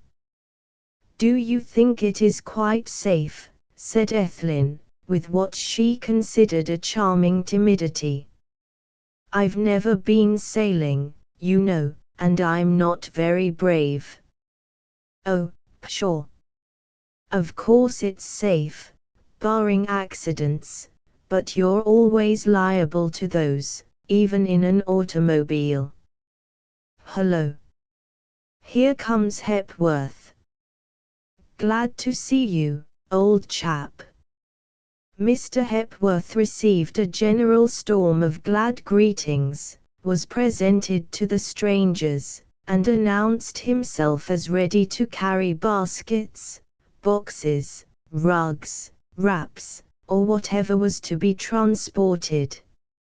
Mr. Fairfield, as general manager, portioned out the luggage, and then, each picking up his individual charge, they started off. On the way they met the Elliot family, similarly equipped and equally enthusiastic, and the whole crowd proceeded down to the wharf. There they found about 30 young people awaiting them. All the girls of the tea club were there, and all the boys, who insisted on calling themselves honorary members of the club. "It's a beautiful day," said Guy Morris, but no good at all for sailing. The breeze has died down entirely, and I don't believe it will come up again all day." "That's real cheerful, isn't it?" said Frank Elliot. "I should be inclined to doubt it myself, but Guy is such a weatherwise genius, and he almost never makes a mistake in his prognostications." "Well, it remains to be seen what the day will bring forth," said Uncle Charlie, "but in the meantime we'll get aboard." The laughing crowd piled themselves on board the big schooner, stowed away all the baskets and bundles, and settled themselves comfortably in various parts of the boat. Some sat in the stern, others climbed to the top of the cabin, while others preferred the bow, and one or two adventurous spirits clambered out to the end of the long bowsprit and sat with their feet dangling above the water. Ethelyn gave some affected little cries of horror at this, but Frank Elliot reassured her by telling her that it was always a part of the performance.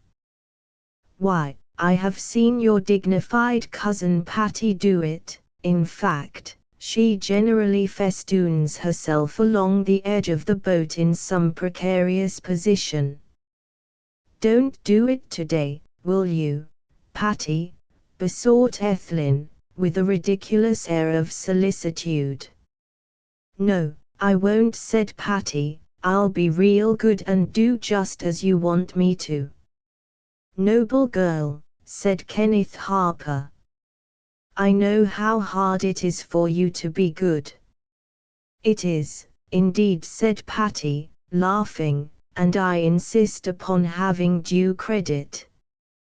As a rule the Vernondale parties were exciting affairs. The route was down the river to the Sound, from the Sound to the bay, and, if the day were very favorable, out into the ocean, and perhaps around Staten Island. Patty had hoped for this most extended trip today, in order that Ethelyn and Reginald might see a sailing party at its very best.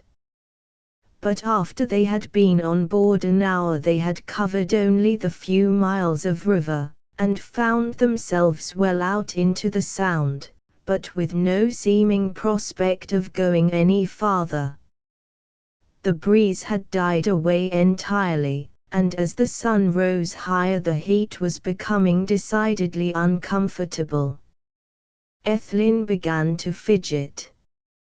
Her pretty white serge frock had come in contact with some muddy ropes and some oily screws, and several unsightly spots were the result.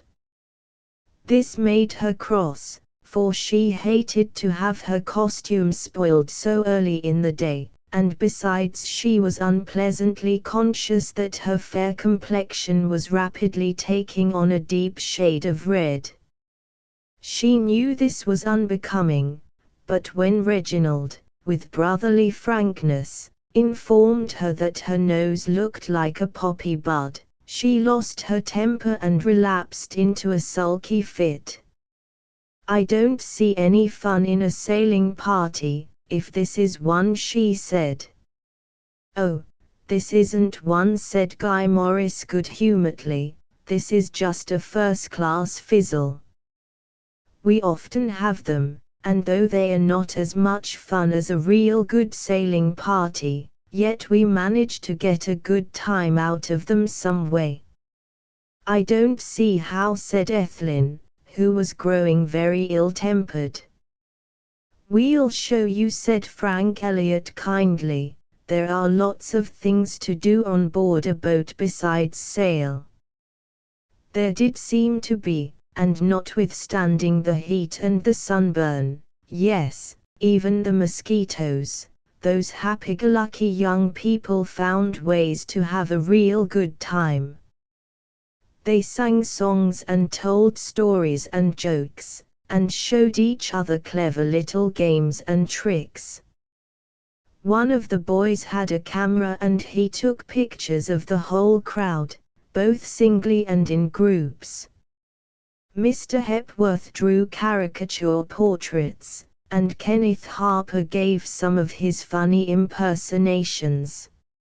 Except for the responsibility of her cousin's entertainment, Patty enjoyed herself exceedingly, but then she was always a happy little girl, and never allowed herself to be discomfited by trifles.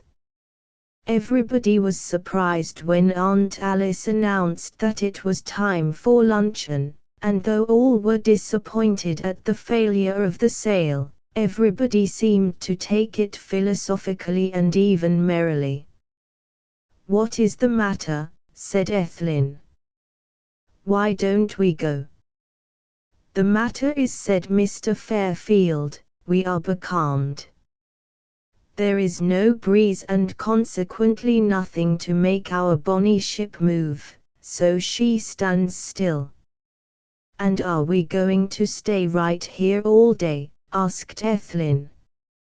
"It looks very much like it, unless an ocean steamer comes along and gives us a tow." Aunt Alice and the girls of the party soon had the luncheon ready, and the merry feast was made. As Frank remarked, it was a very different thing to sit there in the broiling sun and eat sandwiches and deviled eggs, or to consume the same viands with the yacht madly flying along in rolling waves and dashing spray. The afternoon palled a little. Youthful enthusiasm and determined good temper could make light of several hours of discomfort, but toward 3 o'clock the sun's rays grew unbearably hot, the glare from the water was very trying, and the mosquitoes were something awful. Guy Morris, who probably spent more of his time in a boat than any of the others, declared that he had never seen such a day.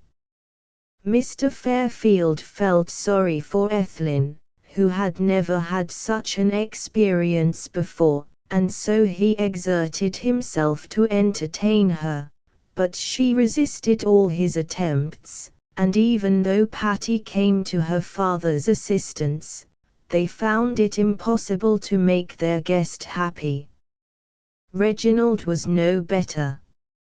He growled and fretted about the heat and other discomforts, and he was so pompous and overbearing in his manner that it is not surprising that the boys of Vernondale cordially disliked him.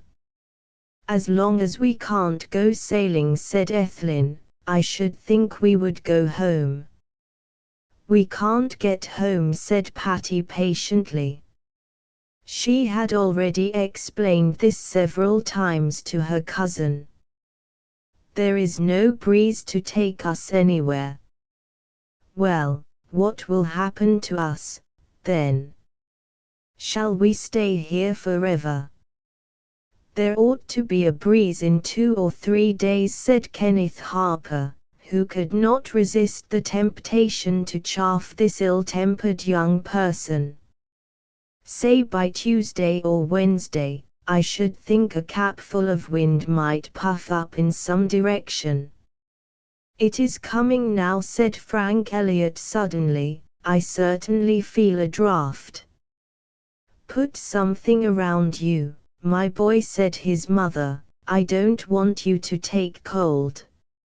"Let me get you a wrap," said Frank, smiling back at his mother, who was fanning herself with a folded newspaper. "The wind is coming," said Guy Morris, and his serious face was a sharp contrast to the merry ones about him, "and it's no joke this time.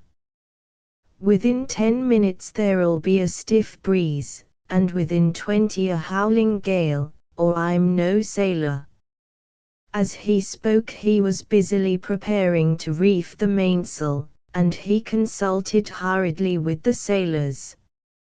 At first no one could believe Guy's prophecies would come true, but in a few moments the cool breeze was distinctly felt, the sun went under a cloud, and the boat began to move. It was a sudden squall, and the clouds thickened and massed themselves into great hills of blackness. The water turned dark and began to rise in little threatening billows. The wind grew stronger and stronger, and then without warning the rain came. Thunder and lightning added to the excitement of the occasion, and in less than 15 minutes the smooth sunny glare of water was at the mercy of a fearful storm. The occupants of the boat seemed to know exactly how to behave in these circumstances. Mrs. Elliot and the girls of the party went down into the little cabin, which held them all, but which was very crowded. Guy Morris took command, and the other boys, and men, too, for that matter, did exactly as he told them. Ethelyn began to cry. This was really not surprising, as the girl had never before had such an experience and was exceedingly nervous as well as very much frightened. Mrs. Elliot appreciated this, and putting her arm around the sobbing child, comforted her with great tact and patience. The storm passed as quickly as it came. There had been danger, both real and plentiful, but no bad results attended, except that everybody was more or less wet with the rain. The boys were more and the girls less, but to Ethelyn's surprise, they all seemed to view the whole performance quite as a matter of course, and accepted the situation with the same merry philosophy that they had shown in the morning. The thermometer had fallen many degrees, and the cold wind against damp clothing caused a most unpleasant sensation. "It's an ill wind that blows nobody good," said Guy. "This breeze will take us home, spinning." "I'm glad of it," said Ethelyn snappishly. "I've had quite enough of the sailing party." Frank confided to Patty afterward that he felt like responding that the sailing party had had quite enough of her, but instead he said politely, "Oh, don't be so easily discouraged. Better luck next time." To which Ethelyn replied, still crossly, "There'll be no next time for me." Chapter 19 More cousins. Patty was not sorry when her Elmbridge cousins concluded their visit, and the evening after their departure she sat on the veranda with her father, talking about them. "It's a pity," she said, "that Ethelyn is so ill-tempered, for she's so pretty and graceful, and she's really very bright and entertaining when she is pleased. But so much of the time she is displeased, and then there's no doing anything with her." "She's selfish," Patty said her father, "and selfishness is just about the worst fault in the catalogue. A selfish person cannot be happy. You probably learned something to that effect from your early copybooks, but it is none the less true." "I know it, Papa, and I do think that selfishness is the worst fault there is, and though I fight against it, do you know I sometimes think that living here alone with you, and having my own way in everything, is making me rather a selfish individual myself." "I don't think you need worry about that," said a hearty voice, and Kenneth Harper appeared at the veranda steps. "Pardon me, I wasn't eavesdropping, but I couldn't help overhearing your last remark, and I think it my duty to set your mind at rest on that score. Selfishness is not your besetting sin, Miss Patty Fairfield, and I can't allow you to libel yourself." "I quite agree with you," Ken said. "Mr. Fairfield. My small daughter may not be absolutely perfect, but selfishness is not one of her faults. At least, that's the conclusion I've come to, after observing her pretty carefully through her long and checkered career. Well, if I'm not selfish, I will certainly become vain if so many compliments are heaped upon me, said Patty, laughing, and I'm sure I value very highly the opinions of two such wise men. Oh, say a man and a boy, said young Harper modestly. All right, I will, said Patty, but I'm not sure which is which. Sometimes I think Papa more of a boy than you are, Ken. Now you've succeeded in complimenting us both at once, said Mr. Fairfield, which proves you clever as well as unselfish. Well, never mind me for the present, said Patty, I want to talk about some other people, and they are some more of my cousins. A commodity with which you seem to be well supplied, said Kenneth. Indeed I am. I have a large stock yet in reserve, and I think, Papa, that I'll ask Bob and Bumble to visit me for a few weeks. Do, said Mr. Fairfield, if you would enjoy having them, but not otherwise. You've just been through a siege of entertaining cousins, and I think you deserve a vacation. Oh, but these are so different, said Patty. Bob and Bumble are nothing like the St. Clairs. They enjoy everything, and they're always happy. I like their names, said Kenneth. Bumble isn't exactly romantic, but it sounds awfully jolly. She is jolly, said Patty, and so is Bob. They're twins, about 16, and they're just brimming over with fun and mischief. Bumble's real name is Helen, but I guess no one ever called her that. Helen seems to mean a fair, tall girl, slender and graceful, and rather willowy, and Bumble is just the opposite of that. She's round and solid, and always tumbling down, at least she used to be, but she may have outgrown that habit now. Anyway, she's a dear. And what is Bob like? Asked her father. I haven't seen him since he was a baby. Bob. Oh, he's just plain boy, awfully nice and obliging and good-hearted and unselfish, but I don't believe he'll ever be president. I think I shall like your two cousins, said Kenneth, with an air of conviction. When are they coming? I shall ask them right away, and I hope they'll soon come. How much longer shall you be in Vernondale? Oh, I think I'm a fixture for the summer. Aunt Lockie wants me to spend my whole vacation here, and I don't know of any good reason why I shouldn't. I'm very glad. It will be awfully nice to have you here when the twins are, and perhaps somebody else will be here, too. I'm going to ask Nan Allen. Who is she? Inquired Mr. Fairfield. Oh, Papa, don't you remember about her?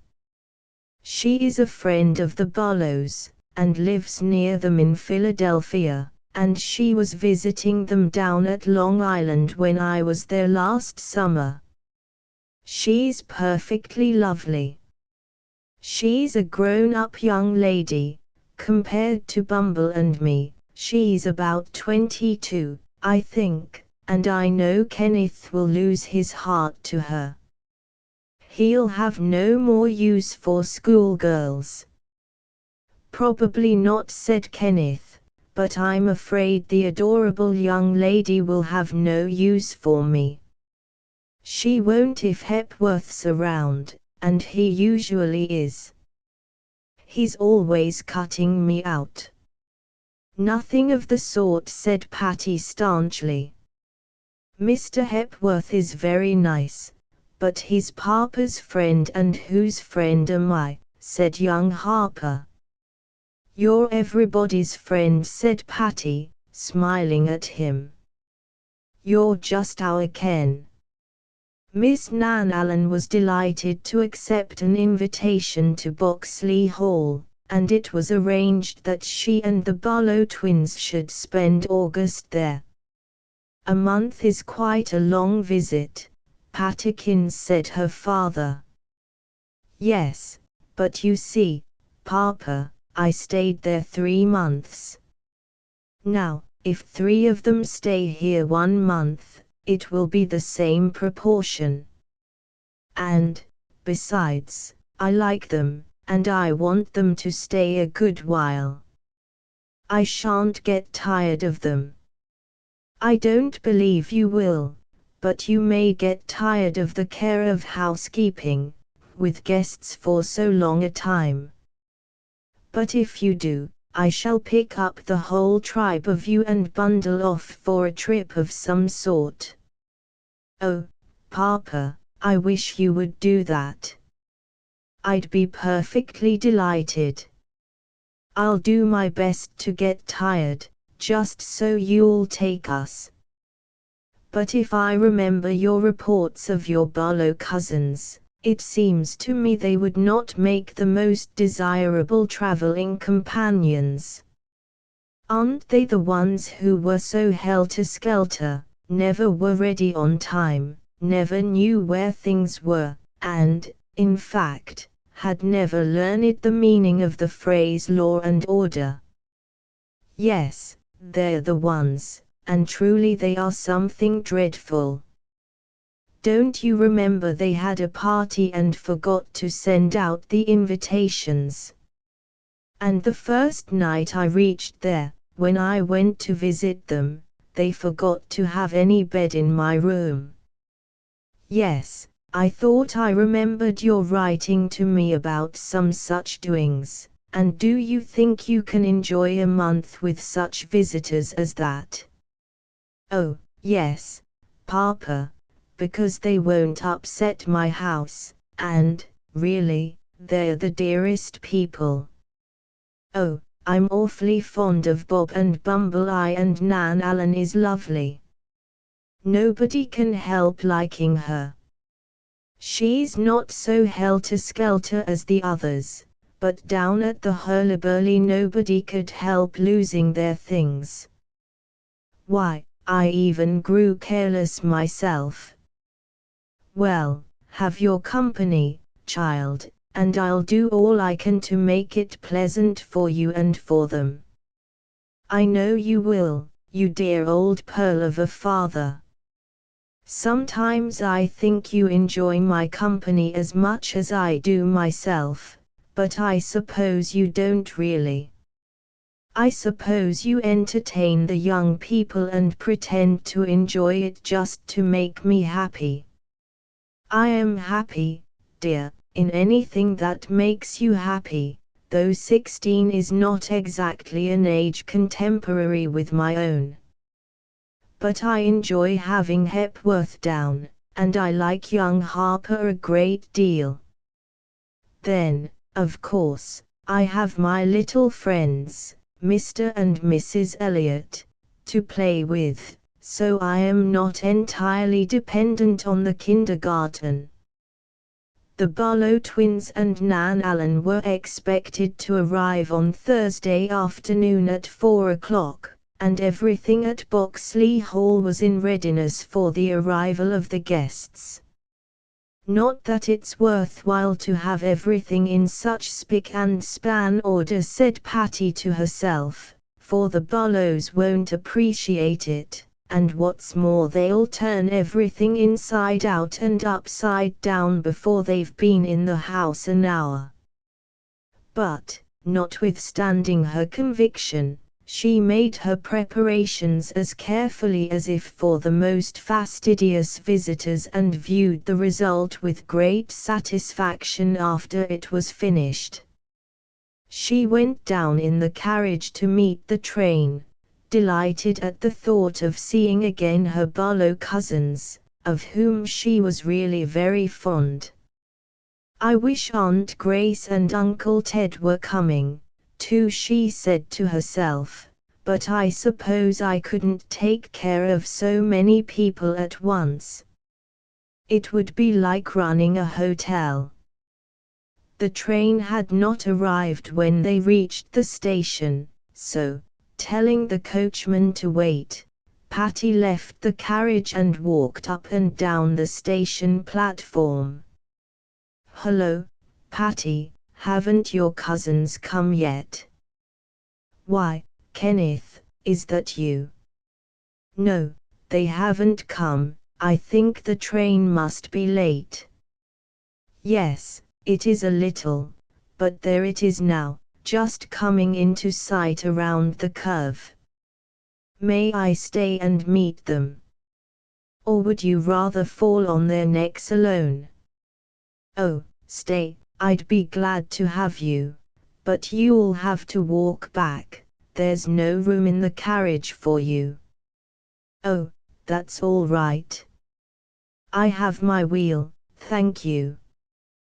The train stopped, and a number of passengers alighted. But as the train went on and the small crowd dispersed, Patty remarked in a most exasperated tone, "Well, they didn't come on that train. I just knew they wouldn't. They are the most aggravating people.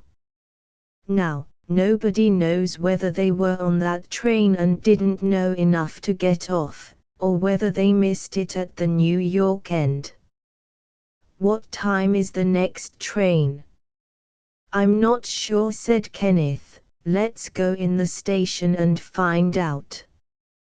The next train was due at 4:30, but the expected guests did not arrive on that either.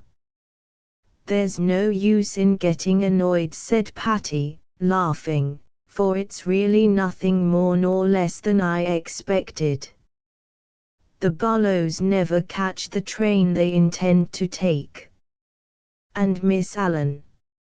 Is she the same kind of an old reliable?" "No, Nan is different, and I believe that, left to herself, she'd be on time, though probably not ahead of time.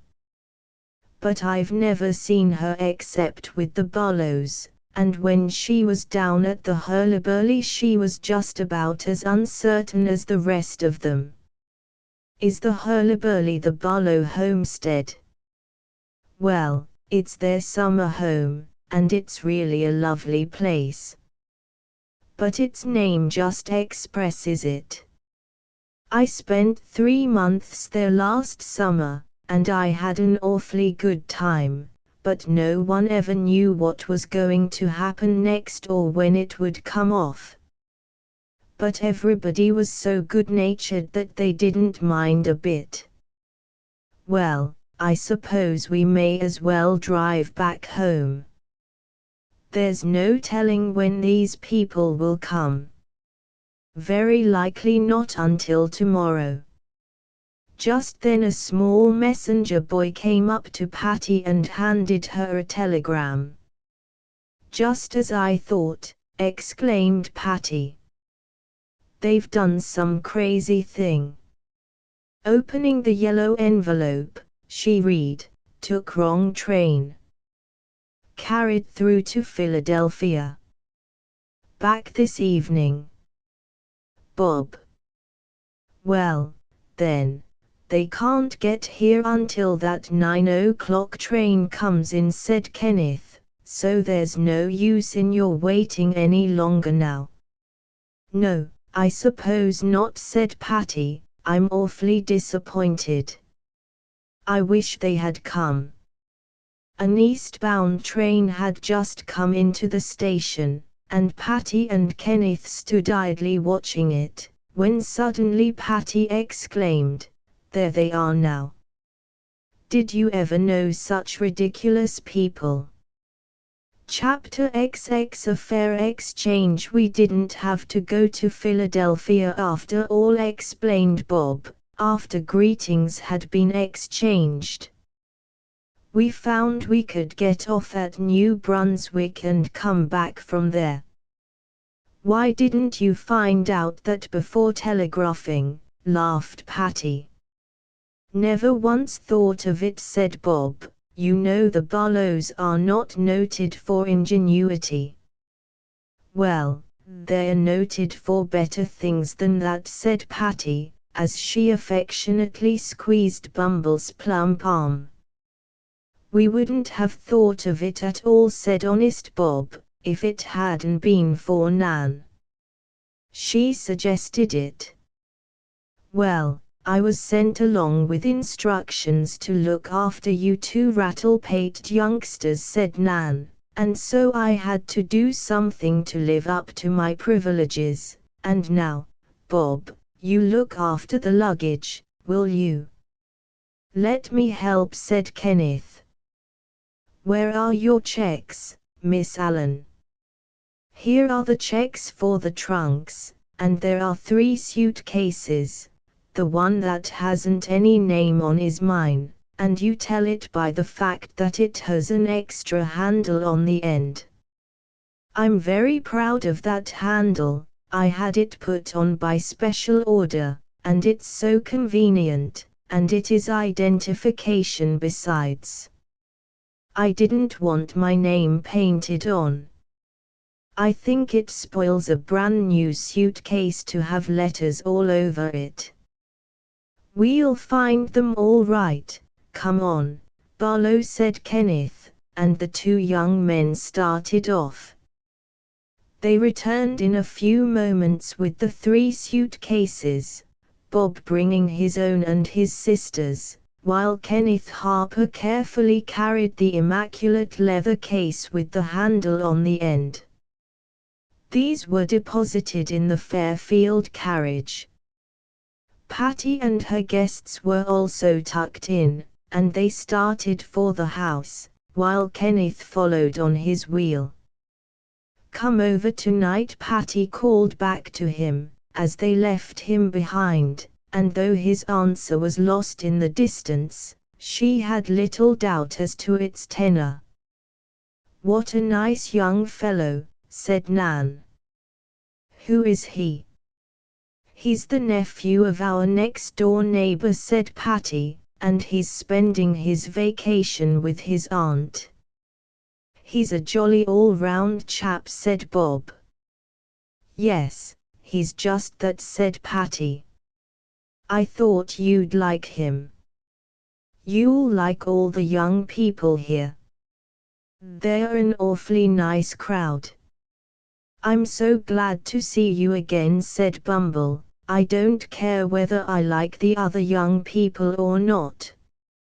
And I want to see Uncle Fred, too. I haven't seen him for years and years. Oh, he's one of the young people, said Patty, laughing. He goes most everywhere with us. I tell him he's more of a boy than Ken. As they drove up to the house, Bumble exclaimed with delight at the beautiful flowers and the well-kept appearance of the whole place. What a lovely home, she cried. I don't see how you ever put up with our tumble-down old place, Patty. Nonsense, said Patty. I had the time of my life down at the Hurlyburly last summer. Well, we're going to have the time of our life at Boxley Hall this summer, I feel sure of that, said Bob, as he sprang out of the carriage and then helped the others out. I hope you will, said Patty. You are very welcome to Boxley Hall, and I want you just to look upon it as your home and conduct yourselves accordingly. Nan can do that, said Bumble. But I'm afraid, if Bob and I did it, your beautiful home would soon lose its present spick and span effect. All right, let it loose, said Patty. We'll have a good time anyhow. And now, she went on, as she took the guests to their rooms, there'll be just about an hour before dinner time, but if you get ready before that, come down. You'll probably find me on the front veranda, if I'm not in the kitchen. Bob was the first one to reappear, and he found Patty and her father chatting on the front veranda. "How do you do, Uncle Fred?" he said. "You may know my name, but I doubt if you remember my features." "Hello, Bob, my boy," said Mr. Fairfield, cordially grasping the hand held out to him. "As I last saw you with features of infantile vacancy, I am glad to start fresh and make your acquaintance all over again." "Thank you, sir," said Bob, as he seated himself on the veranda railing. "I didn't know you as an infant, but I dare say you were a very attractive one." "I think I was," said Mr. Fairfield, "at least I remember hearing my mother say so, and surely she ought to know." Just then Bumble came out on the porch with her hair ribbon in her hand. "Please tie this for me, Patty," she said. "I cannot manage it myself, and get it on quick before Uncle Fred sees me." "But I am so glad to see you, my dear Bumble," said Mr. Fairfield, "that even that piece of pretty blue ribbon can't make me any gladder." Bumble smiled back at him in her winning way, and Patty tied her cousin's hair ribbon with a decided feeling of relief that in all other respects Bumble's costume was tidy and complete. "Where's Nan?" she inquired. "Isn't she ready yet?" "Why, it's the funniest thing," said Bumble. "I tapped at her door as I came by, but she told me to go on and not wait for her. She would come down in a few minutes." Just as Pansy appeared to announce dinner, Nan did come down, and Patty stared at her in amazement. Bob whistled, and Bumble exclaimed, "Well, for goodness gracious sakes! What are you up to now?" For Nan, instead of wearing the pretty gown which Bumble knew she had brought in her suitcase, was garbed in the complete costume of a trained nurse. A white pique skirt and linen shirt-waist of immaculate and starched whiteness, an apron with regulation shoulder straps, and a cap that betokened a graduate of St. Luke's Hospital, formed her surprising, but not at all unbecoming, outfit. Nan's roguish face looked very demure under the white cap, and she smiled pleasantly when Patty at last recovered her wits sufficiently to introduce her father. "Nan," she said, "if this is really you, let me present my father, and, Papa, this is supposed to be Miss Nan Allen, but I never saw her look like this before." "I am very glad to meet you, Miss Allen," said Mr. Fairfield, "and though we are all apparently very well at present, one can never tell how soon there may be need of your professional services." "I hope not very soon," said Nan, laughing, "for my professional knowledge is scarcely sufficient to enable me to adjust this costume properly." "It seems to be on all right," said Patty, looking at it critically, "but where in the world did you get it? And what have you got it on for?" "We're not going to a masquerade." "I put it on," said Nan, "because I couldn't help myself.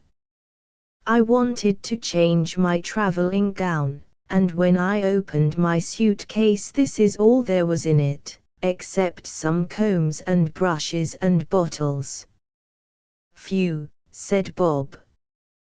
When I picked up that suitcase I wasn't quite sure I had the right one. You know, I went back for it after we left the train at New Brunswick, and you said it was the only one in the world with a handle on the end. I thought it was, said Nan, but it seems somebody else was clever enough to have an end handle too, and she was a trained nurse, apparently. Many of the new suitcases have handles on the end, said Mr. Fairfield, though not common as yet. I have seen a number of them. But just imagine how the nurse feels who is obliged to wear your dinner gown instead of her uniform. I hope she won't spoil it, exclaimed Bumble. It was that lovely light blue thing, one of the prettiest frocks you own. I can imagine her now, said Bob. She is probably bathing the brow of a sleepless patient, and the lace ruffles and turquoise bugles are helping along a lot. In fact, I think she's looking rather nice going around a sick room in that blue bombazine. It isn't bombazine, Bob, said his sister, it's beautiful, lovely light blue chiffon. Well, beautiful, lovely light blue chiffon, then, but anyway, I'm sure the nurse is glad of a chance to wear it instead of her own plain clothes. But her own plain clothes are not at all unpicturesque, and are very becoming to Miss Allen, said Mr. Fairfield. But haven't your trunks come? He added, as they all went out to dinner. No, said Bob. Mr. Harper and I investigated the baggage room, but they weren't there. Oh, call him Kenneth, said Patty. You boys are too young for such formality. I may be, said Bob, but he isn't. He's a college man. He's a college boy, said Patty. He's only 19, and you're 16 yourself. Going on 17, said Bob proudly, and so is Bumble. Twins often are the same age, observed Mr. Fairfield, and after a few years, Bob, you'll have to be careful how you announce your own age, because it will reveal your sister's. Pooh! I don't care, said Bumble. I'd just as lieve people would know how old I am. Nan is 22, and she doesn't care who knows it. You look about 50 in those ridiculous clothes, said Patty. Do I? Said Nan, quite unconcernedly. I don't mind that a bit, but I don't think I can keep them at this stage of whiteness for many days. Can anything be done to coax our trunks this way? We might do some telephoning after dinner, said Mr. Fairfield. What is the situation up to the present time? Why, you see, it was this way, said Bumble. When the carriage came to take us to the station, the trunks weren't quite ready, and Mama said for us to go on and she'd finish packing them and send them down in time to get that train or the next. And did they come for that train? No, they didn't, and so, of course, they must have been sent on the next one, but even so, they ought to be here now, because, you know, we went on through and came back. But how did you get your checks if your trunks weren't put on the train? Oh, the baggage man knows us, explained Bob, and he gave us our checks and kept the duplicates to put on our trunks when they came down to the station. He often does that. Yes, said Bumble, we've never had our trunks ready yet when the man came for them. Nan's was ready, put in Bob, who was a great stickler for justice, but, of course, hers couldn't go till ours did. "Oh, I guess they'll turn up all right." They did turn up all right 24 hours later, but the exchange of suitcases was not so easily effected. However, after more or less correspondence between Nan and the nurse who owned the uniform, the transfer was finally made, and Nan recovered her pretty blue gown, which certainly bore no evidence of having been worn in a sickroom. "But I bet she wore it, all the same," said Bob. "She probably neglected her patient and went to a party that night just because she had the frock." Chapter XXI. A good suggestion. August at Boxley Hall proved to be a month of fun and frolic. The Barlow cousins were much easier to entertain than the St. Clairs. In fact, they entertained themselves, and as for Nan Allen, she entertained everybody with whom she came in contact. Mr. Fairfield expressed himself as being delighted to have Patty under the influence of such a gracious and charming young woman, and Aunt Alice quite agreed with him. Marian adored Nan, and though she liked Bumble very much indeed, she took more real pleasure in the society of the older girl. But they were a congenial crowd of merry young people, and when Mr. Hepworth came down from the city, as he often did, and Kenneth Harper drifted in from next door, as he very often did, the house party at Boxley Hall waxed exceeding merry. And there was no lack of social entertainment. The Vernondale young people were quite ready to provide pleasures for Patty's guests, and the appreciation shown by Nan and the Barlows was a decided and very pleasant contrast to the attitude of Ethelyn and Reginald. Sailing parties occurred often, and these Nan enjoyed especially, for she was passionately fond of the water, and dearly loved sailing or rowing. The Tea Club girls all liked Nan, and though she was older than most of them, she enjoyed their meetings quite as much as Bumble, Marian, or Patty herself. Bob soon made friends with the Tea Club Annex, as the boys of Patty's set chose to call themselves. Though not a club of any sort, they were always invited when the tea club had anything special going on, and many times when it hadn't. One afternoon the tea club was holding its weekly meeting at Marian's. "Do you know," Elsie Morris was saying, "that the babies' hospital is in need of funds again? Those infants are perfect gourmandizers.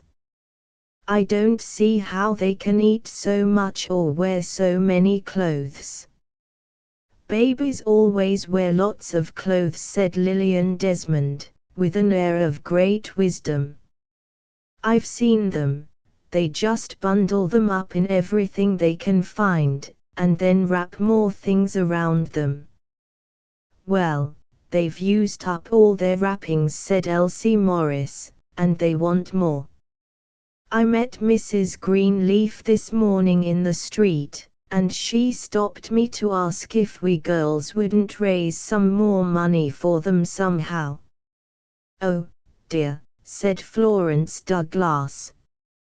"They just want us to work all the time for the old hospital. I'm tired of it." "Why, Florence," said Patty, "we haven't done a thing since we had that play last winter. I think it would be very nice to have some entertainment or something and make some money for them again. We could have some summery outdoorsy kind of a thing, like a lawn party, you know." "Yes," said Laura Russell, "and have it rain and spoil everything, and soak all the Chinese lanterns, and drench all the people's clothes, and everybody would run into the house and track mud all over. Oh, it would be lovely. What a cheerful view you do take of things, Laura, said Elsie Morris. Now, you know it's just as likely not to rain as to rain. More likely, said Nan. It doesn't rain twice as often as it rains. Now I believe it would be a beautiful bright day, or moonlight night, whichever you have the party, and nobody will get their clothes spoiled, and the lanterns will burn lovely, and you will have a big crowd, and it would be a howling success, and you'd make an awful lot of money. That picture sounds very attractive, said Polly Stevens, and I say let's do it.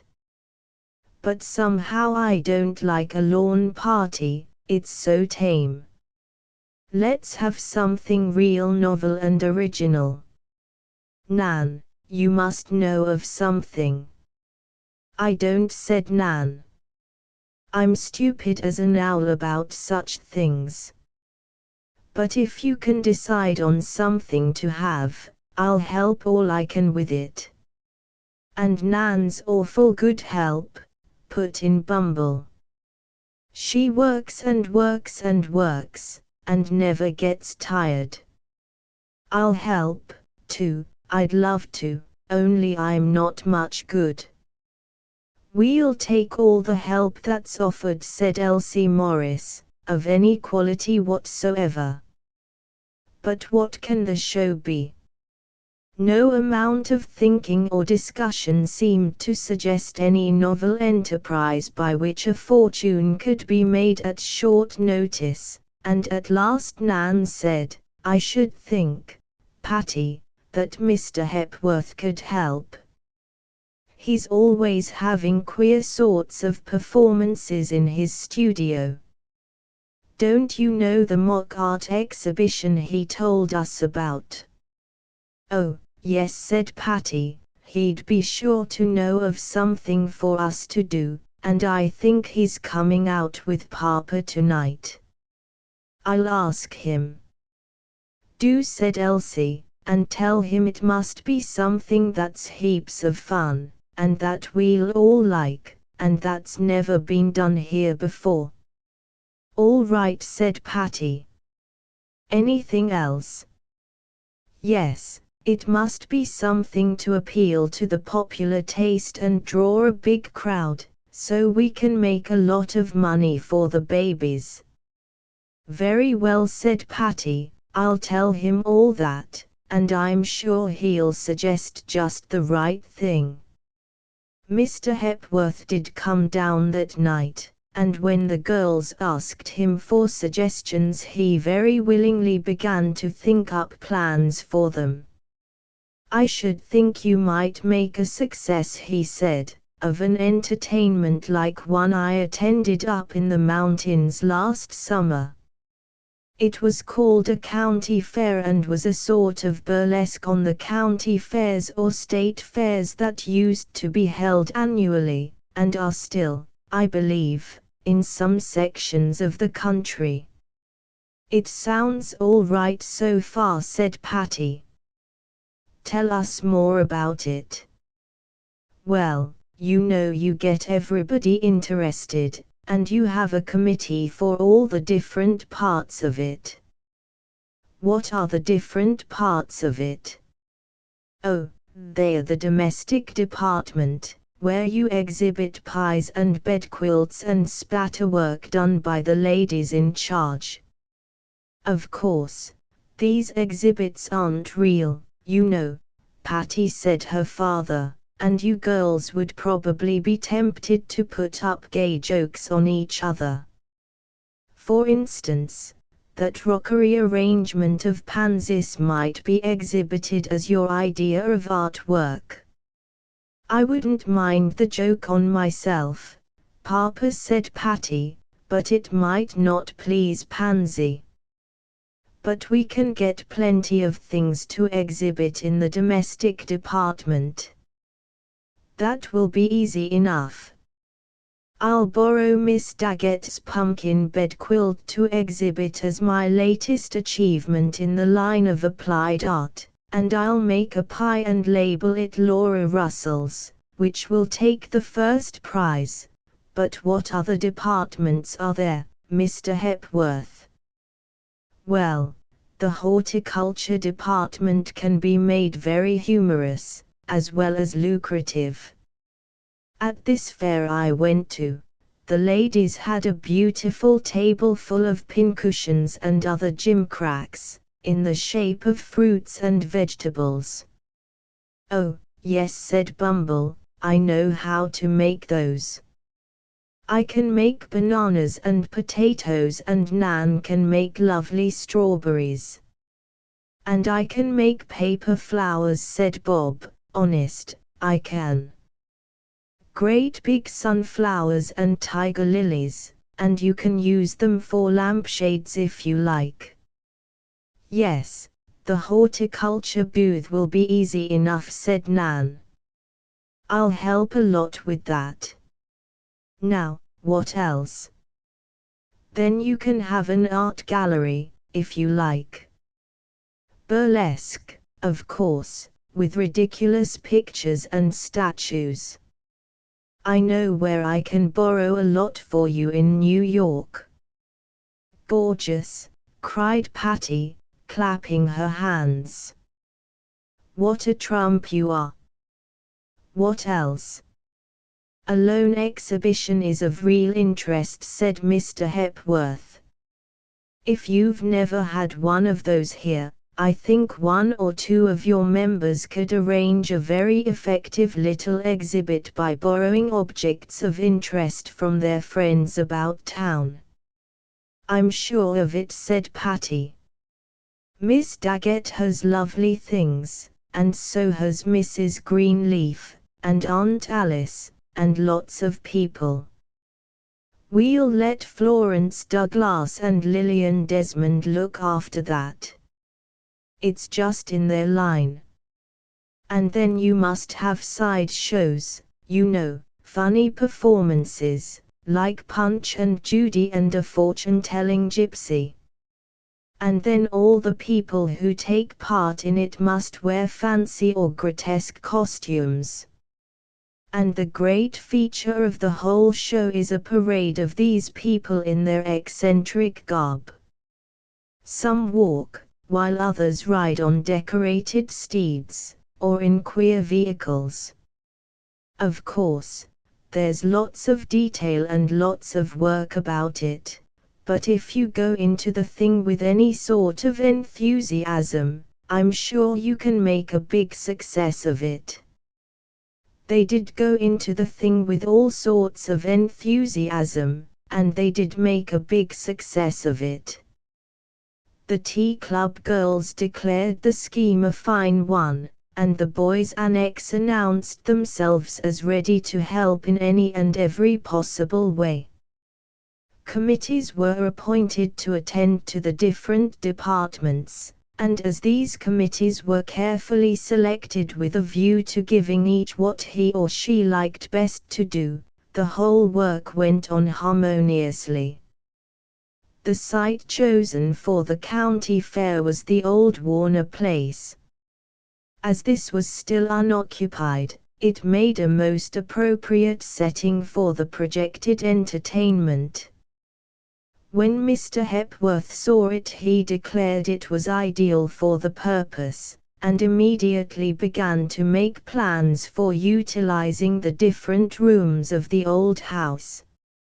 A loan exhibition was to be held in one, and, as Patty had foreseen, many old relics and heirlooms of great interest were borrowed from willing lenders around town. In another room was the domestic exhibition, and in another the horticultural show was held. One room was devoted to amusing the children, and contained a Punch and Judy show, fish pond, and various games. There was a candy kitchen, where white-capped cooks could make candy and sell it to immediate purchasers. It had been decided to hold the fair during the afternoon and evening of 2 consecutive days. As Nan had prophesied, these days showed weather beyond all criticism. Not too warm to be pleasant, but with bright sunshine and a gentle breeze. At 3 o'clock the grand parade began, and the spectators watched with glee the grotesque figures that passed them in line. Patty, whose special department was the candy kitchen, was dressed as the Queen of Hearts who made the renowned tarts.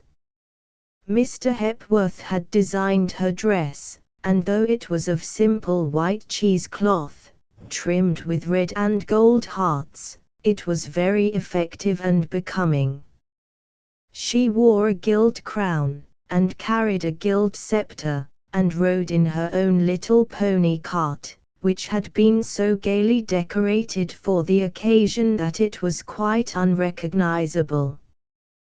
Kenneth Harper, as the Knave of Hearts, who wickedly stole the tarts, sat by her side and drove the little chariot. Nan was dressed as a gypsy. She had a marvelous tent in which to tell fortunes, and in the parade she rode on a much bedecked donkey. Marian was a dame of olden time, and Bumble was a Japanese lady of high degree. There were quaint and curious costumes of all sorts, each of which provoked much mirth or admiration from the enthusiastic audience. After the parade, the fair was announced open, and the patrons were requested to spend their money freely for the benefit of the hospital. So well did they respond that, as a result of their efforts, the Tea Club girls were able to present Mrs. Greenleaf with the sum of $500 toward her good work. Chapter XXII. At the seashore toward the end of August, the Barlows' visit drew toward its close. Although Patty was sorry to have her cousins go, yet she looked forward with a certain sense of relief to being once more alone with her father.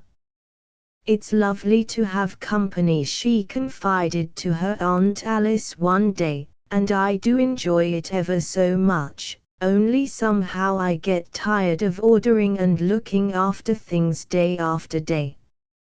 "All housekeepers have that experience, Patty, dear," said Aunt Alice, "but they are usually older than you before they begin. It is a great deal of care for a girl of 16, and though you get along beautifully, I'm sure it has been rather a hard summer for you." So impressed was Mrs. Elliot with these facts that she talked to Mr. Fairfield about the matter, and advised him to take Patty away somewhere for a little rest and change before beginning her school year again. Mr. Fairfield agreed heartily to this plan, expressed himself as willing to take Patty anywhere, and suggested that some of the Elliots go, too. When Patty's opinion was asked, she said she would be delighted to go away for a vacation, and that she had the place all picked out. "Well, you are an expeditious young woman," said her father. "And where is it that you want to go?" "Why, you see, Papa, the 1st of September, when Bob and Bumble go home from here, Nan isn't going back with them, she's going down to Spring Lake.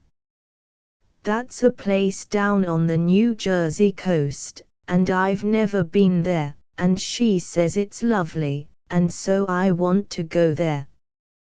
"Well, I don't see any reason why you shouldn't," said Mr. Fairfield. "It would suit me well enough. If Nan is willing, we should follow in her footsteps." "I'm delighted to have you," said Nan, who was in a hammock at the other end of the veranda when this conclave was taking place. "I wish we could go with the crowd," said Bob, who was perched on the veranda railing. "I wish so, too," said Bumble, "but wishing doesn't do any good. After that letter Father wrote yesterday, I think the best thing for us to do is to scurry home as fast as we can." So the plans were made according to Patty's wish, and a few days after the Barlow twins returned to their home, a merry party left Vernondale for Spring Lake.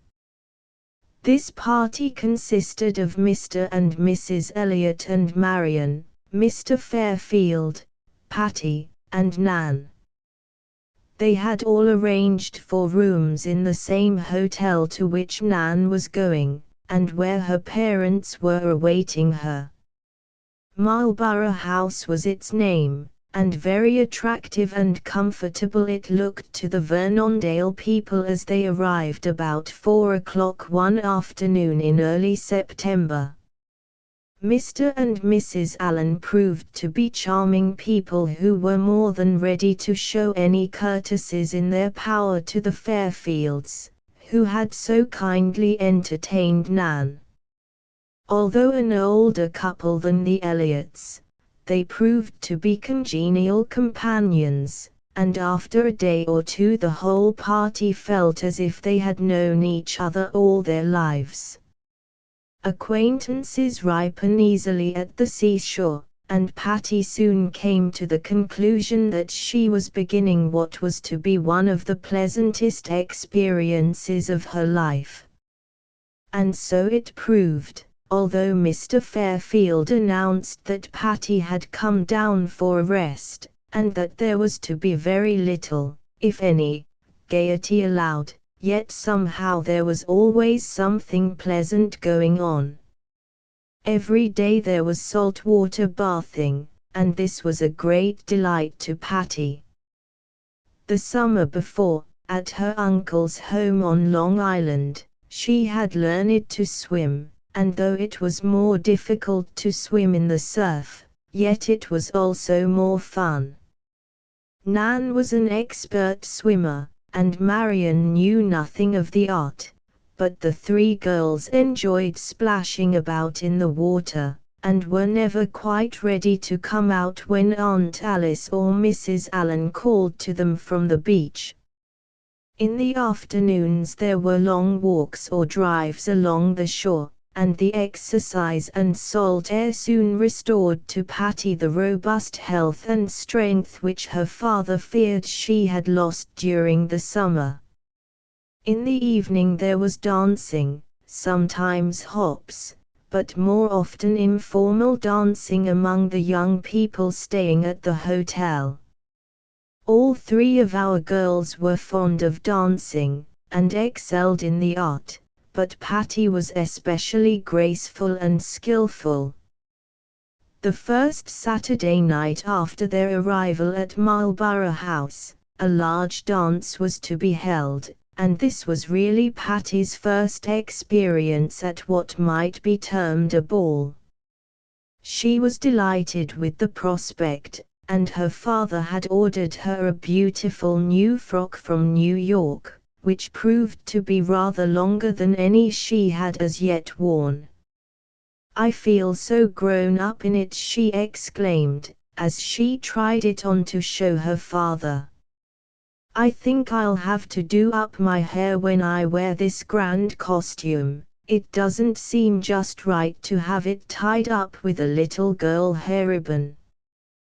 "Patty, my child, I do believe you're growing up," said her father. "I do believe I am, Papa. I'm almost 17, and I'm taller than Aunt Alice now, and a lot taller than Marion." "It isn't only your height, child, you always were a big girl. But you seem to be growing up in other ways, and I don't believe I like it. I was glad when you were no longer a child, but I like to have you a little girl, and I don't believe I'll care for you a bit when you're a young woman. Now, isn't that too bad, said Patty, pinching her father's cheek. I suppose I'll have to suit myself with another father. I'm sure I couldn't live with anybody who didn't like me a bit. Well, perhaps Uncle Charlie will adopt me, he seems to like me at any age. Oh, I'll try and put up with you, said her father, kissing her. And meantime, what's this talk about piling up your hair on top of your head? Is it really absolutely necessary to do so, if you wear this frippery confection of dry goods? Oh, not necessary, perhaps, but I think it would look better. At any rate, I'll just try it. Well, you don't seem to be standing with very reluctant feet, said her father. I believe you're rather anxious to grow up, after all, but run along, chicken, and dress your hair any way you please. I want you to have a good time at your first ball. As Frank Elliott and Kenneth Harper and Mr. Hepworth came down to Spring Lake to stay over Sunday, the party of friends at Marlborough House was considerably augmented. When the young men arrived, the girls were lazily basking on the sand, and Nan was pretending to read a book to the other two.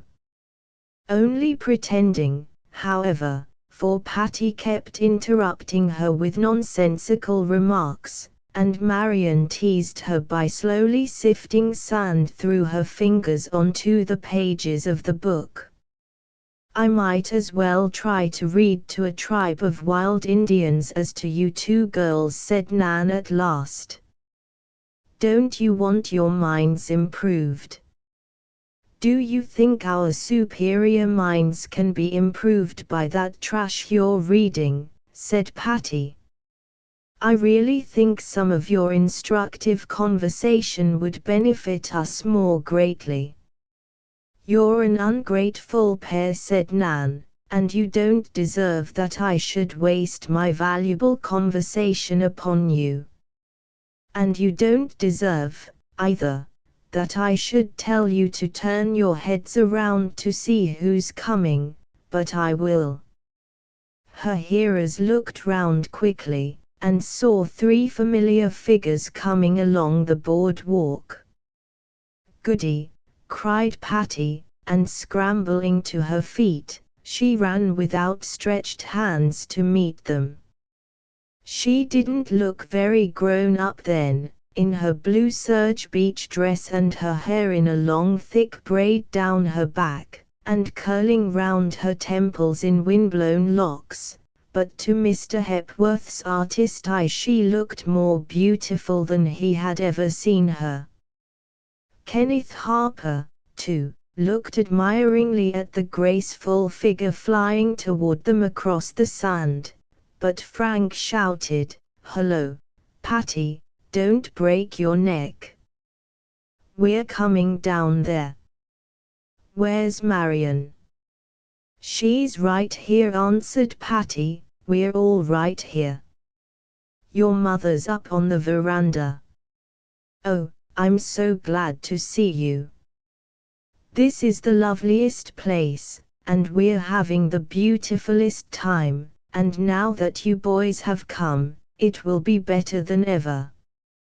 And there's going to be a hop tonight. Isn't that gay?" "Oh, how do you do, Mr. Hepworth?" Though Patty's manner took on a shade more of dignity in addressing the older man, it lost nothing in cordiality, and he responded with words of glad greeting. Hearing the laughter and excitement, Aunt Alice and Mrs. Allen came down from the veranda to sit on the sand by the young people. Soon Mr. Fairfield and Mr. Allen and Mr. Elliot, returning from a stroll, joined the party. The newcomers produced divers and sundry parcels, which they turned over to the ladies, and which proved to contain various new books and magazines and delicious candies and fruits. "It's just like Christmas," exclaimed Patty. "I do love to have things brought to me." "You're certainly in your element now," then said Mr. Fairfield, looking at his daughter, who sat with a fig in one hand and a chocolate in the other, trying to open a book with her elbows. "I certainly am," she responded. "The only flaw is that I suppose it's about time to go in to dinner. I wish we could all sit here on the sand forever." "You'd change your mind when you reached my age," said Mrs. Allen. "I'm quite ready to go in now and find a more comfortable chair." Later that evening Patty, completely arrayed for the dance, came to her father for inspection. "You look very sweet, my child," he said after gazing at her long and earnestly, "and with your hair dressed that way you look very much like your mother." "I'm sorry you're growing up, my baby, I certainly am, but I suppose it can't be helped unless the world stops turning around. And if it's any satisfaction to you, I'd like to have you know that your father thinks you the prettiest and sweetest girl in all the country round. And aren't you going to tell me that if I only behave as well as I look, I'll do very nicely? You seem to know that already, so I hardly think it's necessary." "Well, I'll tell it to you, then, for you do look so beautiful in evening clothes that I don't believe you can behave as well as you look." "Nobody could." "I see your growing up has taught you flattery," said her father, "a habit you must try to overcome." But Patty was already dancing down the long hall to Aunt Alice's room, and a few moments later they all went down to the parlors. When Kenneth first saw Patty that evening, he stood looking at her with a funny, stupefied expression on his face. "What's the matter?" said Patty, laughing. "Just because I'm wearing a few extra hairpins you needn't look as if you'd lost your last friend. I feel as if I ought to call you Miss Fairfield." "Well, call me that if you like, I don't mind. Call me Miss Smith or Miss Brown, if you want to, I don't care what you call me, if you'll only ask me to dance." "Come on," then said Kenneth, and in a moment they were whirling in the waltz, and the boy's momentary embarrassment was entirely forgotten. Chapter 23 Ambitions There, said Kenneth, after the dance was over, "you look more like your old self now." "I haven't lost any hairpins, have I?" said Patty, putting up her hands to her fluffy top knot. "No, but you've lost that absurd dressed-up look. I'm getting used to my new frock." "Don't you like it?" "Yes, of course I do. I like everything you wear, because I like you. In fact, I think I like you better than any girl I ever saw." Kenneth said this in such a frank, boyish way that he seemed to be announcing a mere casual preference for some matter-of-fact thing. At least it seemed so to Patty, and she answered carelessly, "You think you do?" "I'd like you to be sure of it, sir." "I am sure of it," said Ken, and then, a little more diffidently, "Do you like me best?" "Why, yes, of course I do," said Patty, smiling. "That is, after Papa and Aunt Alice and Marion and Uncle Charlie and Frank and Mankey and Pansy, and Mr. Hepworth. Patty might not have added the last name if she had not just then seen that gentleman coming toward her. He looked at Patty with an especial kindliness in his eyes, and said gently, "Miss Fairfield, may I see your card?" Patty flushed a little and her eyes fell. "Please don't talk like that," she said. "I'm not grown up, if I am dressed up. I'm only Patty, and if you call me anything else I'll run away." "Don't run away," said Mr. Hepworth, still looking at her with that grave kindliness that seemed to have about it a touch of sadness. "I will call you Patty as long as you will stay with me." Then Patty smiled again, quite her own merry little self, and gave him her card, saying, "Put your name down a lot of times, please. You are a beautiful dancer, and I like best to dance with the people I know best." "I wish I had a rubber stamp," said Mr. Hepworth. "It's very fatiguing to write one's name on every line." "Oh, good gracious," cried Patty, "don't take them all. I want to save a lot for Frank and Ken, and your father," said Mr. Hepworth. "Papa? He doesn't dance, at least, I never saw him. But he did dance that last waltz, with Miss Allen." "With Nan? Well, then, I rather think he can dance with his own daughter. Don't take any more, I want all the rest for him, and please take me to him. Here he comes now. Mr. Fairfield, your daughter wishes a word with you." "Papa Fairfield," exclaimed Patty, "you never told me you could dance. You never asked me, you took it for granted that I was too old to frisk around the ballroom." "And aren't you?" asked Patty teasingly. "Try me and see," said her father, as he took her card. The trial proved very satisfactory, and Patty declared that she must have inherited her own taste for dancing from her father. The evening passed all too swiftly.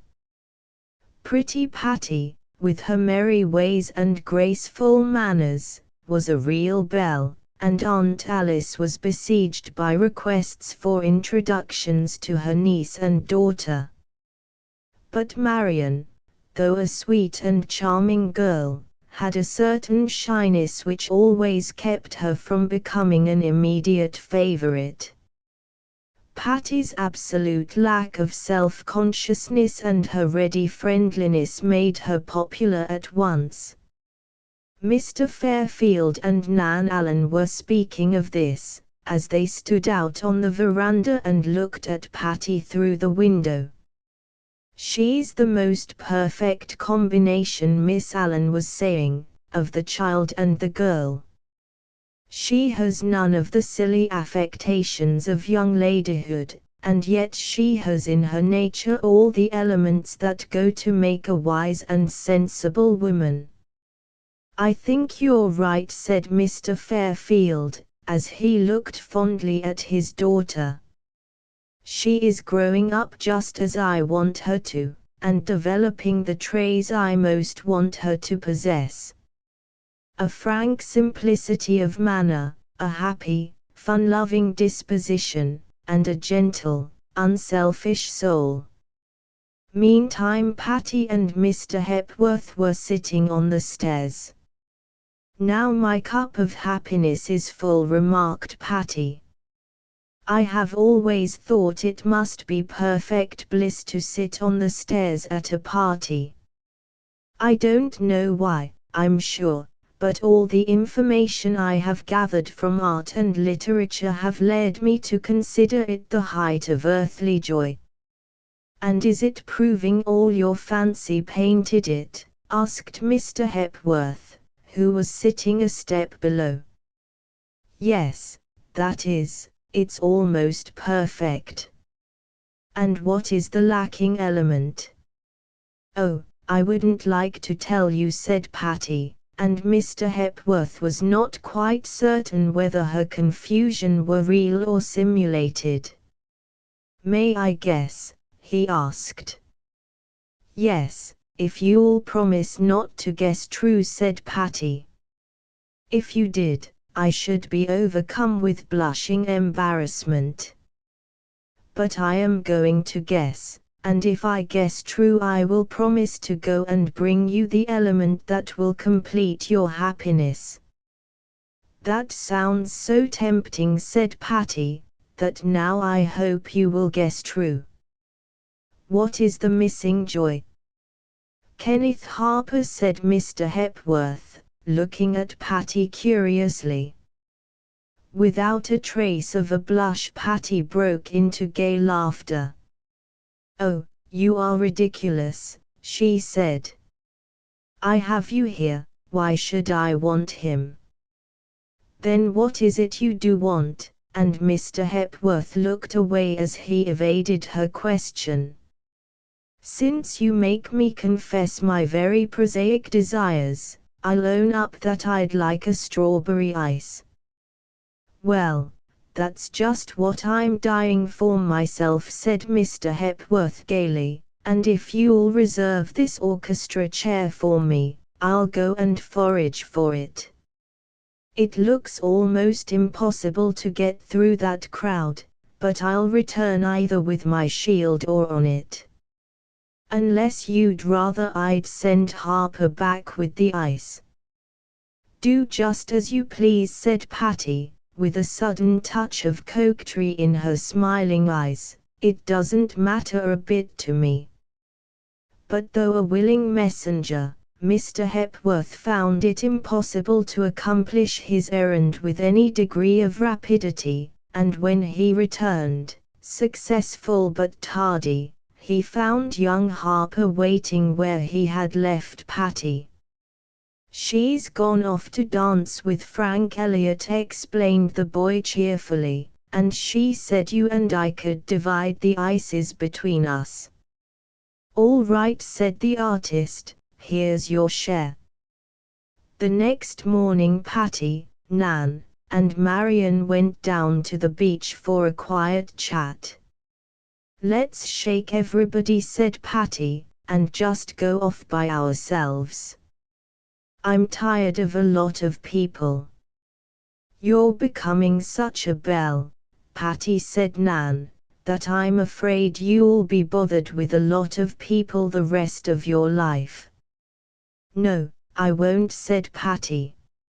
Lots of people are all very well when you want them, but I'm going to cultivate a talent for getting rid of them when you don't want them. Can you cultivate a talent, if you have only a taste to start with? Said Marion, with more seriousness than Patty's careless remark seemed to call for. If you have the least little scrap of a mustard seed of taste, and plenty of willpower, you can cultivate all the talents you want, said Patty, with the air of an oracle. Why, what do you want to do now, Marion? Marion's ambitions were a good deal of a joke in the Elliott family. At one time she had determined to become a musician, and had spent, unsuccessfully, many hours and much money in her endeavors, but at last she was obliged to admit that her talents did not lie in that direction. Later on she had tried painting, and notwithstanding discouraging results, she had felt sure of her artistic ability for a long time, until at last she had proved to her own satisfaction that she was not meant to make pictures, and now, When she asked the above question in a serious tone, Patty felt sure that some new scheme was fermenting in her cousin's brain. "What's up, Marion?" she said. "Out with it, and we'll promise to help you, if it's only by wise discouragement." "I think," said Marion, unmoved by her cousin's attitude, "I think I should like to be an author." "Do," said Patty, "that's the best line you've struck yet, because it's the cheapest." You see, Nan, when Marion goes in for painting and sculpture and music, her whims cost Uncle Charlie fabulous sums of money. But this new scheme is great. The outlay for a fountain pen and a few sheets of stamps can't be so very much, and the scheme will keep you out of other mischief all winter. "It does sound attractive," said Nan. "Tell us more about it. Are you going to write books or stories?" "Books," said Marion calmly. "Lovely," cried Patty. "Do two at once, won't you? So you can dedicate one to Nan and one to me at the same time." "I won't share my dedication with anybody." "You can laugh all you like," said Marion. "I don't mind a speck, for I'm sure I can do it. I've been talking to Miss Fisher. She's written lots of books, you know, and stories, too, and she says it's awfully easy if you have a taste for it." "Of course it is," said Patty. "That's just what I told you. If you have a taste, good taste, you know, and plenty of willpower and stamps, you can write anything you want to, and I believe you'll do it. Go in and win, Marion. You can put me in your book, if you want to." "Willpower isn't everything," Patty said. Nan, whose face had assumed a curious and somewhat wistful look, "at least, it may be in literature, but it won't do all I want it to." "What do you want, girlie?" said Patty. "I never knew you had an ungratified ambition gnawing at your heartstrings." "Well, I have. I want to be a singer." "You do sing beautifully," said Marion. "I've heard you." "Yes, but I mean a great singer." "On the stage?" inquired Patty. "Yes, or in concerts, I don't care where, but I mean to sing wonderfully, to sing as I feel I could sing, if I had the opportunity." "You mean a musical education and foreign study and all those things," said Patty. "Yes," said Nan. "But after all that you might fail," said Marion, remembering her own experiences. "Yes, I might, and probably I should. It's only a dream, you know, but we were talking about ambitions, and that's mine." "And can't you accomplish it?" "I don't see how I can. My parents are very much opposed to it. They hate anything like a public career, and they think I sing quite well enough now without further instructions." "I think so, too," said Patty. "I'd rather hear you sing those quaint little songs of yours than to hear the most elaborate trills and frills that any prima donna ever accomplished." "Your opinion is worth a great deal to me, Patty, as a friend, but technically, I can't value it so highly." "Of course, I don't know much about music," said Patty, quite unabashed, "but Papa thinks so too. He said your voice is the sweetest voice he ever heard." "Did he?" said Nan. "What is your ambition, Patty?" said Marion, after a moment's pause. Nan and I have expressed ourselves so frankly you might tell us yours. My ambition, said Patty. Why, I never thought of it before, but I don't believe I have any. I feel rather ashamed, for I suppose every properly equipped young woman ought to have at least one ambition, and I don't seem to have a shadow of one. Really great ones, I mean. Of course, I can sing a little, not much, but it seems to be enough for me. And I can play a little on the piano and on the banjo, and I suppose it's shocking, but really I don't care to play any better than I do. I can't paint, and I can't write stories, but I don't want to do either. You can keep house, said Marion. Patty's eyes lighted up.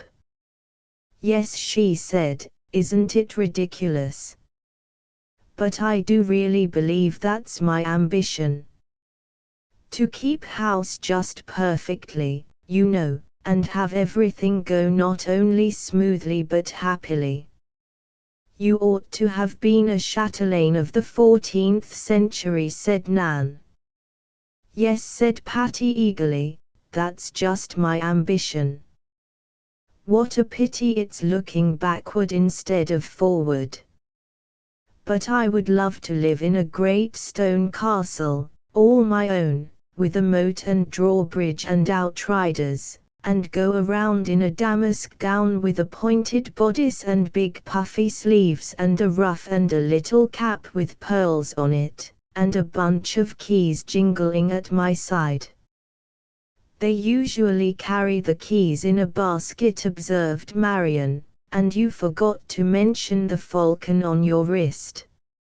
So I did, said Patty, but I think the falcon would be a regular nuisance while I was housekeeping, so I'd put him in the basket, and set it up on the mantelpiece, and keep my keys jingling from my belt. Well, it seems, said Nan, that Patty has more hopes of realizing her ambition than either of us. Speak for yourself, said Marion. I think I have, said Patty.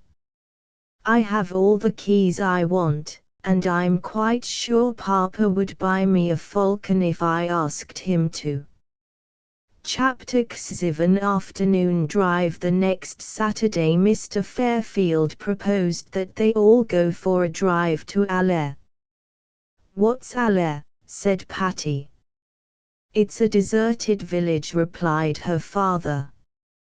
The houses are empty, the old mill is silent, the streets are overgrown, in fact, it's nothing but a picturesque ruin of a once busy hamlet. They say it's a lovely drive, said Nan. I've always wanted to go there. The boys will be down by noon, said Mr. Elliot, and we can get off soon after luncheon. Do you suppose, Fred, we can get conveyances enough for our large and flourishing family? We can try, said Mr. Fairfield. I'll go over to the stables now and see what I can secure. On his return he found that Hepworth, Kenneth, and Frank had arrived. Well, Saturday's children, he said, I'm glad to see you. I always know it's the last day of the week when this illustrious trio bursts upon my vision. We're awfully glad to burst, said Frank, and we hope your vision can stand it. Oh, yes, said Mr. Fairfield, the sight of you is good for the eyes. And now I'll tell you the plans for the afternoon. What luck did you have with the carriages, Papa? Asked impatient Patty. That's what I'm about to tell you, my child, if you'll give me half a chance. I secured 4 safe, and more or less commodious, vehicles. 4, exclaimed Marion. We'll be a regular parade. Shall we have a band? Asked Nan. Of course, said Kenneth, and a fife and drum corps besides. You won't need that, said Patty, for there'll be no girl I left behind me. We're all going. Of course we're all going, said Mr. Fairfield, and as we shall have 1 extra seat, you can invite some girl who otherwise would be left behind. If Frank doesn't mind, said Patty, with a mischievous glance at her cousin, I'd like to ask Miss Kitty Nelson. They all laughed, for Frank's admiration for the charming Kitty was an open secret. Frank blushed a little, but he held his own and said, Are they all double carriages, Uncle Fred? No, my boy, there are 2 traps and 2 Victorias. All right, then, I'll take one of the traps and drive Miss Nelson. Bravo, boy. If you don't see what you want, ask for it. Miss Allen, will you trust yourself to me in the other trap? With great pleasure, Mr. Fairfield, replied Nan, and please appreciate my amiability, for I think they are most jolty and uncomfortable things to ride in. I speak for a seat in one of the Victorias, said Aunt Alice, and I think it wise to get my claim in quickly, as the bids are being made so rapidly. I don't care how I go, said Patty, or what I go in. I'm so amiable, a child can play with me today. I'll go in a wheelbarrow, if necessary. I had hoped to drive you over myself, said Mr. Hepworth, who sat next to her, speaking in a low tone, but I'll push you in a wheelbarrow, if you prefer. You go with me, Patty, in one of the traps, won't you? Said Kenneth, who sat on the veranda railing at her other side. Patty's face took on a comical smile of amusement at these 2 requests, but she answered both at once by merrily saying, Then it all adjusts itself. Mr. and Mrs. Allen and Mr. and Mrs. Elliot shall have the most comfortable carriage, and Marion and Mr. Hepworth and Ken and I will go in the other. That seemed to be the best possible arrangement, and about 3 o'clock the procession started. Patty and Marion took the back seat of the open carriage. Mr. Hepworth and Kenneth Harper sat facing them. As Marion had already become very much interested in her new fad of authorship, and as under Miss Fisher's tuition she was rapidly developing into a real little blue stocking, it is not strange that the conversation turned in that direction. I looked in all the bookshops in the city for your latest works, Miss Marion, said Mr. Hepworth, but they must have been all sold out, for I couldn't find any. Too bad, said Marion. I'm afraid you'll have to wait until a new edition is printed. You're not to tease Marion, said Patty reprovingly. She's been as patient as an angel under a perfect storm of chaff, and I'm not going to allow any more of it. I don't mind, said Marion. I think, if one is really in earnest, one oughtn't to be annoyed by good-natured fun. Quite right, said Kenneth, and ambition, if it's worth anything, ought to rise above comment of any sort. It ought to be strengthened by comment of any sort, said Mr. Hepworth. Of any sort? Asked Marion thoughtfully. Yes, for comment always implies recognition, and that in itself means progress. "Have you an ambition, Mr. Hepworth?" said Patty suddenly. "But you have already achieved yours. You are a successful artist." "A man may have more than one ambition," said Mr. Hepworth slowly, "and I have not achieved my dearest one." "I suppose you want to paint even better than you do," said Patty. "Yes," said the artist, smiling a little, "I hope I shall always want to paint better than I do." "What's your ambition, Harper?" "To build bridges," said Kenneth. "I'm going to be a civil engineer, but my ambition is to be a bridge builder. And I'll get there yet," he added, with a determined nod of his head. "I think you will," said Mr. Hepworth, "and I'm sure I hope so." Then the talk turned to lighter themes than ambition, and merry laughter and jest filled up the miles to Allaire. All were delighted with the place.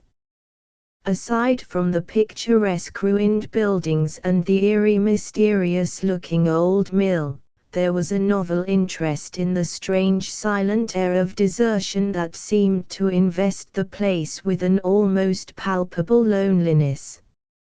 "I don't like it," said Patty.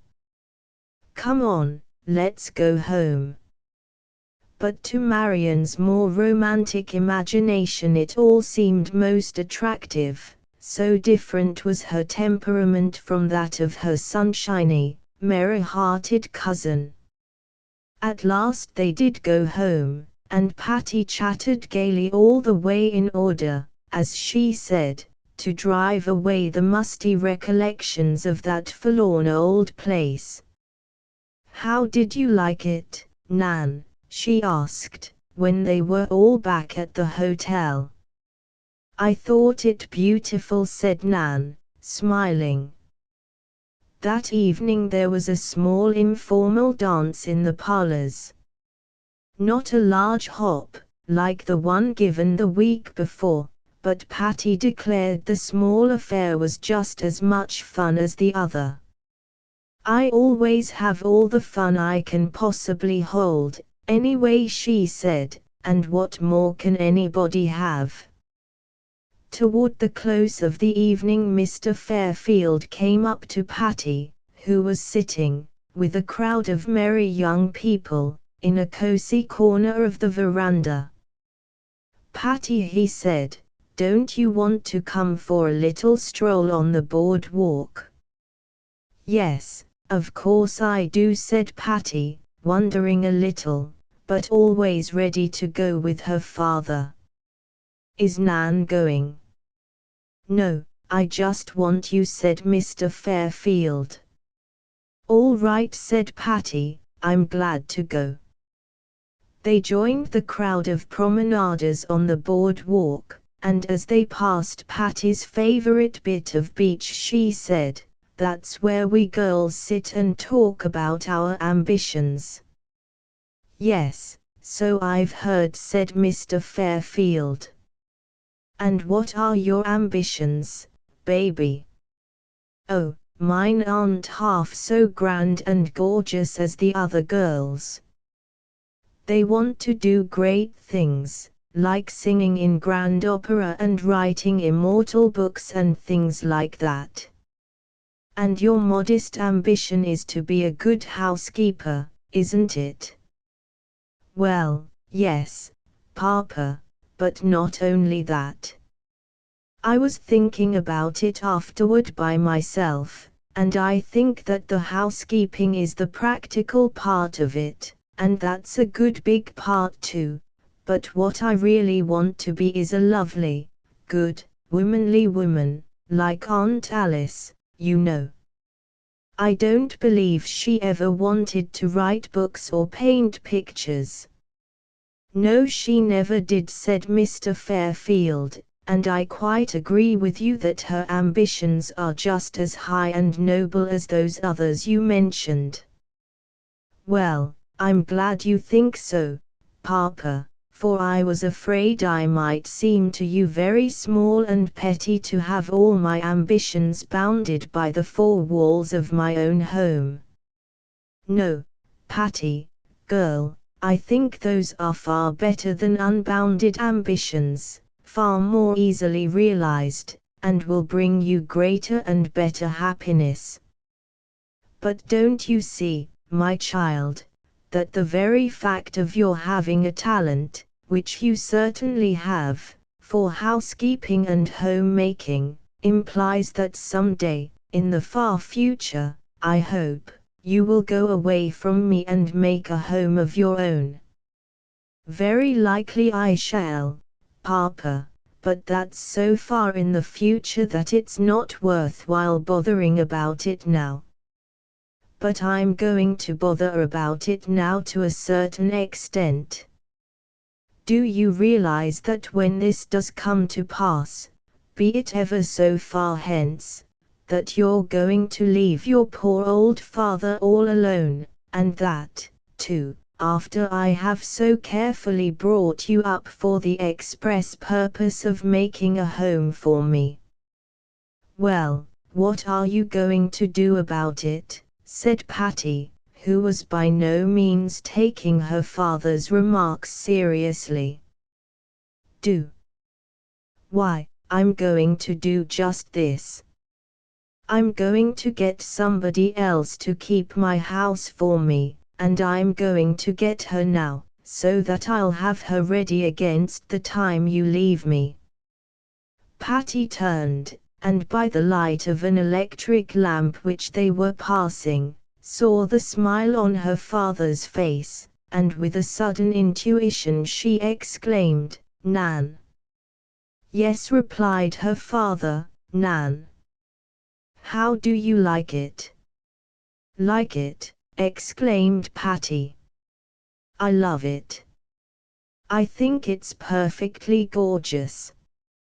I'm just as delighted as I can be." "How does Nan like it?"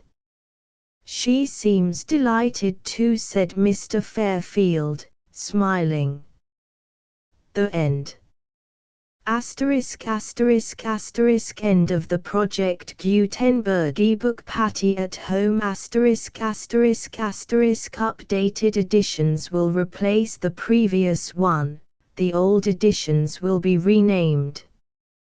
Creating the works from print editions not protected by U.S. copyright law means that no one owns a United States copyright in these works, so the Foundation, and you, can copy and distribute it in the United States without permission and without paying copyright royalties. Special rules, set forth in the general terms of use part of this license, apply to copying and distributing Project Gutenberg trademark symbol electronic works to protect the Project Gutenberg trademark symbol concept and trademark. Project Gutenberg is a registered trademark, and may not be used if you charge for an ebook, except by following the terms of the trademark license, including paying royalties for use of the Project Gutenberg trademark. If you do not charge anything for copies of this ebook, complying with the trademark license is very easy. You may use this ebook for nearly any purpose such as creation of derivative works, reports, performances and research.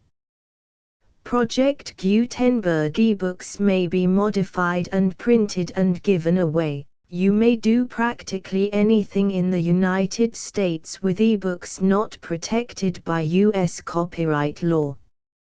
Redistribution is subject to the trademark license, especially commercial redistribution. Start, Full license. The full Project Gutenberg license. Please read this before you distribute or use this work to protect the Project Gutenberg trademark symbol mission of promoting the free distribution of electronic works. By using or distributing this work, or any other work associated in any way with the phrase Project Gutenberg, you agree to comply with all the terms of the full Project Gutenberg trademark symbol license available with this file or online at www.gutenberg.org/license. Section 1.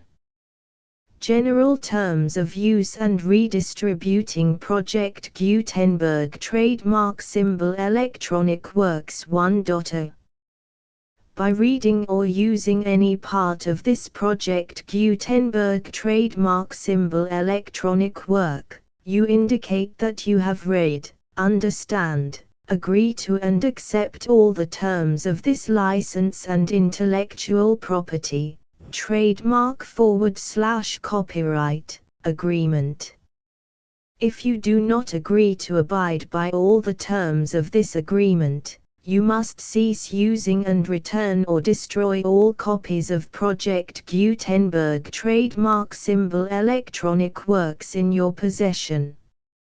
If you paid a fee for obtaining a copy of or access to a Project Gutenberg trademark symbol electronic work and you do not agree to be bound by the terms of this agreement, you may obtain a refund from the person or entity to whom you paid the fee as set forth in paragraph 1.e.8. 1.b Project Gutenberg is a registered trademark. It may only be used on or associated in any way with an electronic work by people who agree to be bound by the terms of this agreement. There are a few things that you can do with most Project Gutenberg trademark symbol electronic works even without complying with the full terms of this agreement. See paragraph 1.c below. There are a lot of things you can do with Project Gutenberg trademark symbol electronic works if you follow the terms of this agreement and help preserve free future access to Project Gutenberg trademark symbol electronic works. See paragraph 1.e below. 1.c. The Project Gutenberg Literary Archive Foundation, the Foundation or PGLAF, owns a compilation copyright in the collection of Project Gutenberg trademark symbol electronic works. Nearly all the individual works in the collection are in the public domain in the United States. If an individual work is unprotected by copyright law in the United States and you are located in the United States, we do not claim a right to prevent you from copying, distributing, performing, displaying or creating derivative works based on the work as long as all references to Project Gutenberg are removed. Of course, we hope that you will support the Project Gutenberg trademark symbol mission of promoting free access to electronic works by freely sharing Project Gutenberg trademark symbol works in compliance with the terms of this agreement for keeping the Project Gutenberg trademark symbol name associated with the work. You can easily comply with the terms of this agreement by keeping this work in the same format with its attached full Project Gutenberg trademark symbol license when you share it without charge with others. 1.d. The copyright laws of the place where you are located also govern what you can do with this work. Copyright laws in most countries are in a constant state of change. If you are outside the United States, check the laws of your country in addition to the terms of this agreement before downloading, copying, displaying, performing, distributing or creating derivative works based on this work or any other Project Gutenberg trademark symbol work. The Foundation makes no representations concerning the copyright status of any work in any country other than the United States. 1.e Unless you have removed all references to Project Gutenberg, 1.e.1. The following sentence, with active links to, or other immediate access to, the full Project Gutenberg trademark symbol license must appear prominently whenever any copy of a Project Gutenberg trademark symbol work, any work on which the phrase Project Gutenberg appears, or with which the phrase Project Gutenberg is associated, is accessed, displayed, performed, viewed, copied or distributed. This ebook is for the use of anyone anywhere in the United States and most other parts of the world at no cost and with almost no restrictions whatsoever. You may copy it, give it away or reuse it under the terms of the Project Gutenberg license included with this ebook or online at www.gutenberg.org. If you are not located in the United States, you will have to check the laws of the country where you are located before using this ebook. 1.e.2.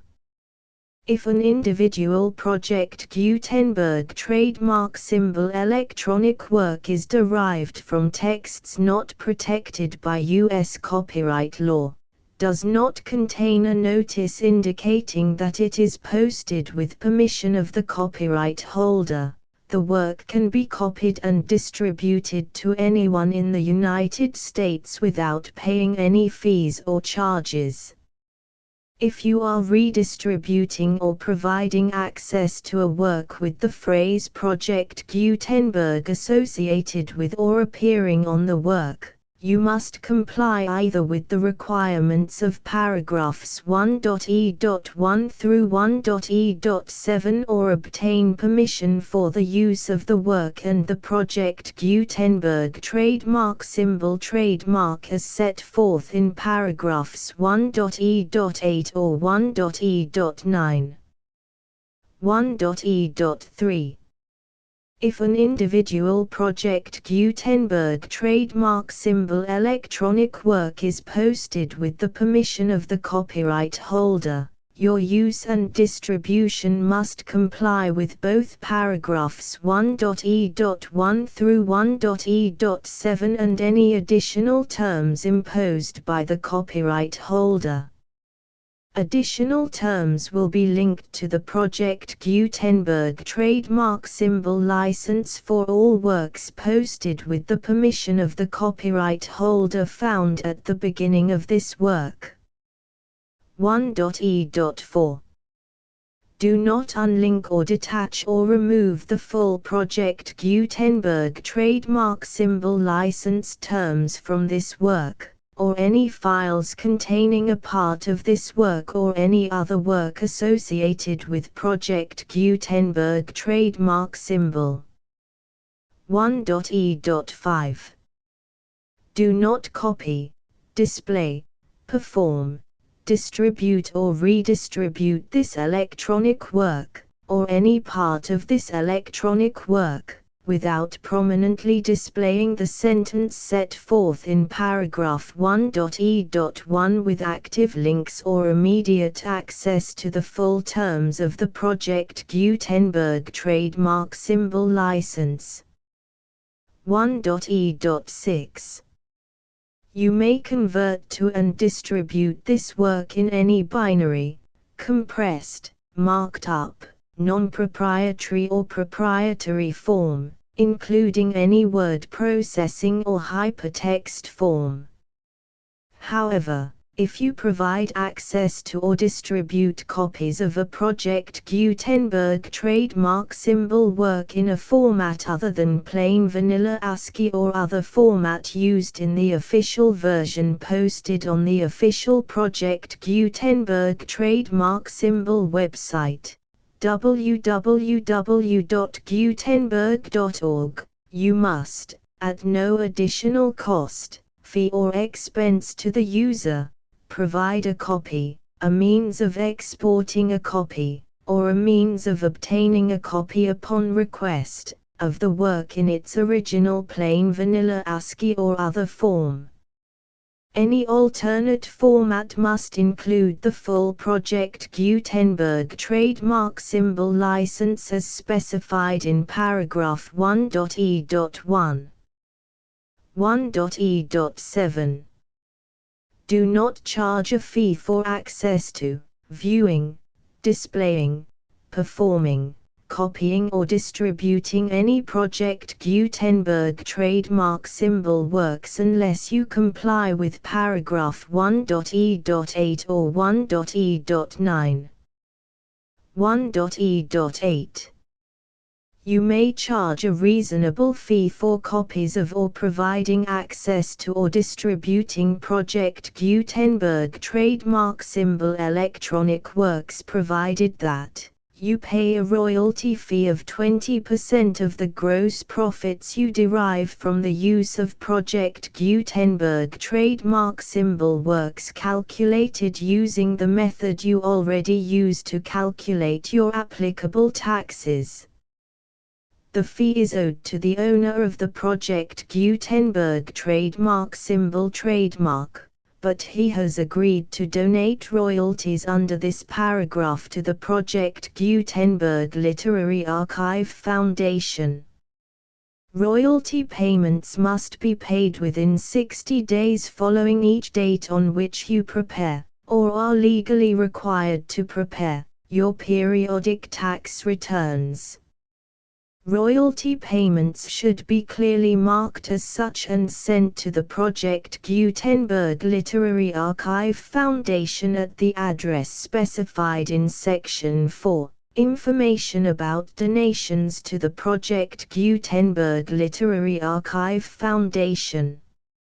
You provide a full refund of any money paid by a user who notifies you in writing, or by email, within 30 days of receipt that he does not agree to the terms of the full Project Gutenberg trademark symbol license.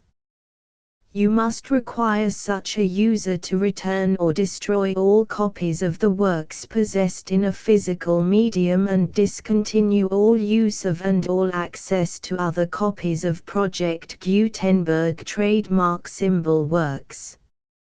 You provide, in accordance with paragraph 1.f.3, a full refund of any money paid for a work or a replacement copy, if a defect in the electronic work is discovered and reported to you within 90 days of receipt of the work.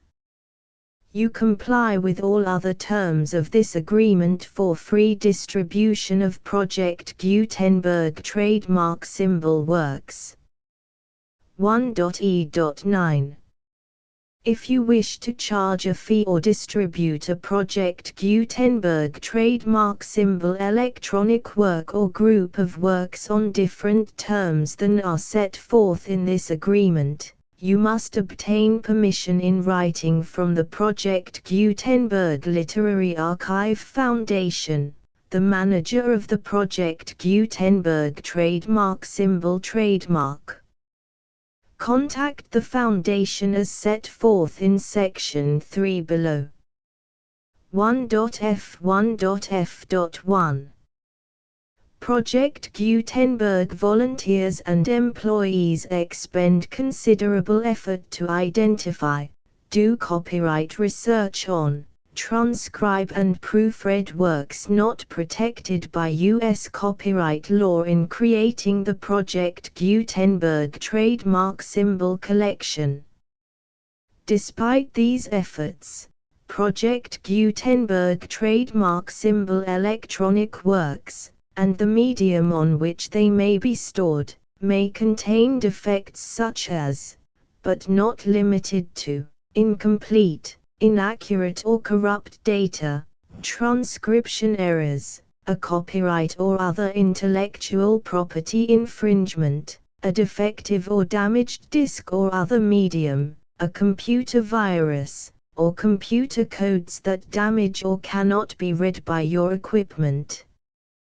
1.f.2 Limited warranty. Disclaimer of damages, except for the right of replacement or refund described in paragraph 1.f.3. The Project Gutenberg Literary Archive Foundation, the owner of the Project Gutenberg trademark symbol trademark, and any other party distributing a Project Gutenberg trademark symbol electronic work under this agreement, disclaim all liability to you for damages, costs and expenses, including legal fees. You agree that you have no remedies for negligence, strict liability, breach of warranty or breach of contract except those provided in paragraph 1.f.3.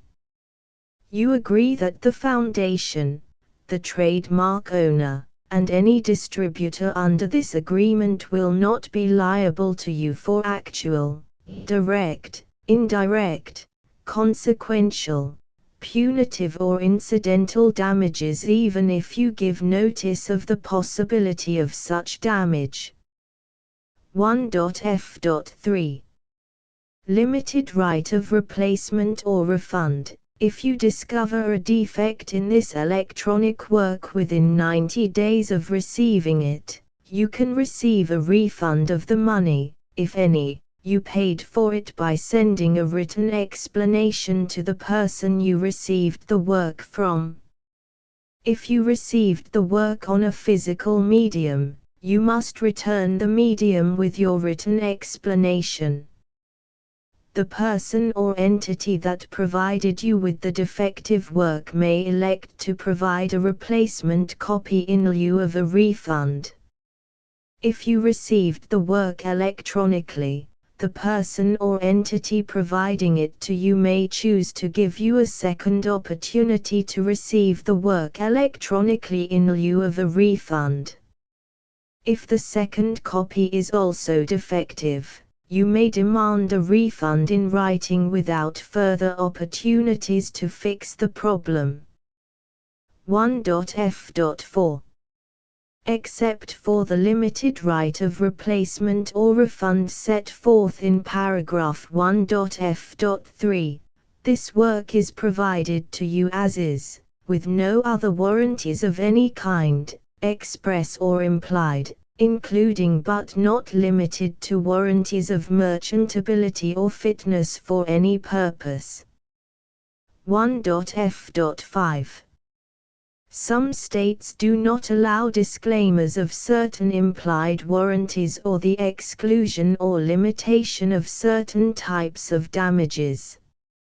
If any disclaimer or limitation set forth in this agreement violates the law of the state applicable to this agreement, the agreement shall be interpreted to make the maximum disclaimer or limitation permitted by the applicable state law. The invalidity or unenforceability of any provision of this agreement shall not void the remaining provisions. 1.f.6 Indemnity. You agree to indemnify and hold the Foundation, the trademark owner, any agent or employee of the Foundation, anyone providing copies of Project Gutenberg trademark symbol electronic works in accordance with this agreement, and any volunteers associated with the production, promotion and distribution of Project Gutenberg trademark symbol electronic works, harmless from all liability, costs and expenses, including legal fees, that arise directly or indirectly from any of the following which you do or cause to occur. A. Distribution of this or any Project Gutenberg trademark symbol work. B. Alteration, modification, or additions or deletions to any Project Gutenberg trademark symbol work, and C. Any defect you cause. Section 2.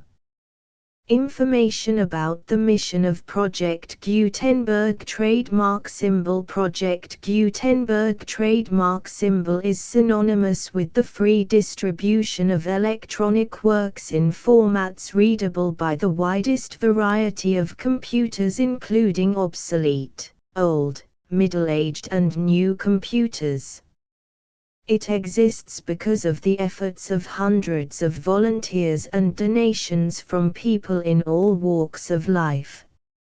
Volunteers and financial support to provide volunteers with the assistance they need are critical to reaching Project Gutenberg trademark symbol's goals and ensuring that the Project Gutenberg trademark symbol collection will remain freely available for generations to come.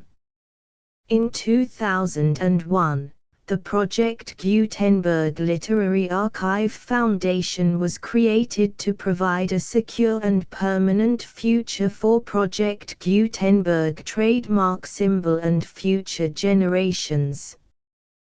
To learn more about the Project Gutenberg Literary Archive Foundation and how your efforts and donations can help, see sections 3 and 4 and the Foundation information page at www.gutenberg.org.